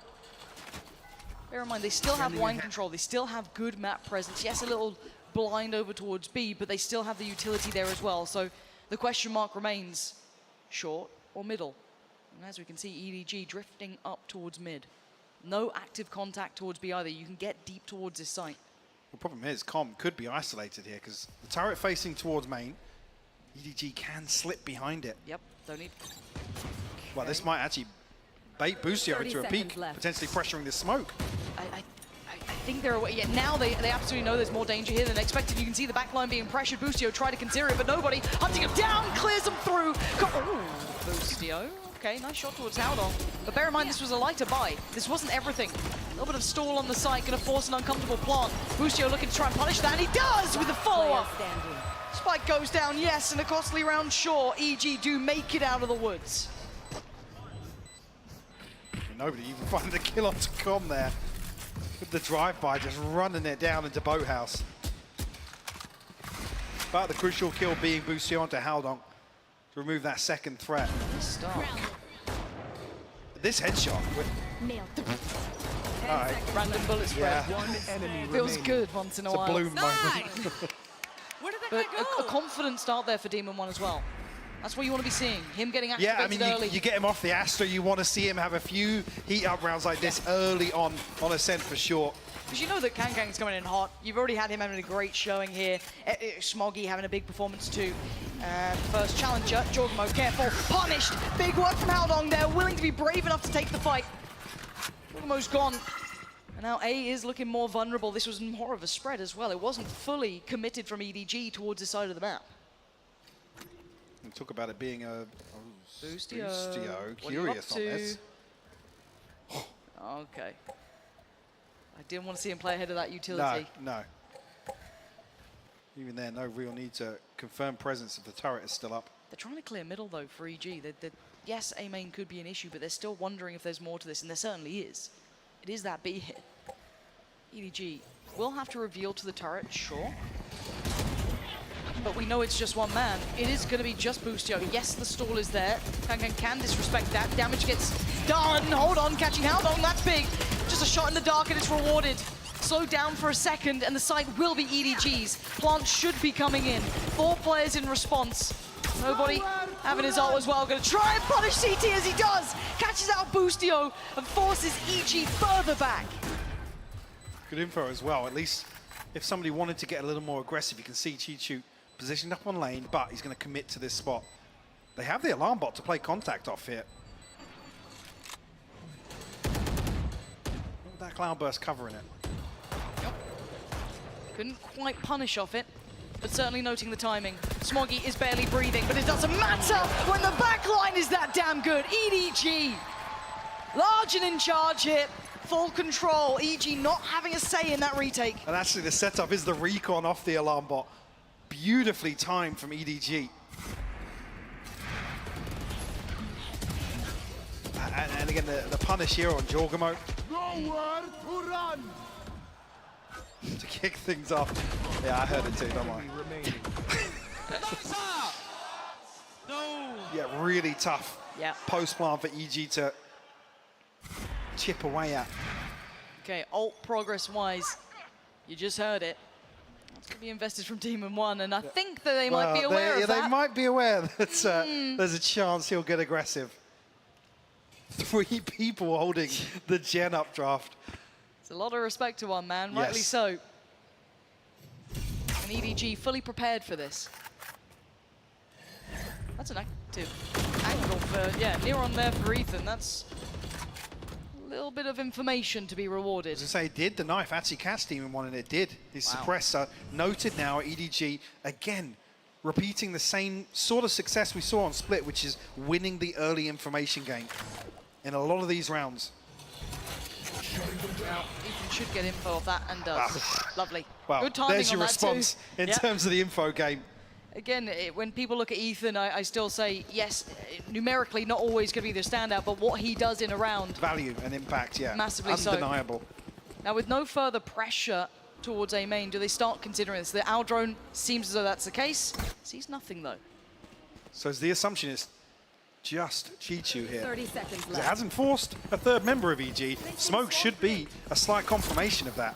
Really should be. And now you're getting the util coming through. Nobody has punished Ethan, though, on the other side of the map, so going to keep the two busy here. Boostio's in danger. When does he go? When does he leave? Demon One does catch nobody, but it's EDG taking towards the site, and Com has not had the hottest start. 10 seconds. And he still doesn't. 10 seconds for the plant. Should be secure. Should be safe. I don't think they can deny it now. You can see Demon One trying to look for it. Doesn't catch a pixel out of place.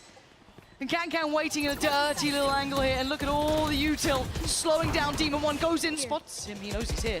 He's trying to hunt him out, and he does! But Chichu claimed Jorgamo. It's all on Demon One. 4 knives, 3 targets. Oh, the opportunity fades. Demon One now staring down the barrel as EDG continue on their path. Extending the lead to 3 rounds. EG going to struggle to purchase back into this. Should just maybe be a sting or a sheriff here and there. Lockdown not really feasible in a round like this. EDG, meanwhile, this ult cycle will begin to swell, actually. Yes. They're going to come back into the buy round in the next, potentially, with the null command, the lockdown, and the Blade Storm, which is already in hand for Kung. EDG in a very, very good position now, bigger picture-wise.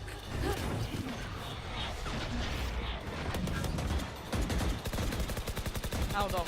Still clearing through. Very aware that Jorgamo has been toying with the idea of keeping that presence towards Wine, but exploration on the other side. Quick clear on the turret, going to call back Chichu to attention. It's not just Boostio. Demon One is here. Guardian too. Suits him. And you can see why. Excellent shot. And now the pressure on the other side of the map. They've taken it. A site is EDG's. Plant should be coming through. I don't think nobody's going to get pressured too much. No. So again, this should be a comfy plant here. Now the lockdown could get played in. They're going to go for it. They're actually committed to the lockdown here. I mean, there's no lurk on short, so this will force EDG into a position where they have to get aggressive or retreat. Doors down. Ethan, hold on, yeah, Can, hold on, the timing, they're gonna get detained, 3 players, Jorgamo, he's hunting them, Demon One's there, Haldon has to try and defend his team, and now look at them, stand and deliver, nobody's down, and EG against all odds, running it through. A total miscalculation, and EG capitalize to find themselves a MasterCard thrifty. Watch this back. I mean, initially it looks okay. EDG find 2 kills, but thinking all right. But then it's like, I mean, they have to base as close to clean up as possible here. And Haldon, he's just overwhelmed. I mean, it was a 1v4 basically. That, you know what I mean? He's literally got 4 players running at him. Back on the buy here. TP on for Jorgamo, but a couple of ults as well on the other side. Chichu's got his lockdown as well. And actually flipping that, I was talking about bigger picture, how potentially we would have been looking at 5-1 here with healthy ultimates for EDG, but we saw the null command come out. Blade Storm invested. Massive swing round here. Potentially evening this up a little, taking away some of that lead that EDG was starting to gather. And now with the operator on, you can see the awareness from EDG. Maybe trying to note that triple swing. Wanted to be extra sure. A little bit of a deeper angle for Demon 1.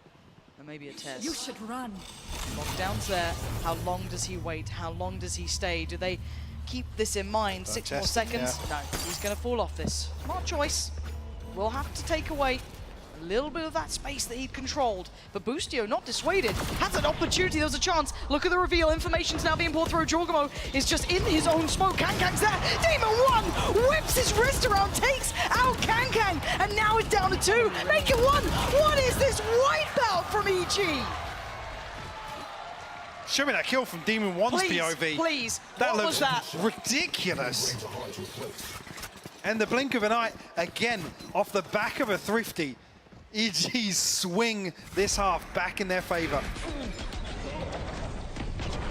Oh.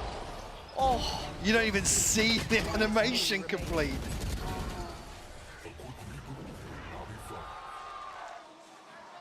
That is disgusting. Let's go! Let's go! Huh. Wonder what she said then. Like I said, she can take the fine for the tricast. True, It's true, fine. true. EDG feeling as though there's a little bit of momentum now with Evil Geniuses. They're starting to warm up a little bit here. So I thought, okay, let's take that away. Let's take that wind out of their sails. It's going to bring this back down and readdress what we're seeing. And the key component being when she let Demon 1 off the leash a little bit, get him off the Astra, let him run rampant in a few of these rounds. It's a much closer affair here. Obviously, Pistol round 2 aside, EG have had some good answers here coming back in. And like I said, that Thrifty being so pivotal before EDG are able to establish another lead.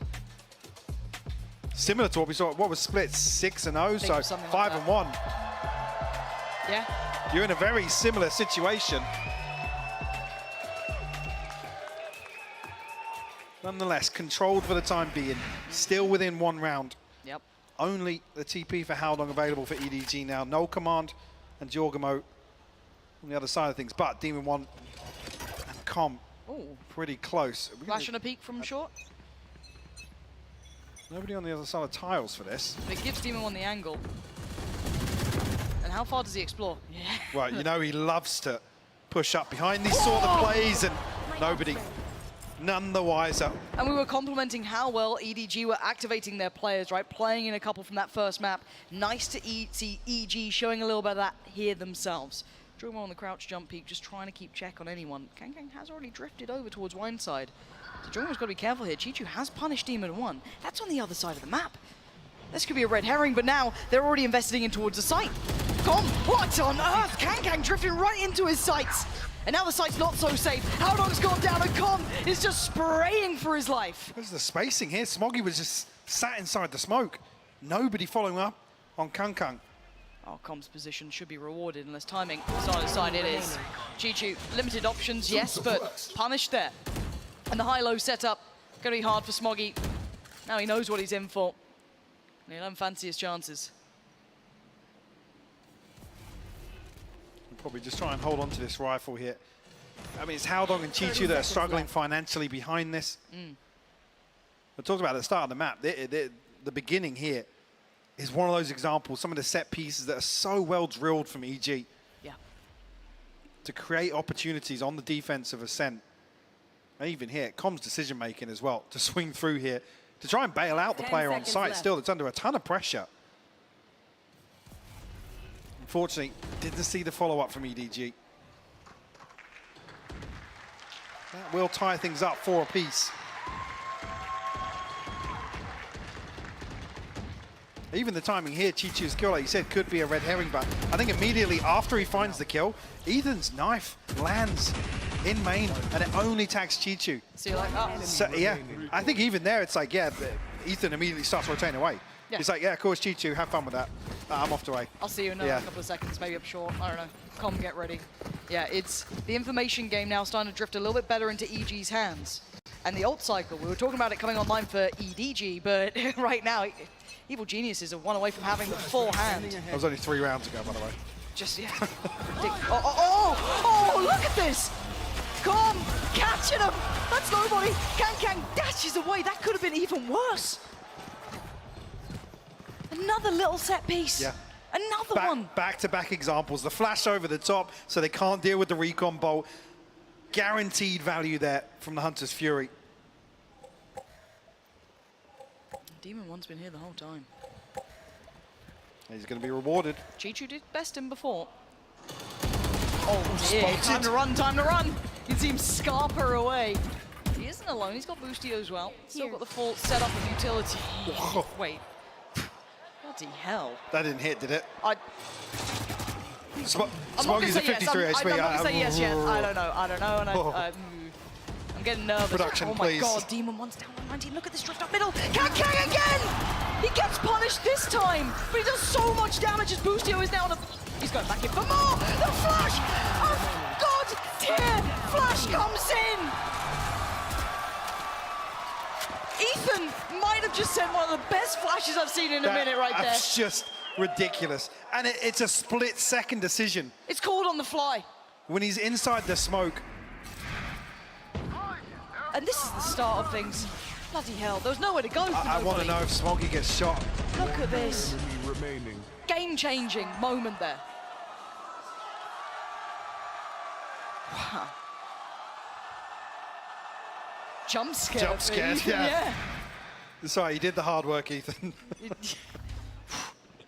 I'm so nervous, and look at this presence in middle. That's 3 players here. Boostio, he's dead. Overwhelmed. Kang with a chance down. Demon One barely saw a pixel. Support from Short coming in as well. Ethan got to be careful to not overdo this one. Demon One is in a little bit of a scenario here, a little bit of a pinch coming in. Back towards B main, but Demon One getting curious, and they are just on the other side. Com is only good for 1 here. They've got access towards the site. B is looking good. Slow down a little, but TP taken. EDG should get a plant. But Mike, look at the HP. Smoggy tries to make something work. Planted. Nobody on 11 HP. Howdong still healthy, but no utility, no paranoia to play with 20 seconds away from a smoke in a 2v3 now. This is on Howdong. As much as nobody can try, even with his ult, it is very difficult with 11 HP. Trying to toy with their minds here. And EG do need to get a move on. Clearing as they go. Paranoia sent, nobody overwhelmed, and EG clear the site. No threats, no problems. And now a defuse going to be coming in. An operator back with Demon One. EG starting to take more of a lead now. Starting to stretch their legs a little bit. Nice pace change coming out here. I mean, to find the open onto Boostio. Beautiful. But difficult with that sort of purchase to follow up on that. I mean, in terms of, sorry, the Odin and the operator being the other 2 obstacles towards B site. Look at the money for EDG. 1 hero rifle. 3 sheriffs. Stinger. I mean, that Hunter's Fury just burning a hole in the back pocket of nobody, but no chances! And another tag for Demon One. Kang's down to 10. Jorgamo so prepared for it too. Shorty ready. Gotta be careful to not get caught out here. Yeah, decides to TP away. Gets to safety. They still got Com there. That shock dart. Oh my god. And right place again. That's stunning. Kang's still finding so much value. And that flash was fantastic. As Ethan swings it in the end. Can Smoggy pull off a miracle here? A 1v3 is a lot to ask for. First challenger, first fight, but Demon One doesn't let him fight alone. Do it again in Demon One. There we go, 7-4. They are stretching this lead. Look at that run of rounds. Come into round 12. Kang will have an operator in hand. Ethan has just been phenomenal with his utility this half. No surprise, that shouldn't be a surprise to anyone. But we've seen so many examples here. And this is the fun thing to me. Does Kang take a fight on Demon One? Does he try and find an aggressive fight to take? Demon One seems very prepared, and maybe a little bit of a fake out here. Last time around it was a swing from Cat, but they notice him early. Demon One now forced away. Kang moves in. Boostio, careful now. Ooh, preemptive, that's ambitious. Gonna force him off. No punish. This will give Smoggy the null command as well. I mean, some big question marks elsewhere on the map. EG haven't gone exploring, though. It's a very deep hold on A site. No utility to play off here.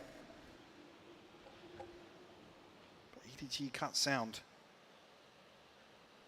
But it's a risky clear back through. Yes, you've got 50 seconds, so there's still time. But as you said, as much as EG haven't explored, EDG don't know that. So they have to be very meticulous in this clear. Well, the knife here from Ethan. Not sure what it connects on, but Ethan. nobody. Ethan! They line up and he knocks them out. Demon One waits and strikes. He went for more. This guy's audacious, but it plays in Ethan. So now it's Chichu with 4 to find and 30 seconds to do it. Maybe he can get his buddy back. Maybe there's still a second. Maybe not, because they are all up for it. And Ethan with a belting round. EG coming alive here on map 2. Strong lead.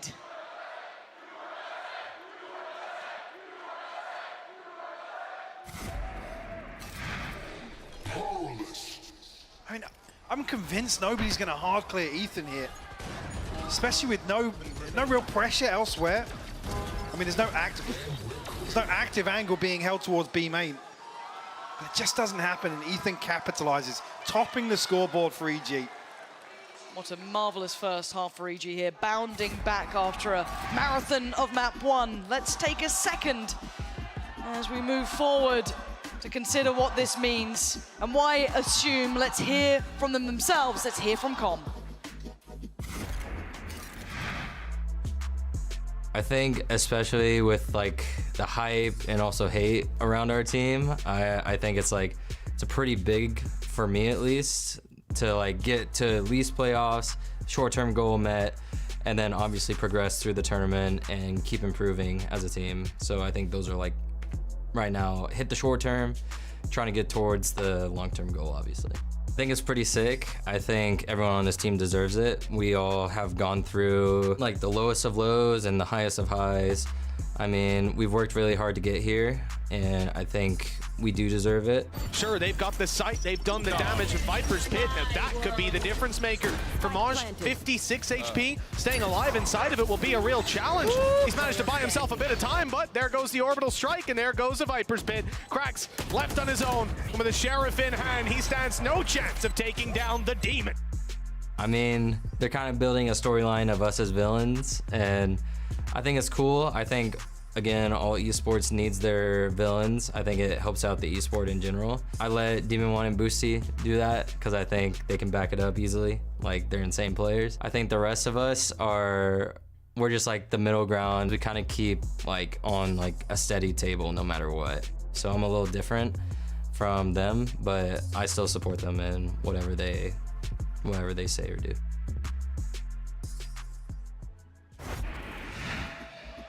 And it would be underselling the possibility of a turnaround here. EDG still have a chance, Mike, but that run from EG has teed them up here perfectly. 8-4, commanding the half, but they are certainly not out of the woods just yet. Absolutely not. EDG need to repeat the success that Evil Geniuses themselves found in the second half of Split, especially to kick things off here. Yeah, I've seen 2 examples of kind of polarizing halves across Split and Ascent so far. Yeah.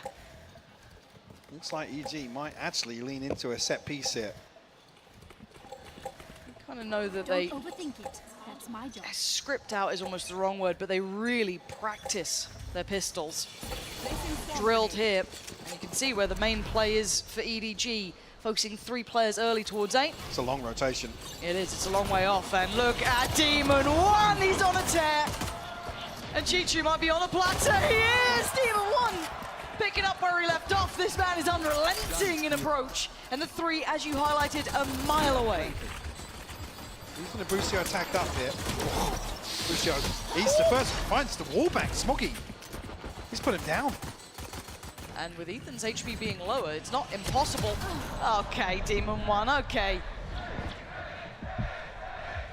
The crowd are calling, he's got 5 HP! Demon One might be answering. 1 more. Held on with the Sheriff. And Demon One prowling, spotted. He's gonna lose 1. They're letting him do it. Demon One answers the call from the crowd. with an ace to start off the second half. Potentially shattering the hopes of EDG to piece together some sort of claw back in at the start of this half at least. Another beautiful flash to set things in motion here. One enemy remaining. Again, the constant unsung hero, doing well on the board, yep. But still, Ethan's work happens in those moments. And I love the way that EG literally allowed him to run for that. It was like, screw it, get in there. And have everyone straight onto the rifle too. Bulldog for Boostio on the other side, Ghosts, and that's it. 3 classics, 2 Ghosts. That's all the EDG have to hold with here. Ethan was actually holding that flash to punish the orb. Nobody will fall. Christ! What is that? Christ! How's Chichu got away with 20 HP as well? I don't know.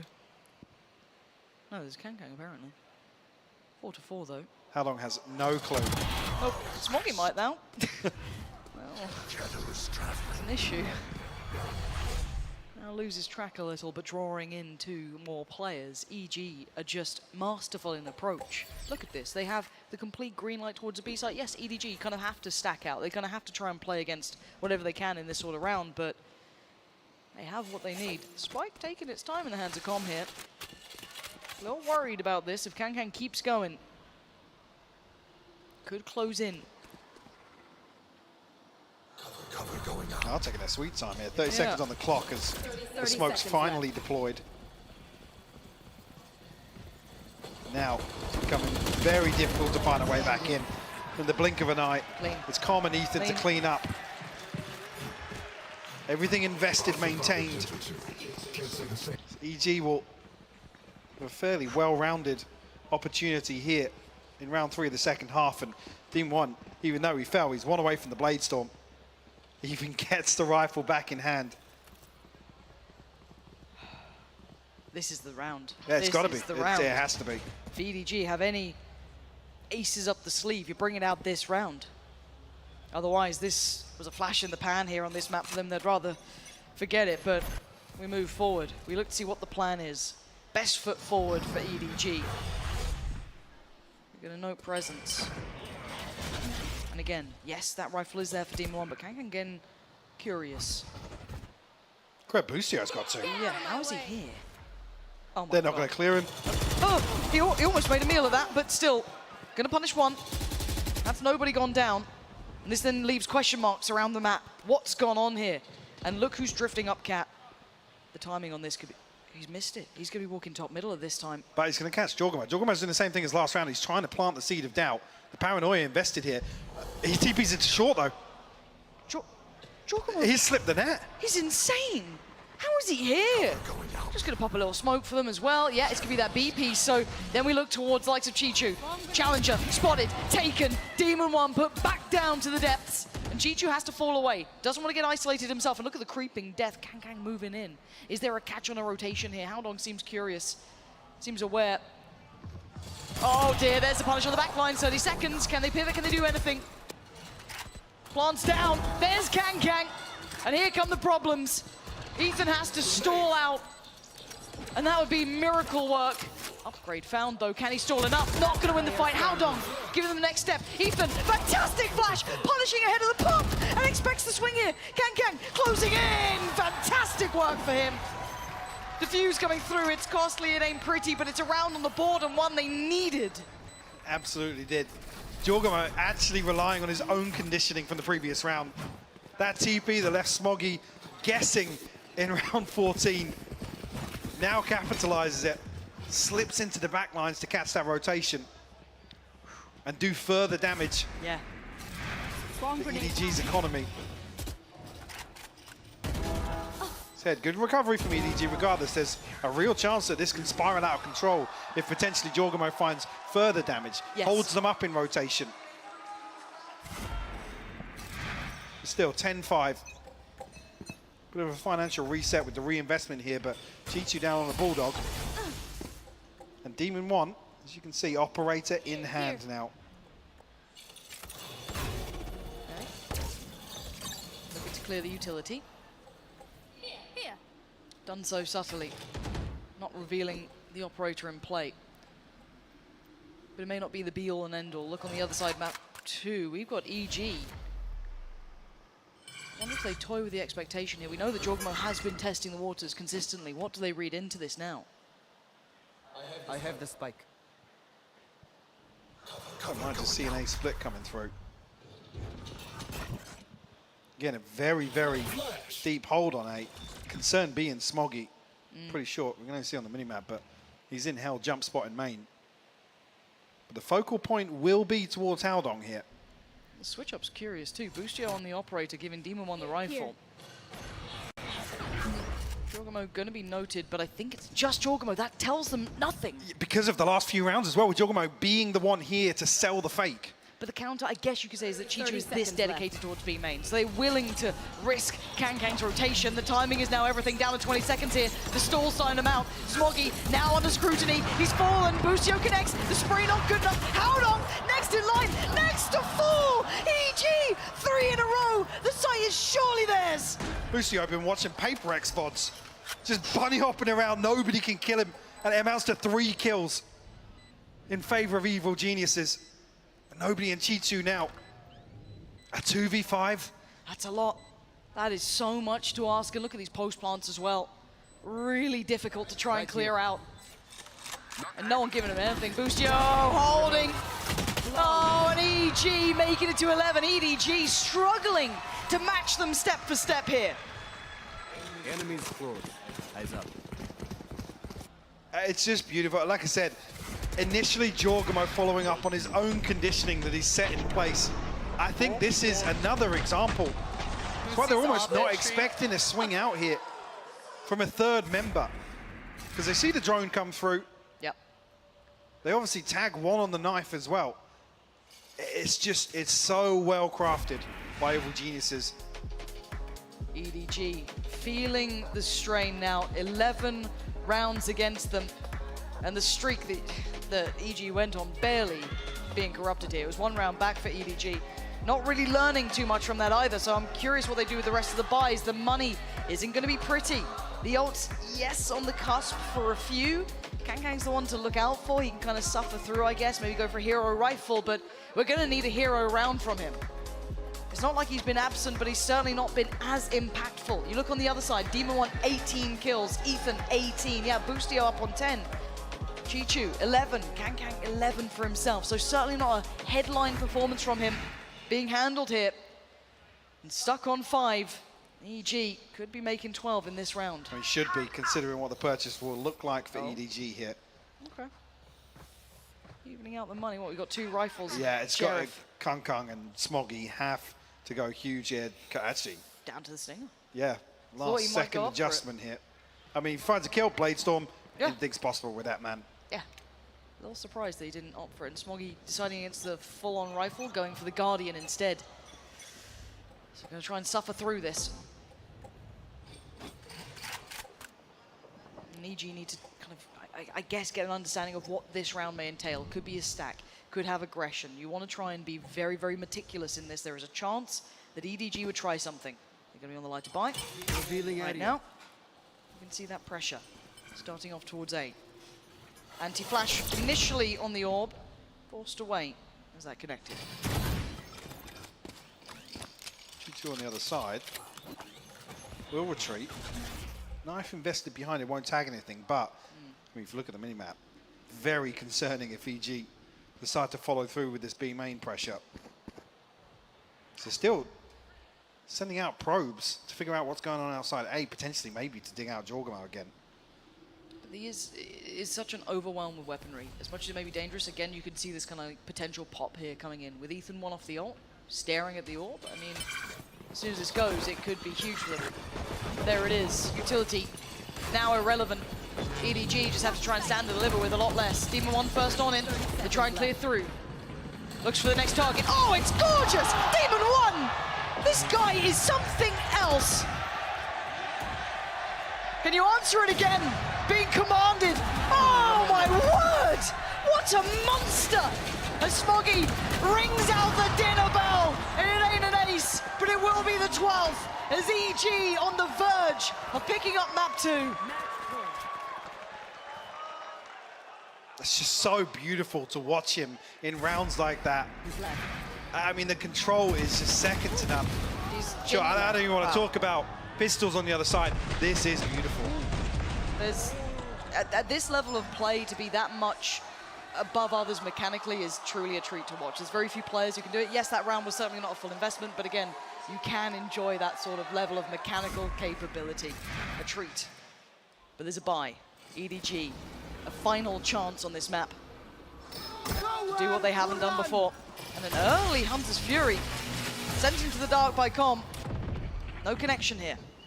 Oh, tell a lie, I think he just, well, Chichu just got a whole lot of damage there.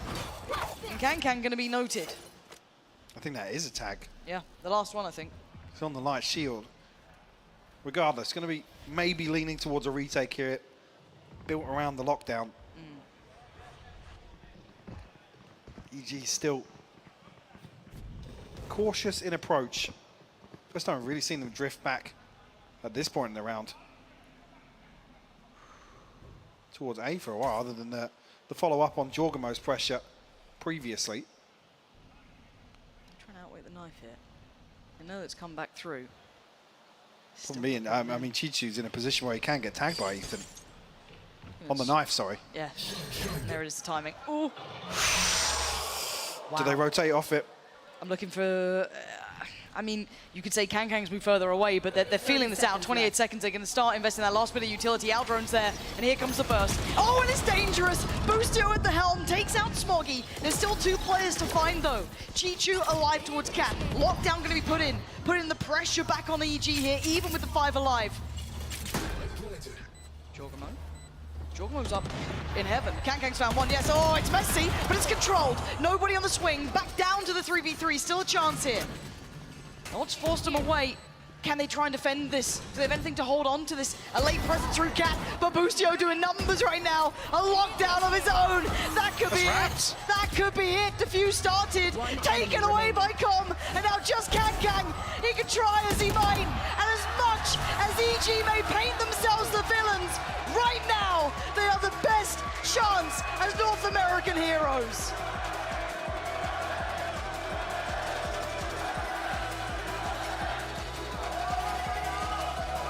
A stark contrast to how Split ended. EG never let their foot off the gas on Ascent here.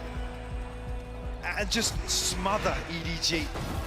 Winning out massively in terms of opening engagements, but it didn't even really come down to that. You can look at some of the utility synergies. It was close to flawless from EG.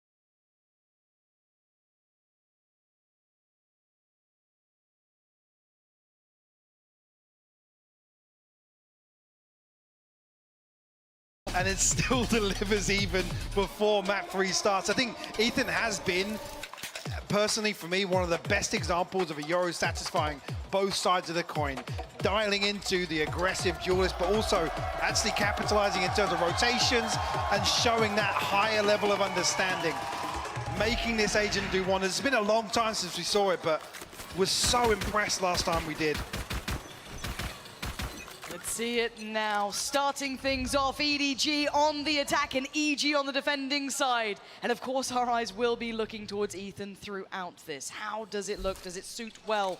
Does EDG have any idea of how to handle it? And Demon 1 gonna be checked on first, not given any quarter here.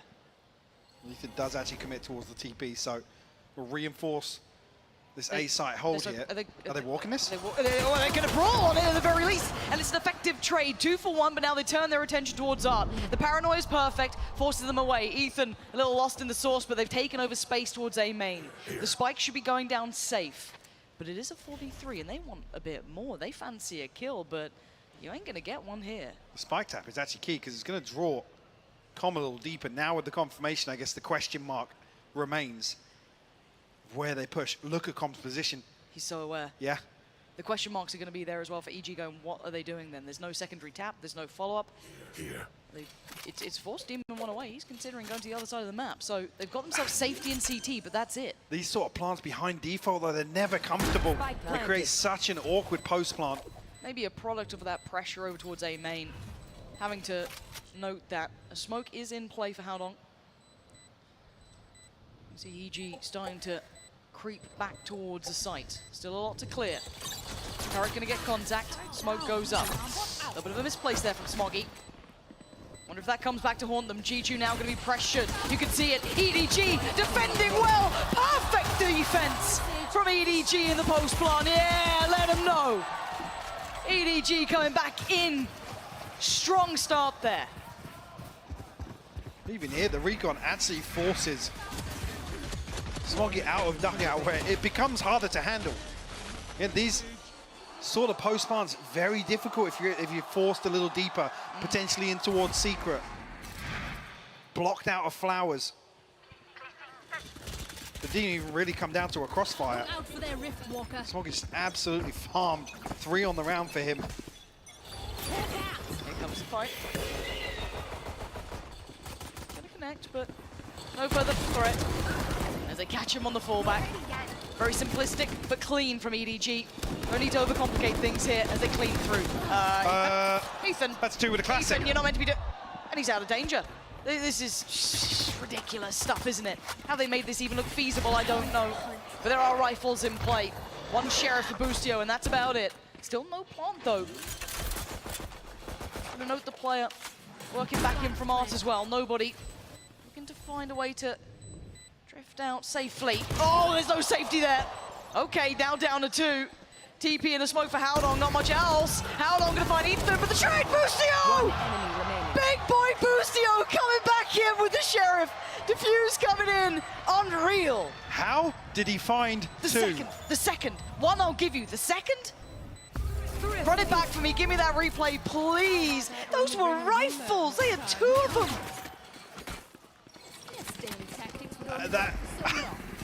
We have had some of the... This? What is that? Come on. Oh, stunning.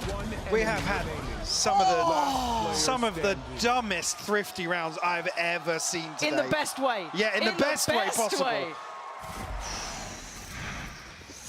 Oh dear. Oh, this is such a great game.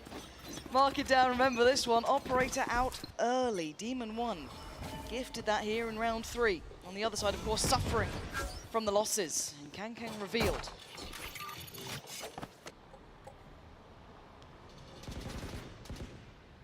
And Howdong, nobody, Smoggy. But wants to potentially be threatening here, and just like that, Jorgamo will fall. Com tested on the first, but Demon 1 responds with the operator. Safety net. He's hunting! He's hunting! Demon 1! This guy's confidence is sky high sometimes. But there's nobody in Chichu, and what do they have here? A little bit of room towards middle, and that's about it. See the question marks around the map, the caution as they clear. There could have been someone backfilling this. It's not the case. The middle may not be available, so Boostio's got to be careful. Oh, come off it, come off it, come off it. He turns back, he turns back. And now EDG back in with a chance here. Nobody trying to get down long as fast as he can. He wants that plant. Can he play and Chichu off this as well? Gonna get Seekers off this. Oh, this is huge, yeah. Instantly, no mess in here. Ethan gonna be revealed. Shot rattles through. Spam comes in, both playing towards the back of site now. Chichu's got some kit here. Could stall out. Demon 1 having to try and clear this through with the operator. That's not ideal. And it's not clean, but it does get Ethan across the line. It's Chichu now in a 1v2. He's found the first, and there's no trade. Demon 1 will have to go nuclear here because Chichu is buying those precious seconds. The tap on the spike, and Chichu's curiosity might just get the better of him here. No, he waits. He waits. Chichu so aware. Anything you can do, I can do better. EDG, yeah, you may lose the last player, but you absolutely have the round. EDG back into things. Another round flipped. A thrifty conversion here from EDG. Nobody finding any semblance of comfort to kick things off on Pearl. Saving grace, Demon 1 carries the operator across. Boostio will be able to afford a rifle.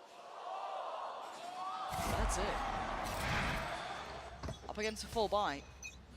And encroaching on some key ultimates as well, notably the pit and the lockdown. So you're going to have a chance to work towards here in round 4. Small bonuses for EG, they're on the right side of the map. Whether or not EDG continue is yet to be seen. A chance. Spike is still committed towards this side, but they are drifting away. Wanting to clear middle here for EG.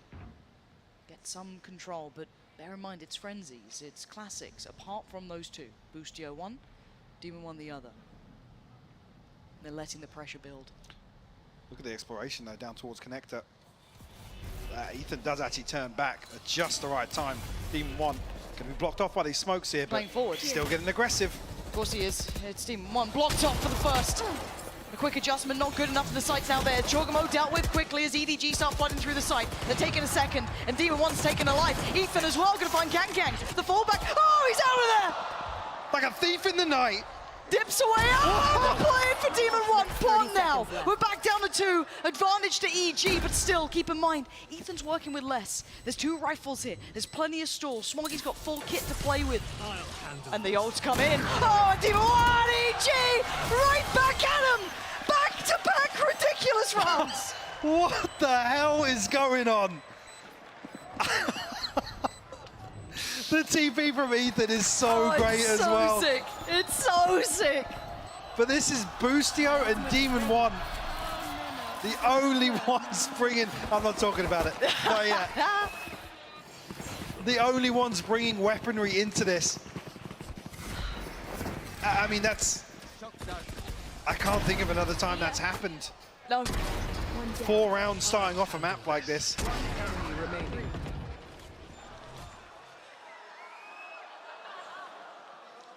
Now, I don't read lips, Michael. No. Oh.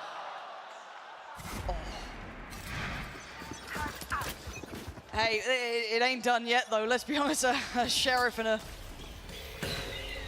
idea. Possible. Yeah, this game is just out of the realms of normality already. This is high-quality Valorant. Both teams refusing to relent here. So EDG back to it. Back towards A. Contact made, and Jorgamo wants to stick around. Willing to spam, and does get connection.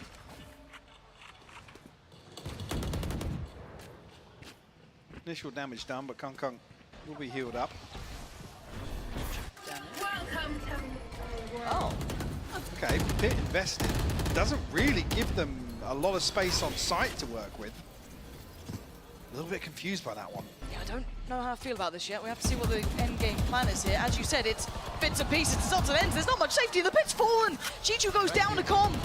And now it's just the pistols in hand. So much invested and so little found. EDG left in tatters as EG weather the storm this time, finding consecutive rounds. Could that be the springboard for EG to find some sort of comfort? Can EDG respond here? Now with the lockdown available, 1 off the Bladestorm, 2 off the Seekers. A few tools available off the rip though for EG. But we haven't seen much of a challenge on the other side of the map. No real presence shown towards mid either. But this is the first real day. I feel like it's the first buy round we're seeing. Pretty much. Round 6, or buy versus buy. Yeah, very extended until we've seen this even enough purchase.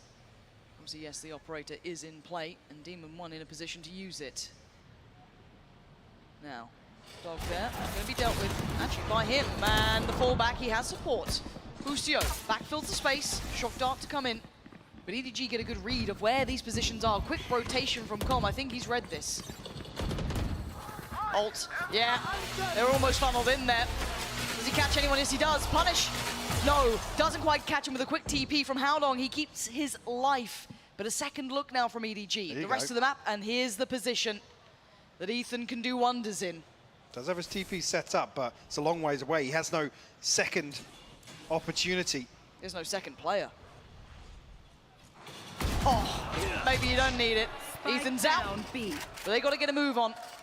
That B site is very vulnerable. Now, gonna have Demon 1 there. The lockdowns trade off here, potentially.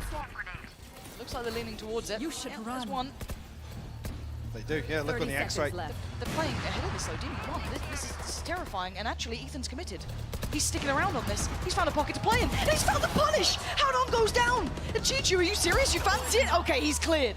Not bad. But the lockdown, the lockdown, the lockdown! Smoggy, stand and face them! There was no escape. Kangaroo's behind them. And Jorgamo reads it! No room for mischief this time. 4 for EG. Really bizarre decision-making there from EDG, especially when the first kill comes through. But there's no chance for them to disengage. It's another time where the lockdown is kind of punishing in that regard. Unless Kangkong's played in on the flank here, you know, you bait one out with being detained. I'm not sure what the end goal is here. There's still 3 members of EG alive. Are we seeing a timeout? That coach's frustration is getting worse and worse. And we absolutely do. EDG slowing things down now. Oh! Someone's up and about, it seems. Yeah, give him a wave. Give him a wave. Play to the crowd. Why not? 4-2. You've given yourself a little bit of room to work with here. But you can't get ahead of yourself. It's EDG. Come on.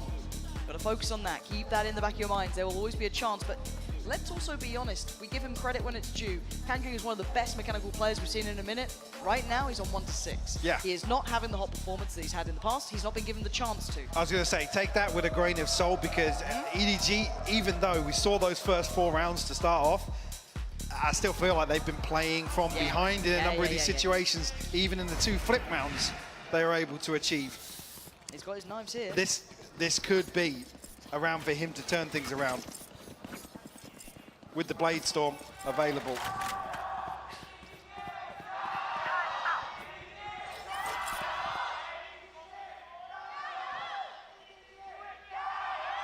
They want a game here. EG on the verge of really getting into things, and Demon 1 with a quick start. We're taking all that space away, and the challenger is waiting. Smoggy. Is Kang taking over Art? No one wants that first fight. He's in a little deeper, flashes forward. Jorgamo's got him, and all the threat of this round is left. There's so little to work from here. Look at Demon 1 spacing. Yes, he's got a late fight. If he loses that, maybe it's a different scenario. But he's so heads up. He's so aware. He turns around, he reads it like a book. The timing for Ethan, not bad either, to slow things down, make it harder for them to play out of Art. It's punished though. Nobody will find the Jorgamo the second layer here outside the smoke. Look where the spike is. Okay, but look at Chichu. Gonna find Jorgamo, and now the spam teed up. coming out from Com, but there's still threat here. Howdong and Chichu, that spike is the issue. How do they get it back in hand? They do have a TP, but it's so vulnerable. Ethan can just play this one out. Paranoia gets sent, so he can't do too much about it. Howdong trying to close down the gap. He gets caught. Ethan's there. He needs help. Maybe he doesn't. Com's there in time. And that spike dropping where it went is devastating. So awkward for EDG to try and recover that situation. Ethan, again, though, you've seen a number of situations where, even on the Yoru, he's happy to play a position where he can put Demon One in a position to succeed, setting him up with flashes outside these smokes, just on default. First time I've really seen an adjustment, actually, of him starting over towards A site. Hasn't seen a lot of action on B long, but he's still sitting 10-4, by the way. Yeah. Similar start now. Not sure how much I reveal. Potentially just one, maybe a second, but the rotation. This is where we get to see that play-in from Ethan. He does have help here as well. Last time around, Boostio was not here. Now with a late drift through, it looks like EDG want to take over towards middle. Play towards those double doors. They had success there in the past. Didn't quite get the information, but Boostio will be forced off. Fake teleport, cutting through. Ethan, here we go. That's three. a chance to reset his TP, actually. 2 down long, 3 through short, and Boostio committing to the same smoke. Hiya can get out of this round. Boostio and Com in perfect unison. And still, yes, they take over long. Yes, the TP gets taken, but at this point, they have no safety on this map. They have no next step. The spike's down, it's out of hand. Howdong desperate for it, he can't find it. EG are in full form. Chichu and Smoggy have no say, Mike. I mean, Howdong's ultimate was the last chance to really safely recover this spike. With both players boxed out towards pillar. Demon One's punished. Oh. Chichu trying to get a snake bite off. Now it's just Smoggy left. Oh. And Boostio lands the killing blow for the Prime Gaming Flawless. EG with the wind in their sails now, Lauren. This is magnificent stuff here. Prime Gaming Flawless, and look at it. Boostio. Again, you're seeing the unison here, seeing Com bail him out like this. We're seeing that synergy that made EG look so good come through here. And this is such a great response to a player like Kang as well, to greet him inside the cloud burst. You don't often see opportunities like that. No. This is after those timeouts where EDG have tried to claw back the game. Another purchase here, though, to play with, but it is missing pieces. Yes, nobody just down on the stinger. They've been able to fashion a buy, even if it's not ideal. But they need more than just the buy, they need a new look. And Demon One's in the right place here. 3 victims waiting. Got his knives, got it all. And a dry peek ain't gonna be good enough. Pops the dash, gets out of there. New angle, new problem for EDG. The paranoia is good, but Demon One's still very away. You can see Can coming over to try and deal with this. He's got a fight, and he loses it. Howdong does wonders. Maybe give them an access point to this site. Gee, what is their response here? Kang tried to get ahead of the drone. Unable to find anything, no, but still finds Jorgamo. What a dangerous player at all occasions, but down to 3 here. Com and Boostio, they're actually the last 2 alive. Howdong is doing everything. Marvelous round from him. Com looking to do some chip damage. Oh, he's got him! Backing away. Flash, but no push towards Pit. Looks for the swing towards Flowers, and it's all roses for Smoggy. As now Com in the 1v2. They knew his position before, but he slips a little deeper. He's toying with timing, and they swing together, and EDG finally stop the rot. Not ready yet. Get a response for a third on the board from EDG. Can they string anything to bed off the back of that? Building back into some ultimates here. 2 off the lockdown, 2 off the pit. And EG have the one good counter for it.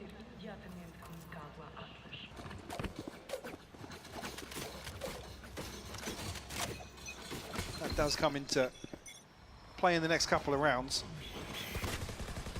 Yes, he does. Jorgamo now. Falling deeper towards the site. You can already see that Ethan committing that TP there. Yeah, quick rotation for him as well. Doesn't want to leave Jorgamo alone, and success on a nice edge for EDG. Can they string successive rounds together? Now drone through towards Art. Not probably going to crest far enough to note the players, so they do get a window of timing. It looks like they want to try and explore on. And Jorgamo disrespecting it, does not fall away. Ethan's going to pop the ult and get moving. Clears out towards A main, sees nothing else. He knows now there's a split in play. TP back through, he still wants in. Oh, it's stunning! Ethan out of his mind at the moment. Is now down to the 3, cleared out, yes, but he finds again a little bit of safety. There's still room for him. Demon 1's on the way, and now Chichu and Smoggy need some heroics. Maybe they got it in them. A 2v2, hard fought for, and now found they get the plant. Yeah, a very safe plant with the pit going up behind this. They need to ideally find Smoggy. He's disconnected, he's disengaged so well, and found a kill on top of it. He's got the lockdown now. Yeah, they're leaving no stone unturned. They do not want Demon 1 anywhere near this round. EDG finding just what they needed before that scoreline became a bigger problem. Observations, then let's run it again. Finally, a consecutive round. Ethan, I mean, the information he manages to gather here, then plays himself back out the smoke. The timing on the recon to find the kill onto Haldong. The fact that EDG recovered this after that happening, giving them 2 in a row. A break from the barrage that EG have been bringing through in an adjustment, but it's Demon 1 this time. They're all here. 1 left towards top middle. It's on this man. Kang on the other side looking for his fight. He wants his pound of flesh. Demon 1 gonna slip a little deeper. Can he find the pick he wants here? First challenger.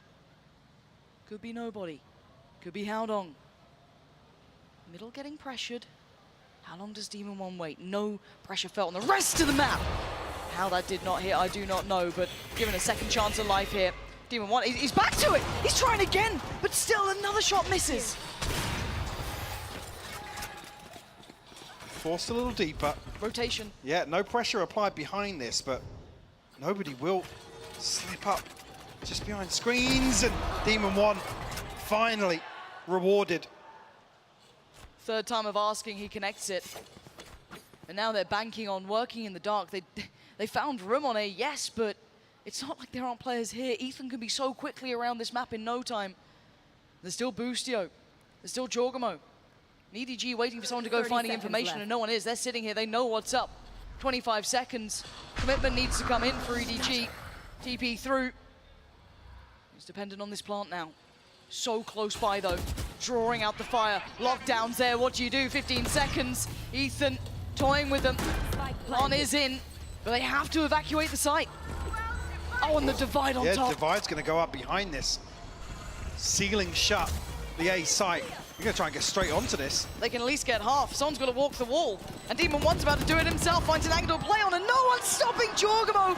Defuse right under their noses. And EG so prepared. Last round in the half. EG up to 7. We enter round 12. Nothing available for EDG here. 2 away from the Blade Storm, but Kang still sitting at 2 and 11. Oh, okay. You see Demon 1 step back, he was like, wait, what? Huh? With all that said, and the success on one side, yes, for Demon 1, it would be a miss to once again address the fact that Kang is still like on I 2. said, yeah. He is not activating this time. He's struggling, and Demon 1 is not. He's in his element.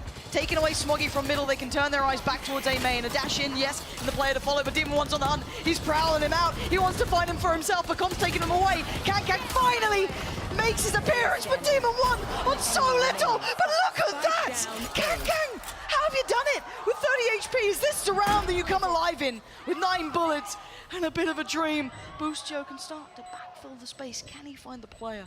Can he find... He's not going around the world, is he? Oh my God. The plants.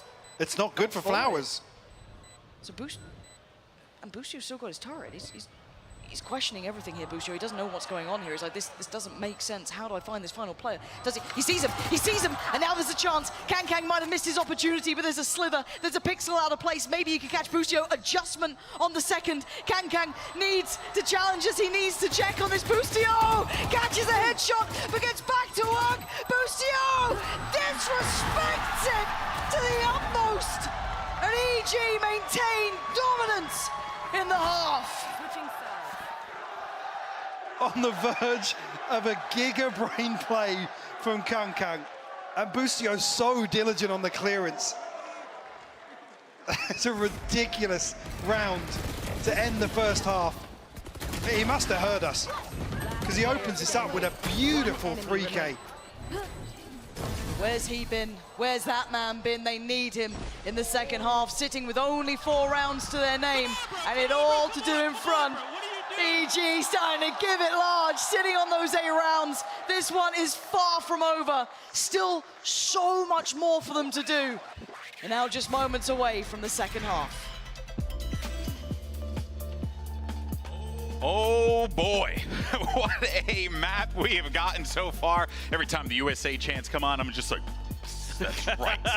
Fix my headset. I'm kidding, of course. What a series we've been treated to here. Pearl 8-4. EG is up right now, and let's just talk about the thing that's been on everyone's mind. How's Yoru doing? Turns out, paper thin, quite well. Yeah, really, really good. I mean, a couple big important things here. First of all, the cross-map gate crashes gives them so much map presence, so much ability to kind of delay. He's playing it like an initiator. Yes, exactly. He plays initiator, and also he allows a lot of easy rotations here for the side of EG. If they're trying to push B, he can delay, shift back over to A if he needs to. It's just really impressive what he's doing, and the combos they're bringing out as well are impressive. Yeah, the combos are really the thing that stuck with me. I was doubtful how they'd make it work with the Fade, but they're combining the flashes from the Yoru with darts from Calm to make these retakes really effective on top of the rotations. It's gotten an 8-4 half here for EG. They are in control of this one, but for EDG, so many times on Pearl, they have made comebacks happen. They've pushed it to overtime. They have pushed it over the line.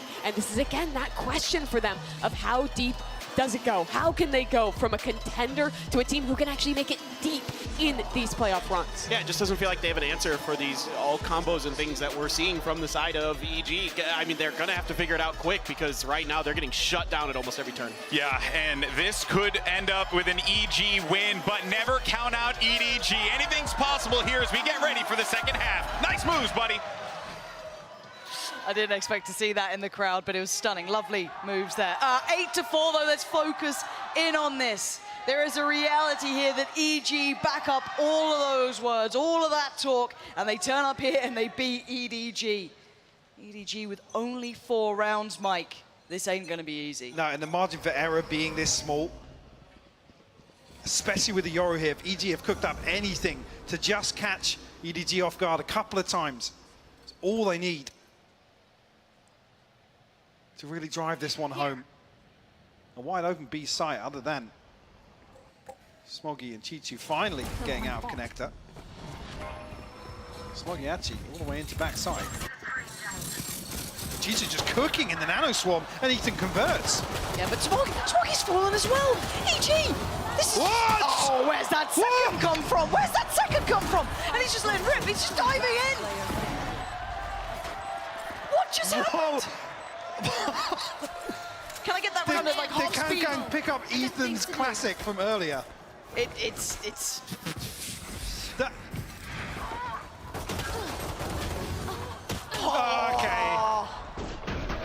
Blink and you miss it. It's even worse the second time round. But it's still not enough. It's still not enough. EG get the start they want here. 9 rounds now. And EDG have to just keep going back into this, right? Like, there's no way around it. 1 ghost in the hand of Chichu, and that's all they got. Yeah, Kang going to be wielding towards Bladestorm early. That's great. But that's about it. I mean, it's the second time we're going to have to claw themselves out with an 8-4 deficit in the half, and conceding the pistol. Potentially round 2 as well. Can EDG at least do some damage here? This is well invested this time around. Going to be 2 members here. And these are them really holding on to the choke point. Kang the closest here, but it's a classic once again. Dare I even say that? Oh, hello. Okay, Ethan's taking him down this time. Still careful on the plant as nobody peeks through the smoke. Smoggy's got Boostio. They've got him at least a little bit vulnerable. Howdog's position, though, this is hard. That's a really hard fight to win, especially against the Bulldog. And nobody's chances dwindle. Revealed, put down, and Ethan makes sure of it. Double digits, evil geniuses. We are now closing in on this. EDG are gonna have to run this back from the very brink of disaster. And they did find round 3 of the second half on Ascent. And a chance here with damage done. Guardian and Bulldog carried across, yes. Concern being Demon 1 already won off the knives. I don't think he's gonna get it here, though. I mean, look at the minimap. Yeah. EDG have read it. They know that they're going to try and go for this to try and convert. They're going to challenge on it? No. No. They're not challenging on this. It's late. The paranoia was late, and now they are so vulnerable to this. The flash was good, but not good enough. Nobody's saving them. Keeping them living, keeping them breathing. Boostio is pumping damage back, so it's certainly not a clean affair. It's a 3v3. Look at elsewhere, though. Jorgamo. I thought for a second he was going to progress towards side, because Smoggy did drift away. That window now closed. Smoggy all the way into backside. Oh, but look at Con. He's not being subtle. So I don't know if they pulled back Chichu, but I don't think it was really going to sell much there. On to the final 2. Bulldog, Guardian, spamming, not going to get it. That spike now lost. 50 seconds, and Jorgamo's got to do wonders. Not going to happen this time. EDG, first hurdle found. Long way to go. It's because if you think back to Ascent, I mean, look at the scoreline at the top of your screen. Yep. It was just round 3 in the second half. EG able to close out comfortably after the initial response. 1 away from Ethan's ultimate. 3 for the lockdown. So on the brink of some really, really big ults. EG, at least this time 2 people stacked up. The fake of the TP, potentially, yeah. I say, well, he was going to commit to that. I got the spike. Now we look to the other side. Kang finally given that operator, but noted. Jorgamo's in a bit of danger, though. Oh! Don't get away. It's not like he's not coming back. He's just got friends this time. 3 They're more looking to with overwhelm him. the ultimate. The dash, operator. Dash is done. So now he's on an island. He's got to run. He's got to get out of there. There is problems on the way, but they're respecting it enough. They didn't close that gap instantaneously. Okay, lucky there, because there was such a huge gap. Like you said, as soon as the dash is burnt up. They've pulled over the additional body. They've got 3 players there. But EG aren't quick to backfill this space, but they might have access towards A.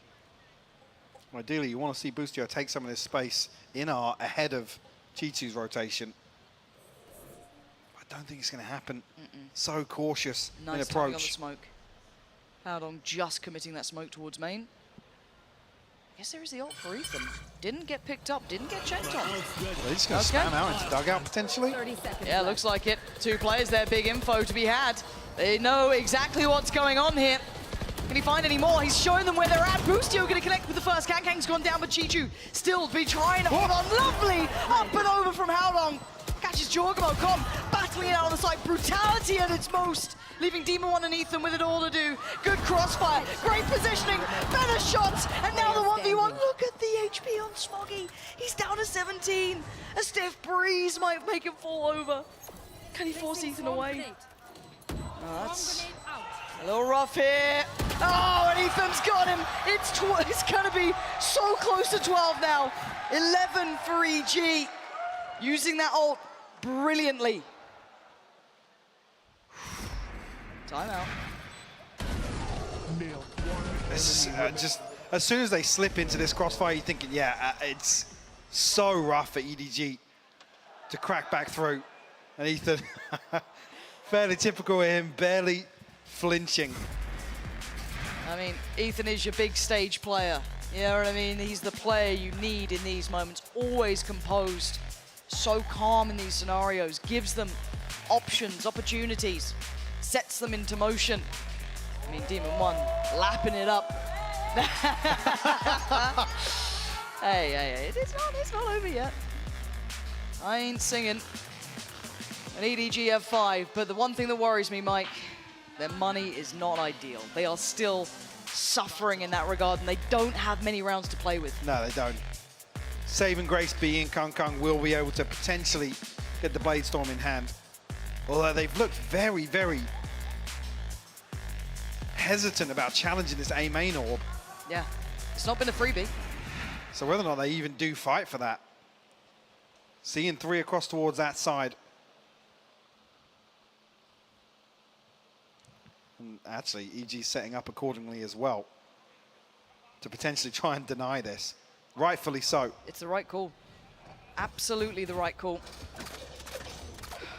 This battle is about to be so bloody between these two. EDG need this. They need something to kind of kick-start it, right? Add a little fire to the belly as we go in. Demon 1, first challenger, flashed up, found, taken down. Follow-up for Ethan, he's got them all dead! EG punishing EDG. The cherry on top, they get the orb themselves. Should be 12 here. If you look at the ult progress, I feel like that might just be the nail in the coffin. Smoggy and Chi-Chi, though, do have rifles. Now Boostio's got the lockdown. If they even get pressured, feel that stress coming through, and Demon 1's hungry. Gonna go to bed hungry this round at least, but still, it's only Smoggy with 4 to clear. And not a lot of time to do it. You can already hear the stall coming out, that utility they can burn through. Still a star there as well. It's just horrific scenes here for EDG. Nothing going their way. That early fight truly determining the outcome. 12 for EG on the verge here of winning against EDG.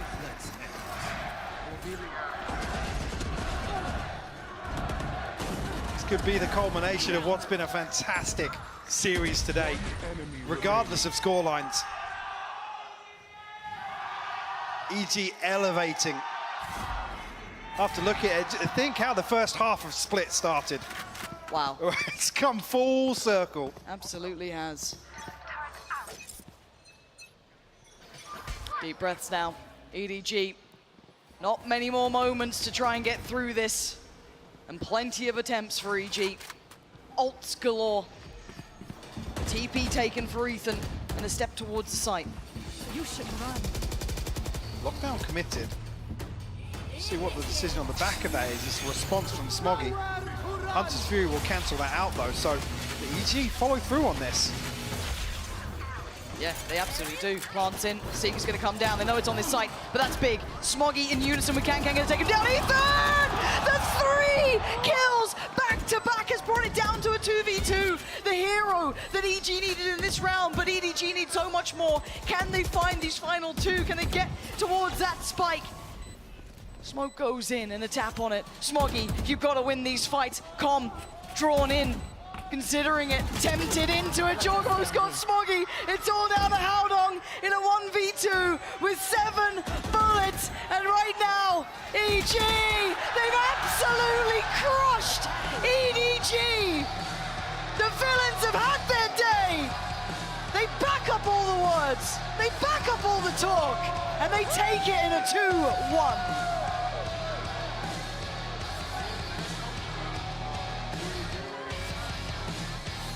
What a response from Evil Geniuses. And again, another example. Happy to innovate, pull out comps like this once again. It's been a while since we've seen Ethan, but I'll double down. One of the best examples of a Yoru satisfying both sides of the coin for me. Undeniable impact. Demon 1 stepping up. Talks about him being let off the leash a little bit in map 2. And it shows here on Pearl as well. But to add to that, gotta look towards EDG. It takes a special team to put them down. These guys have looked the team to beat, the one to worry about. But take into the stage, give it up. EG just put on an absolute masterclass.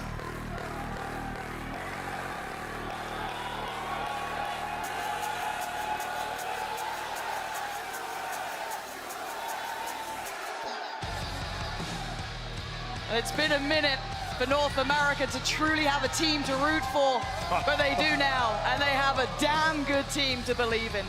Absolutely. Just to come down to some of the other layers in this as well, we're obviously talking about Ethan's performance on Ascent, which for me was absolutely pivotal. So crucial to clawing their way back into this series, because I'll be honest, with what we saw from EG initially on Split, I was very concerned. Again, you see Potter blow both timeouts in the first half, and that pressure, that kind of anxiety starts to build, where EDG they're a team that rides on momentum. They thrive in those sort of situations. It was giving me flashbacks to Fnatic in the finals. It was giving me EG on in the game. It's giving me EG on confident. They didn't look there mechanically. Second half, second map, map 3, it turned the tail around. I mean, as you said, Ethan, an easy one to look towards for having massive impact throughout that series. Demon 1, after a quiet start on map 1, soaking up all that support, really activating, and it truly was a display to be remembered here for EG. Really was.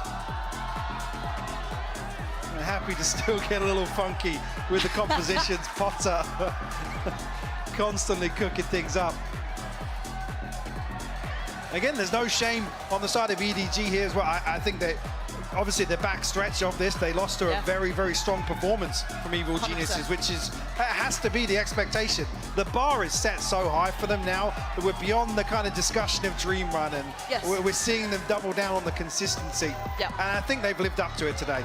You're absolutely right, and I think that is a fantastic note to consider moving forward. I am so happy to see them find that consistency here. I think they're a team that you can't help but enjoy watching them work. And as I said, taking glimpses back throughout this series as we get our interview ready, this has been marvelous. As said, EDG, we're on a hot streak. They are still, I couldn't imagine a worse team to meet in the lowers. I would be petrified. Dude, Fnatic and EDG down in the lowers. Oh God! What is the lower bracket? Oh that is a gauntlet to have to run. That just dawned on me.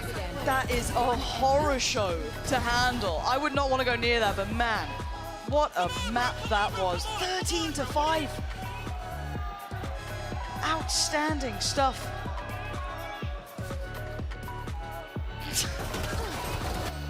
I love that we just included the Luddy in this. Yeah, of course. Of course. Of course we did. Wow. I think I need a break after this one, because this has been probably one of the better Valorant games I've seen in a long time. What a fantastic series. An absolute treat to be able to watch this one unfold. And like I said, that scoreline aside, Lauren. Yeah, the rounds, it doesn't do it credit. No. From map 1 to map 3, you want to watch this back. Watch it back every single time. Even then, the bailout from Ethan. Nero forgot about it. God. Oh, that's how they're going to do it. All right, there's no one else I want to speak to than Busio himself. Let's head down there now. Make some noise for Busio! All right, okay. Before we get into this, Busio, as the person that kind of started this rivalry, I'm gonna give you the platform to talk your truth. You earned it. To be honest, it feels amazing because I think they are a really good team, but we ended up just destroying them, and I defended my honor, and I did it for America. You did indeed, you did indeed. Let's talk about your chamber. Been a minute, how was that? I played really bad that map. What can you do? I IGL, sometimes it happens, can't shoot back, but I mean, we won the series, that's all I care about, to be honest. Yeah, that's all that matters, but when it comes to, you know, the fact that you guys changed a couple of comms, you know, we saw some of the lock-in stuff that came back out again. How long have you had to prep this? When were you kind of expecting to whip all these new changes out? For the Yoru, we actually been prepping for a long time, like right after Tokyo, but we were gonna save it for playoffs because, you know, an important match like this, and then the chamber comp we swapped probably last week, and yeah, it's working. What was the reason for Demon 1 on Astro? I don't think many people expected that. I'm gonna be honest, he doesn't like opping sometimes, so I was like, I like opping, and I used to play chamber. If you feel comfortable in Astro and want to do it, then I'll play chamber. And I've been playing KJ for so long, I'm kind of tired of it. So I kind of wanted to play chamber, and it just, you know, didn't work out, but it's fine. Change of scenery, I guess. Change of scenery. Yeah. You guys are on a hot streak right now because, as you know, the second place curse is quite strong. Usually when you come second in the previous tournament. Real. Yeah, there we go. You guys have broken that. Yeah. You're looking great here at playoffs. You're guaranteed top 6 already. Do you feel like there is any other teams in this tournament that can touch you, that can challenge you? For one, we are going to destroy DRX. I'm almost positive. We're feeling very confident, and for teams, Loud's looking very strong. I think Fnatic's still probably the best team in the world, even though it was a rough series. So Fnatic and Loud, I'm pretty scared of, but we're ready for DRX. Yeah, you're ready, Yep. you're ready. I think a lot of teams are showing you a lot of respect, you know. EDG even banned Fracture today, Yeah. even though they play Fracture, but I think teams, they just don't want to go there against you, which I feel like is a very different narrative if you compare it to Tokyo? Yeah, Tokyo. So how does that feel to earn that kind of respect? It feels amazing, and yeah, I think teams just realize just don't play us on Fracture or you're going to lose. And it just feels good to like have a map that good and pro teams that scared to play it against us. Yeah, why do you think that people are scared of you? I know you guys, you know, you like to talk a lot, you like to give it, but what is it about you guys that makes you scary? I just think we're just having more fun than everyone else, to be honest. I mean, all of us just come up from nothing, and it's been amazing playing in Tokyo, and playing here is a dream come true. And we're just here for a good time. Yeah, we're here to see that as well. Come on, one more time, one more time! Thank you very much. Thank you. They're here for a good time, and it turns out they're going to be here for a long time as they manage to pick up a massive win against EDG. And Boostio backs it up because, boy, oh boy, would he have had egg on his face otherwise. An incredible series top to bottom, and also did it for America. That's right, Mimi. You too, even though you live in Korea. I'm Pacific now. Well, I can't join in this. I'm sorry. No, but let's just jump into it and talk about this series. What a treat that this was, top to bottom. But it did definitely feel like, especially in that pro game, EDG just kind of ran out of ideas, and EG just had every single answer you could possibly ask for. Yeah, they debuted 2 new compositions. In particular, I think the ideas around this Yoru is excellent, and just EG's, their game plan's on point. Ethan is playing lights out. This team just looks in peak form, like we were seeing at Tokyo. And honestly, it's just like, it feels like there's something special about this team. I don't think I've been like as patriotic and like invested in a team probably ever, but there's just something about these guys, despite the fact that they've gone from like the lovable, nice team that made it here by a miracle to now making themselves into a villains. It's just such a cool arc to witness that it's really easy to get behind this team, and having an NA representative that can do that for champions in Los Angeles is awesome. The America's American. You know what I mean? We're just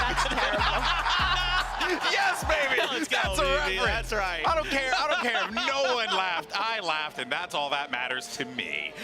But you know who was definitely having a great time out there, Paper Thin? Demon One. Yeah, he was nuts today. I mean, just absolutely all over the place.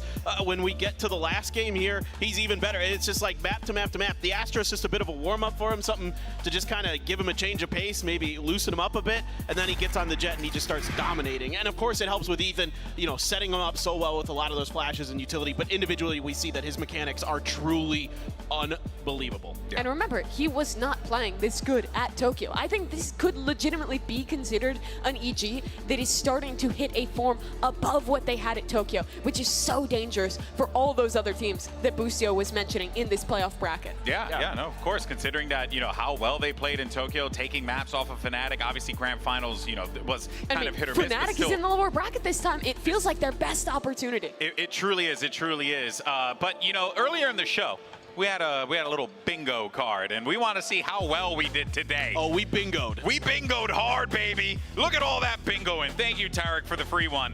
And yes, this was fantastic. All this was great. We nailed this, Mimi. I'm quite proud of us. I think both these series lived up to the expectations. It makes me really happy. Just 2 incredibly exciting games today. We got the Yoru out, which I didn't think we would see. So yeah, I'm glad we pulled it off. We got the Yoru.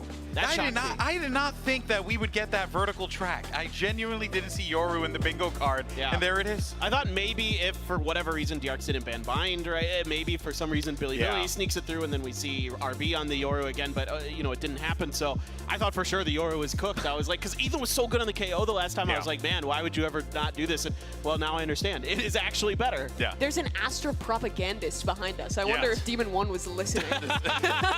This Astra propaganda that we've been subjected to here on the analyst desk. How dare you? Play Omen. I'm kidding. Whoa. Well, I'm a Broman, so, you know, I'm a big fan.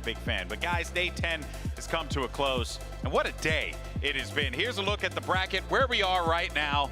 And even though DRX and EG, I think a lot of people had, I think EG and EDG were a coin flip. The way that it came about, Mimi, I think was very fascinating. DRX struggling in the beginning, same thing for EG. Yeah, it's really going to be some interesting games in the upper bracket, but oh my god, is that lower bracket stacked? You have Fnatic down there, you have EDG down there, and then it's like 2 regional matchups. Foot has to play against Fnatic. I feel bad for them. And then after that, you also have this Pacific matchup. Like, it's just such a crazy lower bracket to have here, right? It's a rematch between EDG and BLG there. Like, that's insane. And think about this. We get 2 Americas teams and 2 Pacific teams up in the winner's semis. I mean, this desk is well represented here with what we've got going forward. So be careful, because I'm super excited about that. Someone will start a Reddit thread about you being biased. Okay. Oh no! So just be careful. How horrible! Oh, what a shame. Oh my!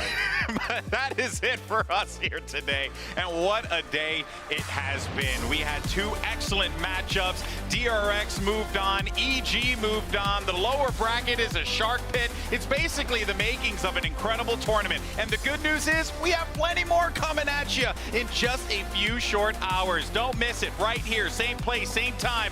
That does it for us. Here's your Prime Gaming end of day highlights. We'll see you tomorrow.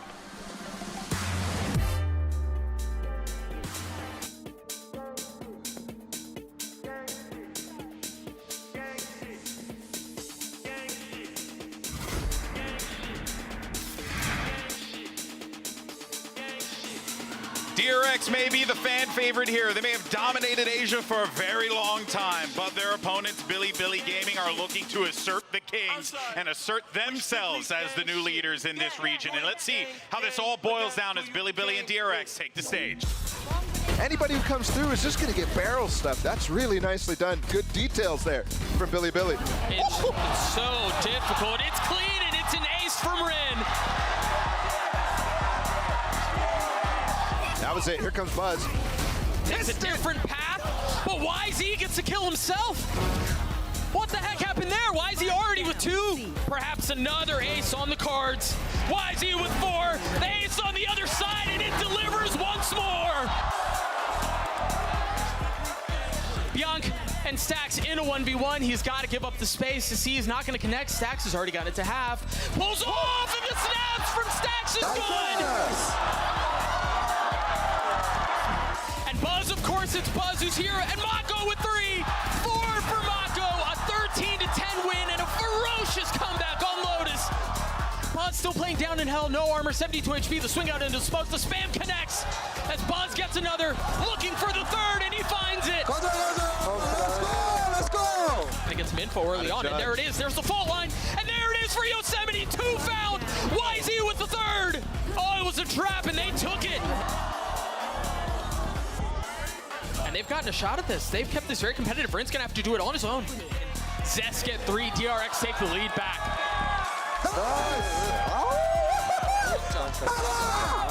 Who established control, but do they know Mako's here? He can stop the round by himself. He's gonna swing on it, but the spike planted. Mako with 3, and the round is over. DRX survived the best possible shot that BLG throw their way in advance. It's the matchup we've all been waiting for. Evil Geniuses takes on EDG. Words have been exchanged by both camps, strong words at that, but now it's time to truly put up or shut up. Falling back further is Demon 1 waiting. Striking takes down Chichu. This could be huge. Oh, Mouse will jump for Demon 1. It doesn't matter. He's back on track. Good jump, Max. Good jump. Tactical. Did he spot the player on the site? No, he didn't, so Chichu gets a second lease of life. A chance to follow up towards Calm, a little isolated. Oh my God! It's stunning from Chichu. Claims a little bit of safety in CT, but he's got nobody on the other side. No flash there just yet, but this would be insane! Demon 1! Alive and well! You can see the pressure, and Smoggy plays ahead of it! Taking down 3! Outstanding work! And EDG are winning map 1. Ethan! They line up and he knocks them out. There's still a second, maybe not, because they are all up for it. And Ethan with a belting It is, it's a long way off, and look at Demon 1, he's on a tear. Okay, Demon 1, okay. The crowd are calling, he's got 5 HP! They're letting him do it! Demon 1! Answers the call from the crowd! Looks for the next target, oh, it's gorgeous! Demon 1! This guy is something else! As EG may paint themselves the villains, right now, they are the best chance as North American heroes. Turn their eyes back towards A main, a dash in, yes, and the player to follow, but Demon 1's on the hunt. He's prowling him out. He wants to find him for himself, but Com's taking him away. Kankang finally makes his appearance, but Demon 1 on so little, but look at that! Kankang needs to challenge us. He needs to check on this. Boostio catches a headshot, but gets back to work. Boostio disrespects it to the utmost. Come on, bro. What are you doing? Leaving Demon 1 and Ethan with it all to do. Good crossfire, great positioning, better shots, and now the 1v1. Oh, and Ethan's got him. Let's go, man. Let's go. Bye-bye. EG, they've absolutely crushed EDG. The villains have had their day. They back up all the words. They back up all the talk. And they take it in a 2-1.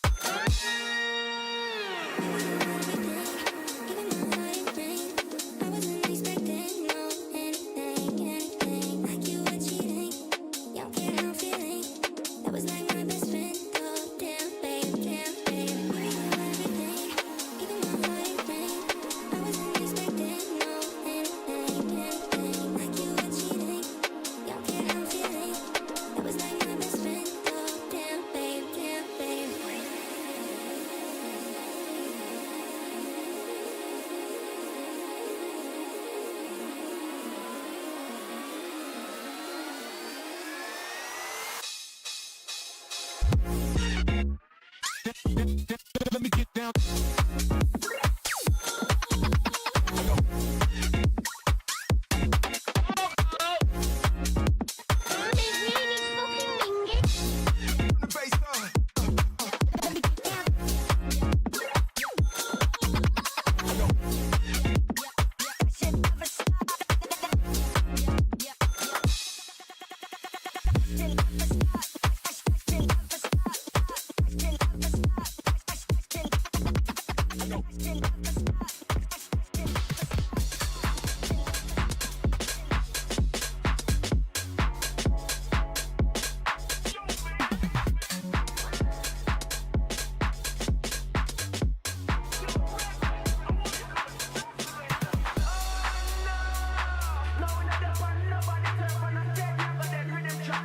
Going on a long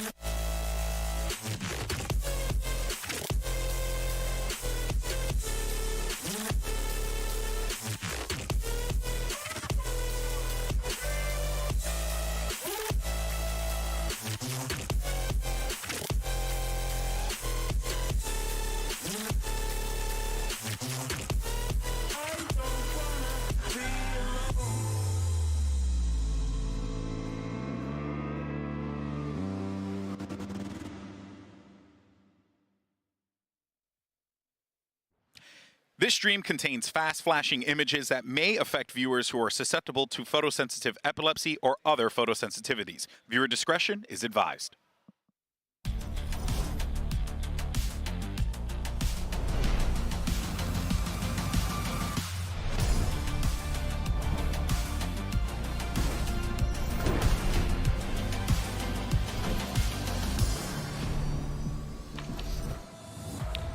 Two Chinese teams have broken into the top 8. And Fnatic got 2-0'd. What the hell is going on here? And you're going to have to watch to find out. Hello, everyone, and welcome to Day 10 of Valorant Champions, coming at you live from the Shrine Expo Hall in Los Angeles, California. Of course, I'm Golden Boy here alongside with Mimi and Achilleos, who's joined the desk. And we got a crowd today as well cheering us as soon as I say my name. Look at that. Crowd every day. Yeah, exactly. Showing up. People have It's been about a showing up weekday. here. Yeah. Who cares? You guys have been doing a great job. I want y'all to know this. Yeah. Seriously, great job. And it's going to be a good day for the crowd today because it's the two home teams playing. Of course, BLG and EDG. Yes. Wait, what?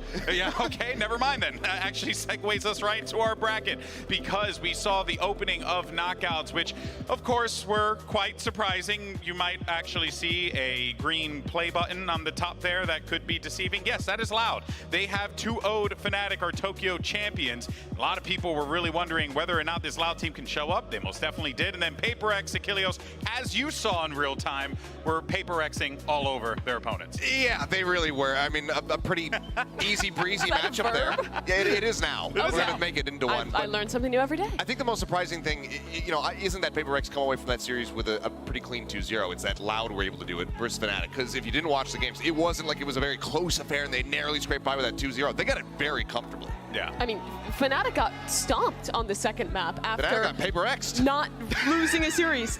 They did get Paper X'd all over. Yeah, and after not losing anything all year and being expected to just cleanly sweep champions, that happens. The tournament's already ridiculous. I may have started a problem with you. This is I don't think so. Quite an issue here. But of course, in a little bit though, we're going to see our two matches. We're going to have DRX taking on Billy Gaming. And then later on, it's going to be Evil Geniuses versus Edwards Gaming Video Team. It's going to be quite impressive. I'm very excited. Is that what the LLC is called? That is actually the official listing of it. I talked to him. It's a long story. You know Edward? We go way back. Really? First name basis. I know him by Edward. He doesn't know me. In any case, though, we have two Chinese squads on deck today, and you got, of course, an Edward and two Billies. Both great names. They're simple, they're clean, they're elegant, some might say. But I have a question for the panel here today, and dare I say, a question for the house as well.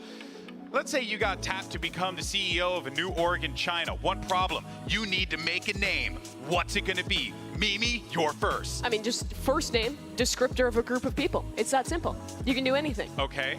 First name that comes to mind for me, Jeff. What's a descriptor of people? We already have gaming, we already have this stuff. Jeff Clan. Simple. Fantastic name. Is that I remember that player from America's League. Yeah, that was, they used to play for Loud, but they learned Mandarin and got picked up by Jeff Clan. So oh, nice. exciting boost. She's going to have to do pretty soon. I've never seen that photo of you. It was a very interesting day. I'm reeling a little bit from that taken. one, but I like it. You know, sticking with just a basic name is good. Wait. Edward. Is Jeff. That's Jeff. Okay, because it kind of looks like either Cheech or Chong, and I'm not too certain. No, that's Jeff. Okay, that's perfectly Is fine. that a name of a person I should recognize? Oh, God, Mimi, I forgot you're 20. Anyway, moving on to the next one there. Let's see. Here's mine. Okay. So I decided to go in a similar direction. First name, descriptor of a group of people. Exactly, but you have to say it. It's Steven Esports, okay? That's it. And this is our logo. I've worked What very part hard of on this it. is your logo? The whole thing. The logo is like a 9:16 image. Yes. Oh. Yeah, Riot actually told us that we couldn't make it into our logo, but we just said screw it and made it anyway. I don't know if that's how that works. I like Hello, your my name is Fisher-Price Steven. headset that you're rocking in this. I feel like this was created by like me in like computer lab in like 2009. And I've just discovered kid pics. How big is my ear? Baby's first headset. That's what this is that you're wearing. And it's more ridiculous just because I'm bald. In any case, so. Lorem ipsum. All right. Is that your motto? Yes, it is Lorem ipsum. What does that mean in Latin? Oh, it means go get him, Steven. Okay. That's what it means. What you got? I went with something basic, something I think everybody else can get behind, which is just Seth King Gaming. You named Seth it after King yourself. Gaming. Yes, Seth King Gaming. For short, you could say SK Gaming. I don't think that's ever been There's used a team before. already so called SK no, Gaming. No, there's not. Wait, I feel like I recognize that in what logo. esport? I don't think that doesn't exist. This is a brand new idea. We're going with SK Gaming. You got the nice bright colors, that baby blue with Also, the pink. that's the colors of the BLG This jersey. is something that everybody can get behind that you've never seen before. I'm not behind it. But this is like, we're gonna get sued. Yeah, that's literally SK Gaming's logo, Seth. No, it's not. Okay, I mean, you know what? SK Gaming, they haven't existed since they got backdoored by Expeke, so it doesn't matter anymore. I don't think that's how copyright works. Which team is your favorite? Tell us in today's MasterCard fan poll. Is it Jeff Clan, Steven Esports, or Seth King Gaming? Make sure you let us know. Scan the QR code. Do that thing, you know, that the kids do these days. And I don't know why I keep doing this, as if this is like what you're doing. But in any case, so make sure you use those hashtags, Valorant Champions, as well as VCT, so we can feature your stuff on the broadcast, because they're not called tweets anymore. And that would have been awkward if we put it in the script. Now, we're going to take a quick pause for the cause. And then when we return, Seth and Mimi are going to be seeing eye to eye when we play a fun little game of agree to disagree. We'll be right back. I already disagree with his branding.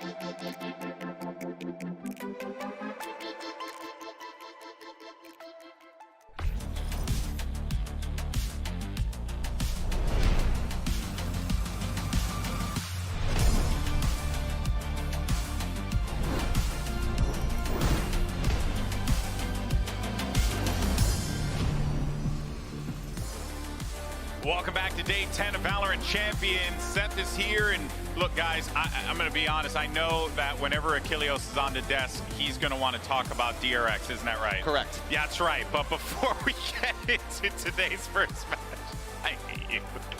I want to see. You didn't even let him talk. I came here from Korea. Of course I want to talk about DRX. Silence, okay? Because we have a game to play. It's time for funnies. All right. All right. Here's the thing, this desk, we're gonna get along one way or another in a segment we like to call Agree to Disagree. You may have seen Potter and Busio do this, much to Busio's chagrin. But I'm gonna read up some statements. I want our analysts to tell us how they feel. And crowd, you guys can get involved in this as well. All right, so they got signs. It's agree and strongly agree, or disagree and strongly disagree. You guys know the deal, boom, boom, you know, prop comedy. In any case, so, statement one. The Champions LA crowd has been better than Masters Tokyo. Agree or disagree? For the sake of my job, I'm going to say strongly agree. I don't know. Wow. I'm gonna say disagree, because Boo this woman! You guys can still get better. We still got a lot more to go, guys. Come on. We have another one. Boo this man! Terrible The people. Japanese crowd wouldn't have booed. Cheer me because I agree with you. Don't do that. But the Tokyo crowd was just unbelievable, especially for the finals weekend. But I think once we get to the forum here, the NA crowd, I know will compete. We're going to pop off. You guys are great. You're just not Japan great yet, you know, but that potential Boom is there. again. Boom again! Thank you. Actually, do me a solid. Boom one more time. Even more aggressively. This is fine. All right. See, they can't even boo right. Okay. That's screwed up. You can't say that. Statement number dos. Okay. I don't know why I said number dos. Kankan is the most likable VCT pro. Strongly agree, disagree? I'm already in there. Strongly agree? I'm already in there. I'm going to go with agree. Whoa, all right. I don't think he, wait, hold on. I'm not saying he's not likable. I'm just saying he's not the most likable. Ooh. Then who is? Like Redgar, maybe? He's so nice. Even even when he like does silly stuff in the game, he's just so nice. He is. Kung like trash talks and he does like the gun thing, which I think is cool. I think he could, if this was the coolest VCT pro, I'd be hitting you with an agree. But most likable, I think he's likable, but You're just getting too far into the weeds for this game. I think he's just loved the world over at this point. He's the full package. He's got the showmanship. He's got the highlight plays. He's got the skill. I think for me, most likable. Crowd, do you guys think he's the most likable? I just see people with BLG and EDG flags strongly agreeing, and everyone else like, yeah. All right, here's one that's going to cause some controversy. Okay. Evil geniuses are the villains of the VCT. Agree or disagree? Crowd, what do you think? They're certainly the villains. Because I'm 50-50. I think you agree, disagree. I think they want to be the villains, but they're not quite there yet. We They're need to not see villainous more. They enough. need to go deeper. Okay. Seth, what's their name of the organization? EG, what does that stand for? Evil geniuses. They're evil. There we go. That's already in the name. Second of all, my second point is that talking to some of the fans ahead of the show starting today, there was a couple fans of some of the Chinese teams coming in, and they were just preying on the downfall of EG. They were on their hard hater arc. So I think they're pretty villainous at this point because they picked a fight with the Chinese teams for literally no reason. I'm going to say disagree only because they're good kids. They're really nice people. I really like all of them. I think they need to go beyond China. They need to disrespect everybody in order to really be you the want to villains. become a true bad That's why guy? I'm 50-50. Just be angry at everyone. That's the Exactly. way to go. All right, next statement. This will be our last one. DRX should start Zest for the remainder of the event. Yes, strongly agree. I mean, look, I love Foxy9, talented player, another one that can just pump out highlights from time to time, but clearly the groove just isn't hit when they have him in. Zest, it's way more comfort for the team overall. I've been saying that they should be doing this for the longest time, and now that they've chosen to do it for the rest of this event, boom, I strongly agree. That's right. If they play Foxy9 this event, I'm going to have to step in and talk to Turner. I don't know what that means, Or you're going to but I'm step going to in do it. and go on the stage No, and I'm not play. going to play, but I'm going to have a very kind discussion with the players and be like, hey guys, we're trolling a little bit here, and we should just like play a 5-player roster because we actually look really good for the first time in quite a while. So please don't change that. Although he is dominating the rank ladders right now. Oh, He's I feel just bad for chilling here everybody in who's LA. just trying to casually play. Yeah, I looked at his like rating and it was just like 10 match MVPs in a row, dropping like 30 kills in Radiant lobbies. I think he's like top 10 now. I have a feeling he's pretty good at the game. He's pretty good at the game, but I think at this level, that's not enough to have a fully cohesive team, which I think DRX has right now. I think that was overall a successful game of agree to disagree. What did your crowd in chat? I just say things, they cheer. I love them. They're That's a great step people. in the right direction. All right, well, let's go ahead and move on to some analytical duties here as we talk about our first match of the day. It's DRX versus Billy. Mimi is a strongly agree fan of analytics. No fun whatsoever. Now, there have been questions about DRX this year. It's all about Zest, Foxy9, as we were talking about before, but as we noted, they decided to stick with this core. And as you had said, Mimi, it's worked out very, very well for this team so far. I think the biggest issue with switching back and forth was that they had to go back to their old strat look. They were doing like one-stage executes. They were playing their old compositions. They weren't innovating, which has always been, in my opinion, made DRX such a good team. But now that they're just playing with Zest in the mix, they're changing up their comp. They're trying new things. They're evolving comps that they were already running. And the synergy that I think always defined DRX, it feels like it's back for the first time in so long. Yeah, I mean, one of the biggest things for DRX, I think, having Zest in here is that side calling, not having the heavy reliance on stacks to be the one that's dictating the pace, dictating how they're going to be playing round over round. Zest had a little bit of a stint in the past where he was also shot calling for the team. So having him there, having that side calling, and then opening things up to have a bit more of an open communication style of shot calling, kind of similar to Paper X, not quite as loose as Paper X by any stretch. I think that is a big boon for them, and that's why they've been able to kind of transition and pull off this very different playstyle where they're playing a bit more fast and loose. And I think what's interesting interesting as well is that it's not necessarily defined by Zest, right? It's his flexibility that helps with it. But I think DRX really just needed to stick to a roster so they could build this new style for them, because Stax, their coaching staff, the leadership is really good at evolving when they're not set up to fail, as I think they were doing to themselves in Tokyo. Yeah, there's so much more to discuss about DRX, but for now, though, let's actually send it over to Yinsu, who caught up with Stax earlier on. Yinsu? We have DRX in the building. Let me grab Stax here for a quick word. Hi, Stax. I know you guys have scrimmed against BLG before, but did you expect them to make playoffs and be this strong? What do you think of them? Honestly, I'm quite surprised. They don't have the zero experience at the for first international tournament, but we knew that we playing before we come to LA. We know how they good, how they aim mechanically and aim skills quite well. So a little bit surprised, but I think they deserve it. Well, hopefully you can take them down today, right, Stax? Always respect for their opponents over on the DRX side. And speaking of respect, I mean, there are a few players that you probably have to respect, more than Mako, I think, for DRX. And that, takes us over to really what has been a great event for this player, Achilleos. It feels like, on top of everything that's been going right for this team, Mako being front and center, stepping up statistically, it just continues to be the icing on the cake for this DRX roster. I mean, you just don't get a bad tournament from this guy, it would seem. Obviously, Tokyo, a bit of an anomaly for everybody on the squad. So consistent. But he just continues to be one of the most consistent, if not the most consistent controllers, one of the highest value players that you could think of. The guy is just absolutely cracked, picks up the operator, doesn't matter. He used to be a jet main, so of course he can play the op. Yeah. And I think just saying the most consistent player in the world on that role right now is totally fair. I was a doomer about DRX heading into this event after Tokyo, and I didn't rate this guy. I was thinking about top 20 players. He didn't make it in for like the first time ever for me. And immediately DRX shows up at the event, and Mako is still excellent in the clutches, in the late rounds, as an anchor. Anytime you think this guy might have a tough event, you think that DRX is going to be down and out, he just comes back and puts up the excellent performance that he has at pretty much every single global event he's attended again.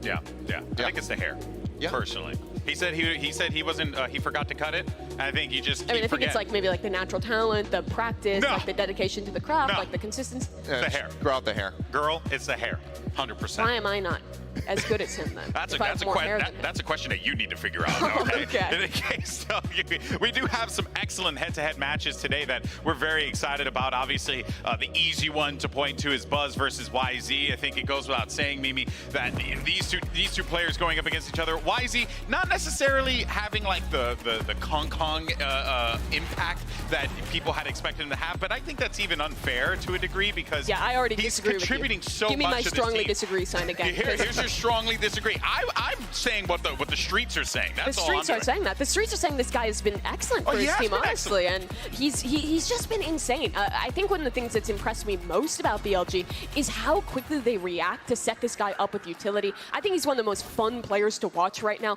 picking the judge and the operator more than rifles, it feels, and it can get a little trolly at times, but overall, I think this guy is excellent. And if you look at the stats, right now he's sitting #1 in ACS out of the event, and you look at the players that he's up there with, Kesnit, Alpha, Depth, the people who have always performed internationally, for this guy's first ever global event, that's insane. And he's also one of 2 people that's left standing from this graphic because and it's just bracket. Alpha that's there. And the upper bracket. Yeah, so everybody else has departed, but YZ, I agree with you. I mean, the amount of space and just control that he gives to his team off his entries is insane. And I think unlike Buzz, a lot of the times when YZ's going in, he's fragging out of control and he's staying alive during the round, whereas Buzz, more often than not, is going to go in, maybe trades a kill, but gains information for DRX, and then they have to potentially play out a 4v4 or a 4v5 for the rest of the round to be able to get the wins, which they're excellent at doing. But that's a reason why you don't see Buzz, up there in those that top ACS, because he does die quite a bit, whereas YZ just goes in and he takes over. And I think that is somewhat the contrast in styles between these two teams. BLG's taken a lot of influence from other global teams. They've picked up their comps, their strategies, and I think it's fairly structured compared to a lot of the other teams in China, but they still do put a lot into their star duelists in taking those risks that you don't see as often from this iteration of DRX, which isn't necessarily a good or bad thing for either teams. It's just their difference in style. Yeah, of course, and that difference in style is obviously going to play, quite the role in this series. But let's move on over to the other side of the stage and talk about Billy Gaming. The name's so nice, the team's so nice, they named him twice. You see, look at that. It would have been nice if I didn't mess it up. In any case, though, but you did it twice, so it's like. Mimi, Bryce? not today. So here's the thing. They beat NRG twice, the team that made themselves the rematch kings, and they told them to hold my Heineken 0.0. And it really does feel like Billy is hitting a stride that is just been excellent to watch. And honestly, quite scary for the rest of the field, because where does this team, where's their cap, you know? By the way, does this lower third say, I Billy believe? Yes, it did. That's awful. I barely caught it, but hey, you know. It was excellent.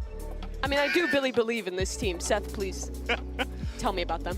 Look, I mean, these guys have been just so impressive throughout this run. Yeah. I mean, they came into this event and they say, hey, we're here to learn. You know, it's our first big event. We want to just garner as much information, as much practice as we possibly can during this, and then take that home and get ready for, you know, the Chinese League and whatnot. Yeah. They didn't expect to be at this point, and I'm right there with you. What is the new goal? How do these goalposts continue to shift for this team? Is it now like, okay, just if we win, cool. If we don't, whatever. Or are they actually gunning for a top 3 spot? Are they gunning for that championship? Do they have that on their minds now, or are they just taking this still one step at a time and not having a grandiose idea about where they want to finish? And it's actually pretty funny that you mentioned that as well, because not only that, but also Billy have been just catching strays like all over the place. One of them actually came from Artis. It was that fun little feud that they had going on. And yeah, I think YZ definitely enjoyed getting to deliver this message to his opponent. 我觉得在我们上次打比赛回去之后，首先是我们没有小看对手吧，我们从来没有小看过 NRG， 因为 NRG 呢是我们认为它是一支真的很强的队伍，他们有3个冠军选手来自 Optic， 然后还有明星选手 Som， 还有那个很强的决斗者，虽然我不记得他的名字，但是然后我们输完 Fnatic 之后，我们也是认真复盘，就是备战，然后我们从来没有小看过，我们不会说因为我们赢了他们，我们就觉得他们不行，我们反而就是更加的尊重他，然后下一次更加的付出全力，然后就是在比赛上战胜他。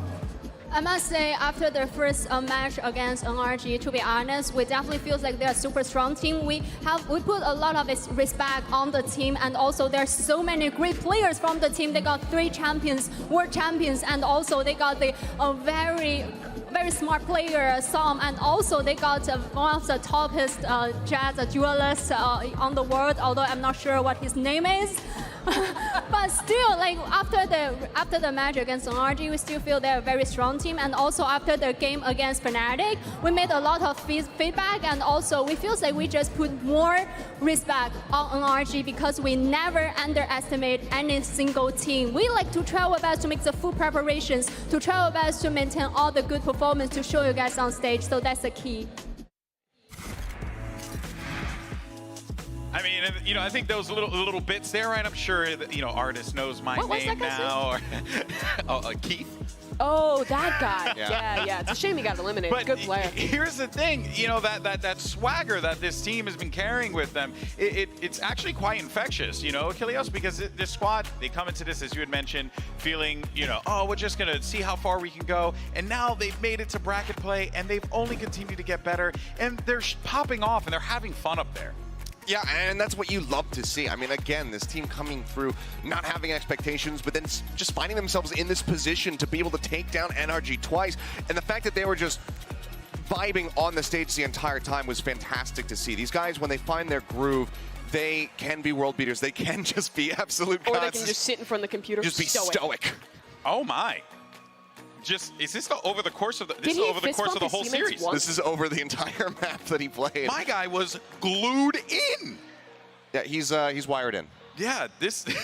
Look, I've never seen someone this focused on any task. It's like this is why Billy is so good. Bren when he plays RuneScape and Minecraft simultaneously. I think that's when they won the map. There was one fist bump. We got it. The rest of his teammates going crazy, copping off, but even screaming across the stage at Finesse. On the other hand, stoic. It's just like, all right, yeah, here's a fist bump. Take the earbuds out. Now I stand up. This is it. Like, there's still just like not even that much celebration. The man is here to complete a task. He's here to win. A modern Marcus Aurelius. What a legend. My goodness gracious. I tell you what, this has honestly been a really fun series to just break down and talk about, because these two teams, they really have so much to offer, and we can go on all day long. But good news is we actually do have Yinsu standing by to get a little bit more from BLG, as she's standing by with Yosemite. Oh, here comes BLG Yosemite. Let me grab you for a quick word now. Not many people expected you to be here at playoffs. Now you are here. What's next? What's the next goal? 那想问一下我们Yosemite选手的是，其实有很多人可能并没有那么看好你们能够进入到淘汰赛的争夺，但是现在你们做到了，所以说你们队伍整个接下来的目标是什么呢？其实最重要的是还是享受比赛吧，因为其实我的对比赛的胜负看得没有那么重，就是不会被其他因素所影响嘛，就是目标其实就是打好每一回合，然后专注游戏本身，然后就不留遗憾吧。To be honest, the next goal is still we would like to just enjoy playing on stage. To be honest, we don't care the result of the matchup that much. We would like to just enjoy playing on the stage, to focus on everything go wrong, try our best to do the best on stage and focus on own performance. That's all. Oh, thank you very much, Yosemite's. 加油, good luck. That kind of attitude is going to take this team a very, very, very long way, Mimi. I agree with him. Just thumbs up. Do you want your strongly agree? Do you want your strongly agree? No, I Here can you just go. agree with him. I can just agree with him and just just- thumbs up. I think that's a really great take. Honestly, though, I love that mentality from this team. They came in, it's about learning, it's about seeing how far they can go. They've already made it out of group stages. There's no reason to add extra pressure to yourself now that you're at this point. Just continue as you've been. Play your best, play your own style, and if you end up losing, take it as a learning moment. Yeah, I agree. I think this is the perfect mentality to have, and this is kind of the the mystery solved. We're asking the question: how do they feel about this? What are the goals? And it's still just remaining very humble.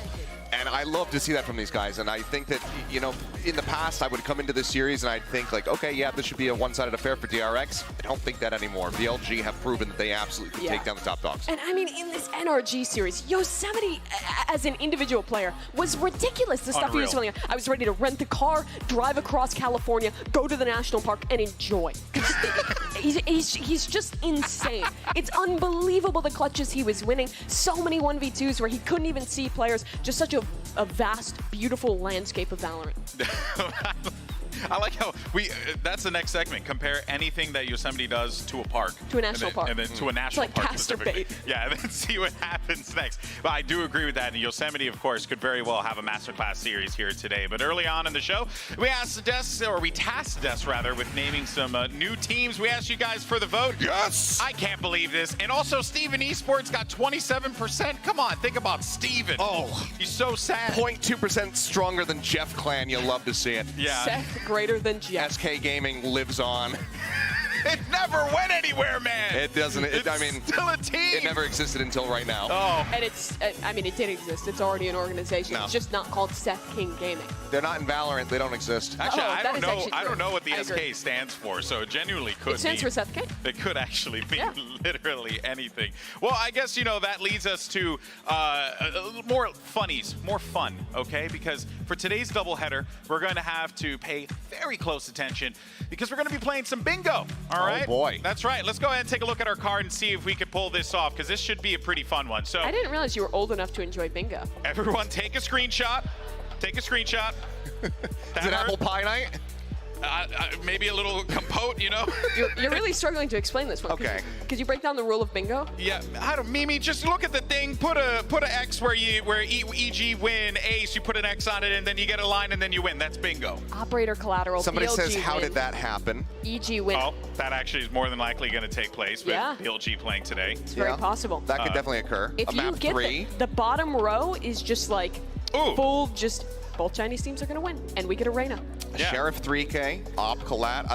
Those are the ones that I'm going to be looking forward to. Yeah. There's an easy one that we can kind of knock out right now. There's one that says crowd chant. Can you guys help me out? Just get some claps going so we can get this one out of the way. All right, 3, 2, 1. There you go. Crowd chant out of the way. Put the first bingo on there. We did it. See, look at that. There you go. That's bingo. Good work. Good work. All right. Definitely didn't break Everyone's the one game. step closer. One step closer, we succeeded. Predictions now. I need to know who you guys think's going to win. Seth, I know where you're going to lean, but yeah, look, I think it's going to be DRX, obviously. Oh, surprise. Surprise. I think it's going to be DRX. I think in their form right now, they look like a team that can very much deal with the more chaotic style of BLG. I know that they've scrimmed these guys in the past. I know that they have been dealt some trouble in the past as well by BLG. But they're a very strong team. I think that this could be a 2-1. Okay. I agree with you, but also, I don't really know who to predict. So I want some help. I'm going to say a word, crowd, and you guys just reply what you think the word after it should be. Jayo! BLG? No? Okay. Okay. They failed me. They deeply failed me. It's normally There Thank it you. is. Thank you. Let's try it again. 3, 2, 1. Jayo! There we go. There we go. Much better. You just got to yell. That's Yeah. really what important. I'm more of a Haja guy, Yeah, you know? it genuinely helps being Puerto Rican in these instances. All right, guys, here we go. Our coaches are standing by for map selection, so let's get this show on the road. It's DRX versus Billy, EG versus EDG. Day 10 of Valorant Champions starts right now.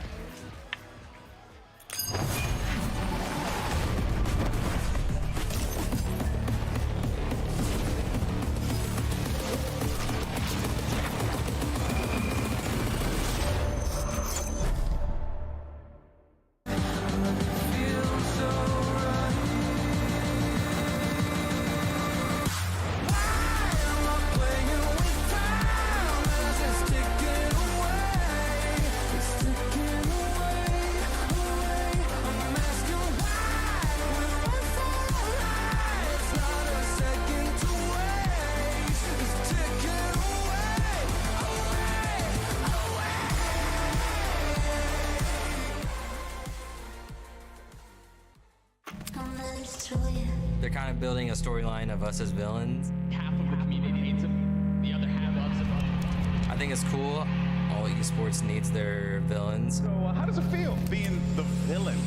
Honestly, I don't give a...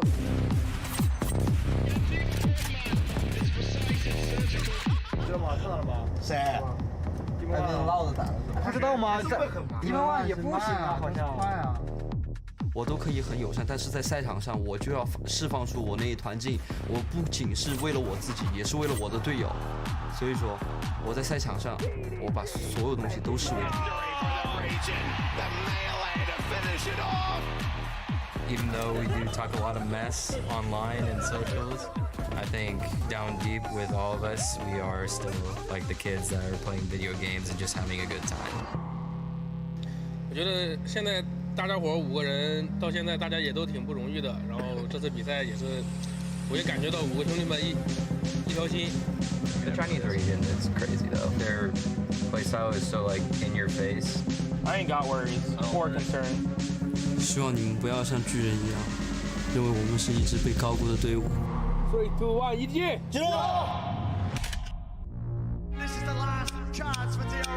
그때는 이제 19살에 좀 마음도 여리고 조금 부족한 게 많았던 버즈였는데 지금 되돌아왔을 때 이제 그때 맞았던 매들이나 이제 들었던 소리들이 다 이제 뼈가 되고 살이 되는 느낌이고 모든 팀이 다 힘들 거라고 생각해. 뭔가 다크호스가 좀 있지 않을까.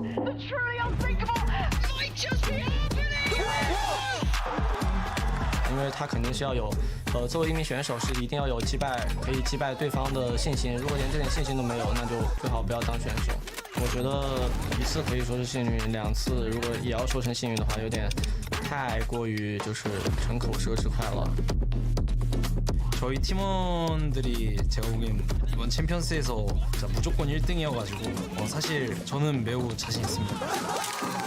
그때는 이제 형들이 저의 버팀목이 되어줬는데 이제는 제가 형들의 버팀목이 되어줄 수도 있다라는 그런 자신감도 생겼고 저는 아주 준비되어 있습니다. 아주 그냥 어떤 팀이든 만나서 밟아줄 준비가 됐습니다.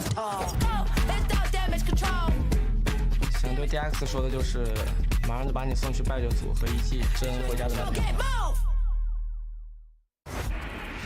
Higher seed for this matchup is going to be DRX, so you would choose Team A or Team B? Team B. Team B, so BLG, you will be Team A. We'll start with your first ban. Fracture. Fracture, your ban. Then Bind. They ban Bind, and BLG, map number 1. Lotus. Lotus, side on Lotus. Attack. Attack, and map number 2. Pick Haven. Haven, side on Haven. Defense. Defense, okay, next set of bans, starting with BLG, you have Ascent, Pearl, and Split.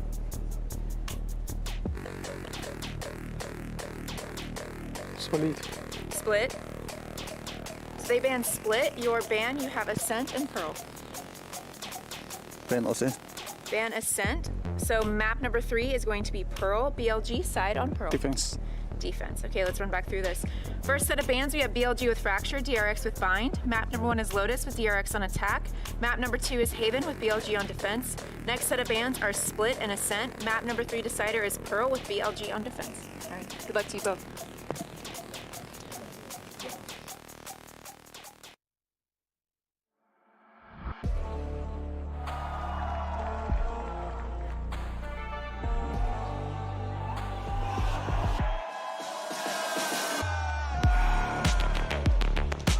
Billy.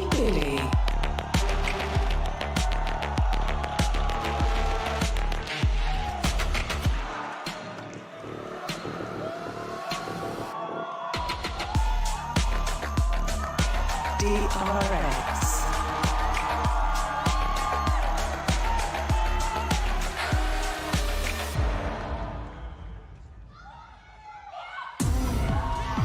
DRX may be the fan favorite here. They may have dominated Asia for a very long time, but their opponents, Billy Gaming, are looking to assert the Kings and assert themselves as the new leaders in this region. And let's see how this all boils down as Billy and DRX take the stage. No one thought Billy would make it out of groups. No one thought that they would beat NRG once, much less twice. But now they're into the playoffs. They have an opportunity to not just prove that they can make it to a global playoffs, but to maybe go on a run. For DRX, though, they've finally gotten their roster in order. They're back to defining the style, to innovating with new compositions. It feels like the DRX that we've been missing for the last 2 global events.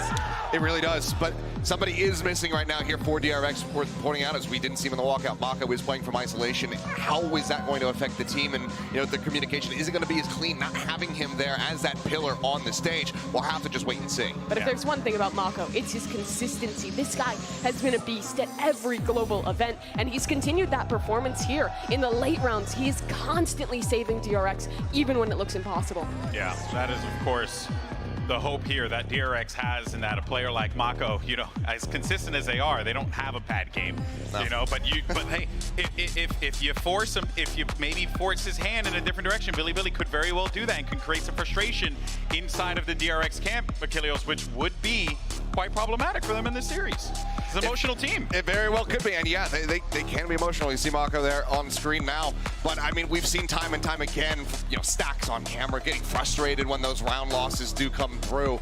If Billy are able to whittle away that mentality, it could very much break them and get them a map win. And simply on the other hand, Billy is gaming. I mean, they're just here. They're having fun. They didn't expect to make it this far. They're trying to learn and make the most of this opportunity. And the veto starts us off on Lotus, which I'm a little surprised by. I expected Billy to want to go towards Split. But as we see in the Prime Gaming Agent Select, it's a mirror matchup between these 2 teams. They're both running the Fnatic comp with the Omen variant that has been so popular on this map.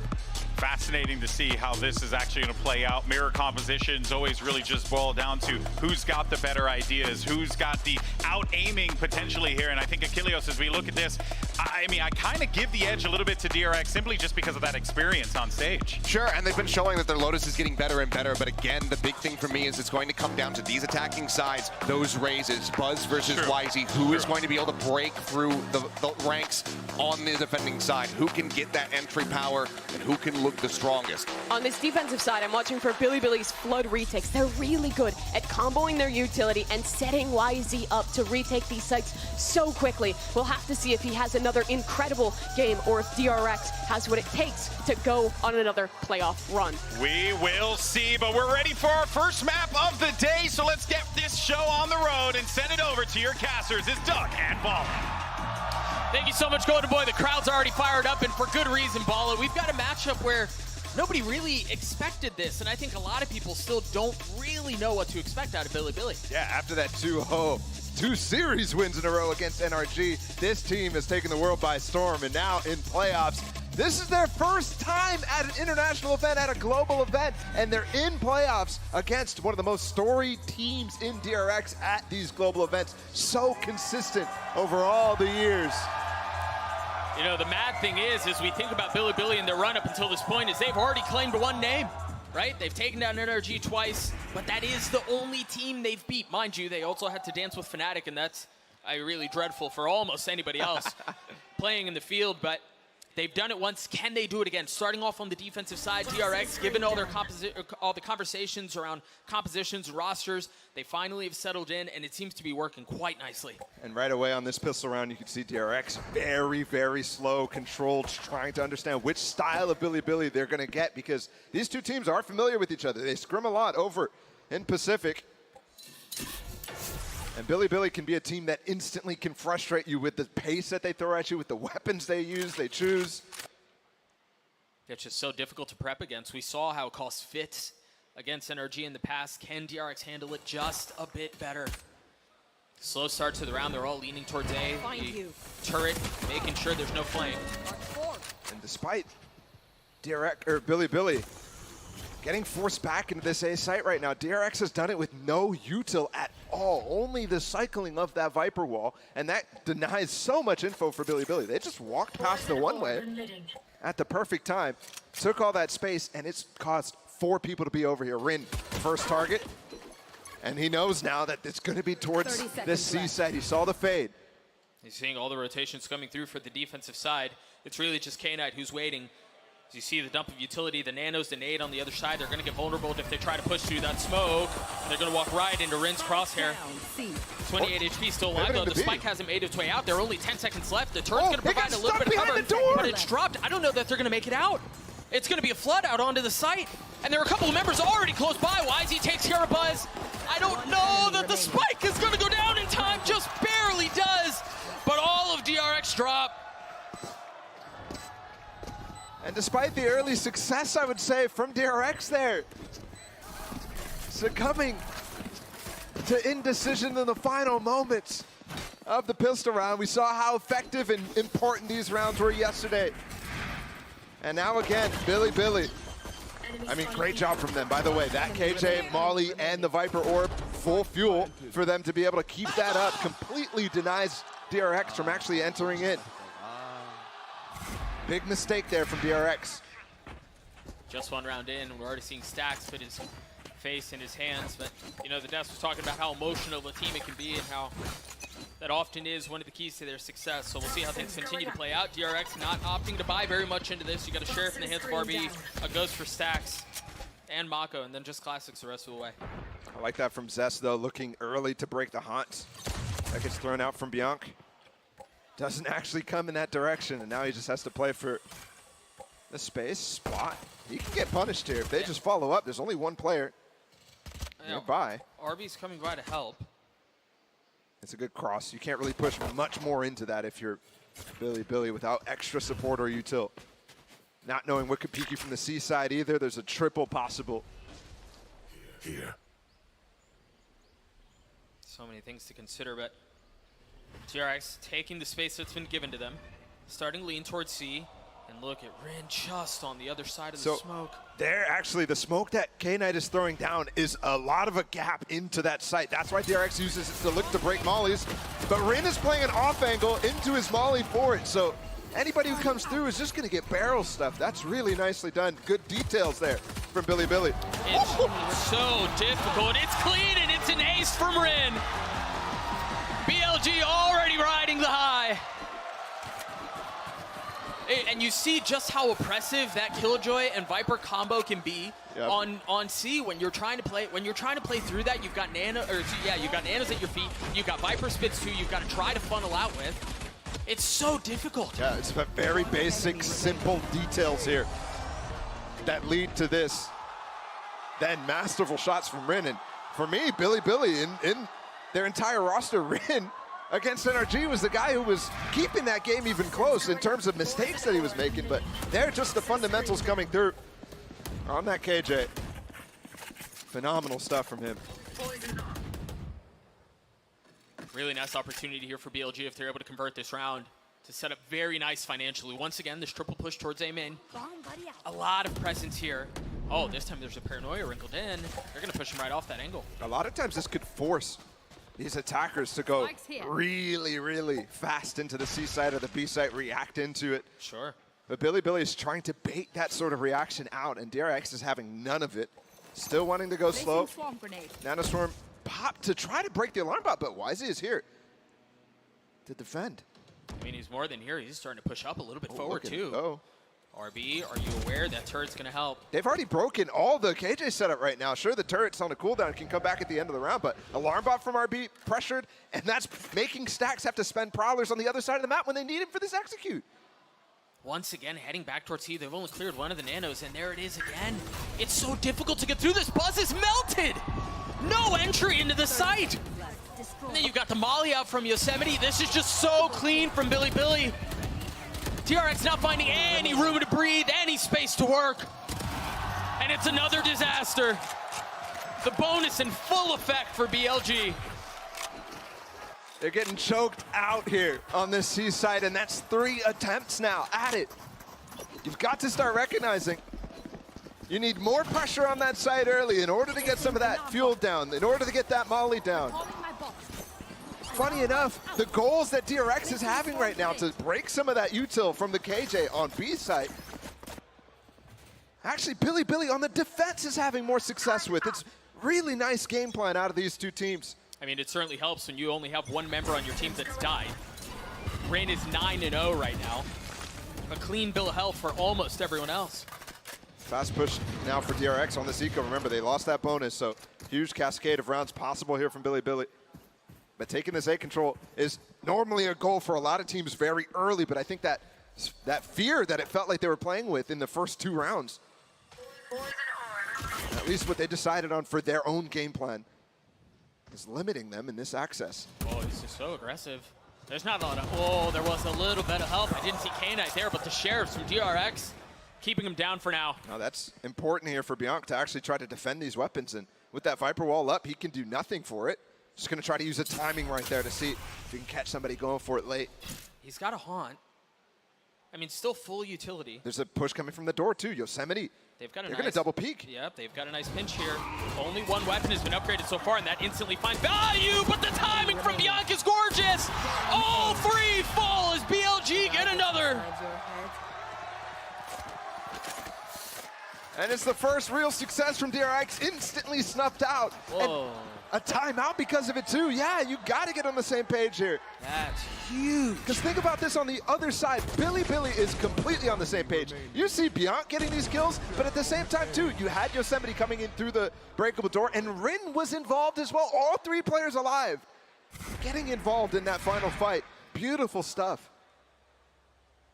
Just consistently have to commend these guys over and over for the level of Valorant that they are showing.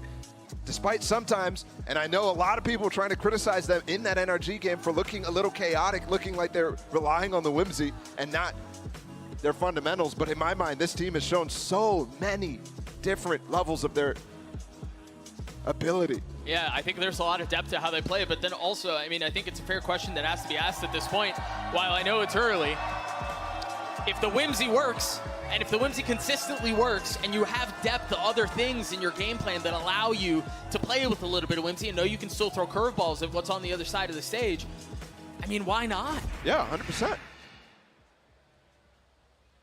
Right now, it's just full depth, and that's causing DRX. I mean, they need to think about how to approach this a little bit better. That C site needs to be pressured a lot more. They need to get that util out from Rin. They need to potentially even rotate him off of that site. And then they need to be decisive when they're hitting. Try to get in those timings when that fuel is low from Yosemite. A 10-0 start for Rin. A Killjoy's dream, to be honest. Just so good. And now they have to deal with YZ's op coming online. Aggressive already against Buzz here. He's so far ahead. Should have heard the TP. He's so far ahead. The Prowler in his face. He's got to try to get away. Manages to survive without taking any damages. You see a second one come through as he tucks behind, tries to land the shot, but Buzz from up top with the nade is just too much. And important here, Rin does not have a second molly. Must use it to try to get YZ in position. He does have a lockdown though. And honestly, with the way he's been playing, he might be all right anyway. DRX still feeling some of the pressure. They've got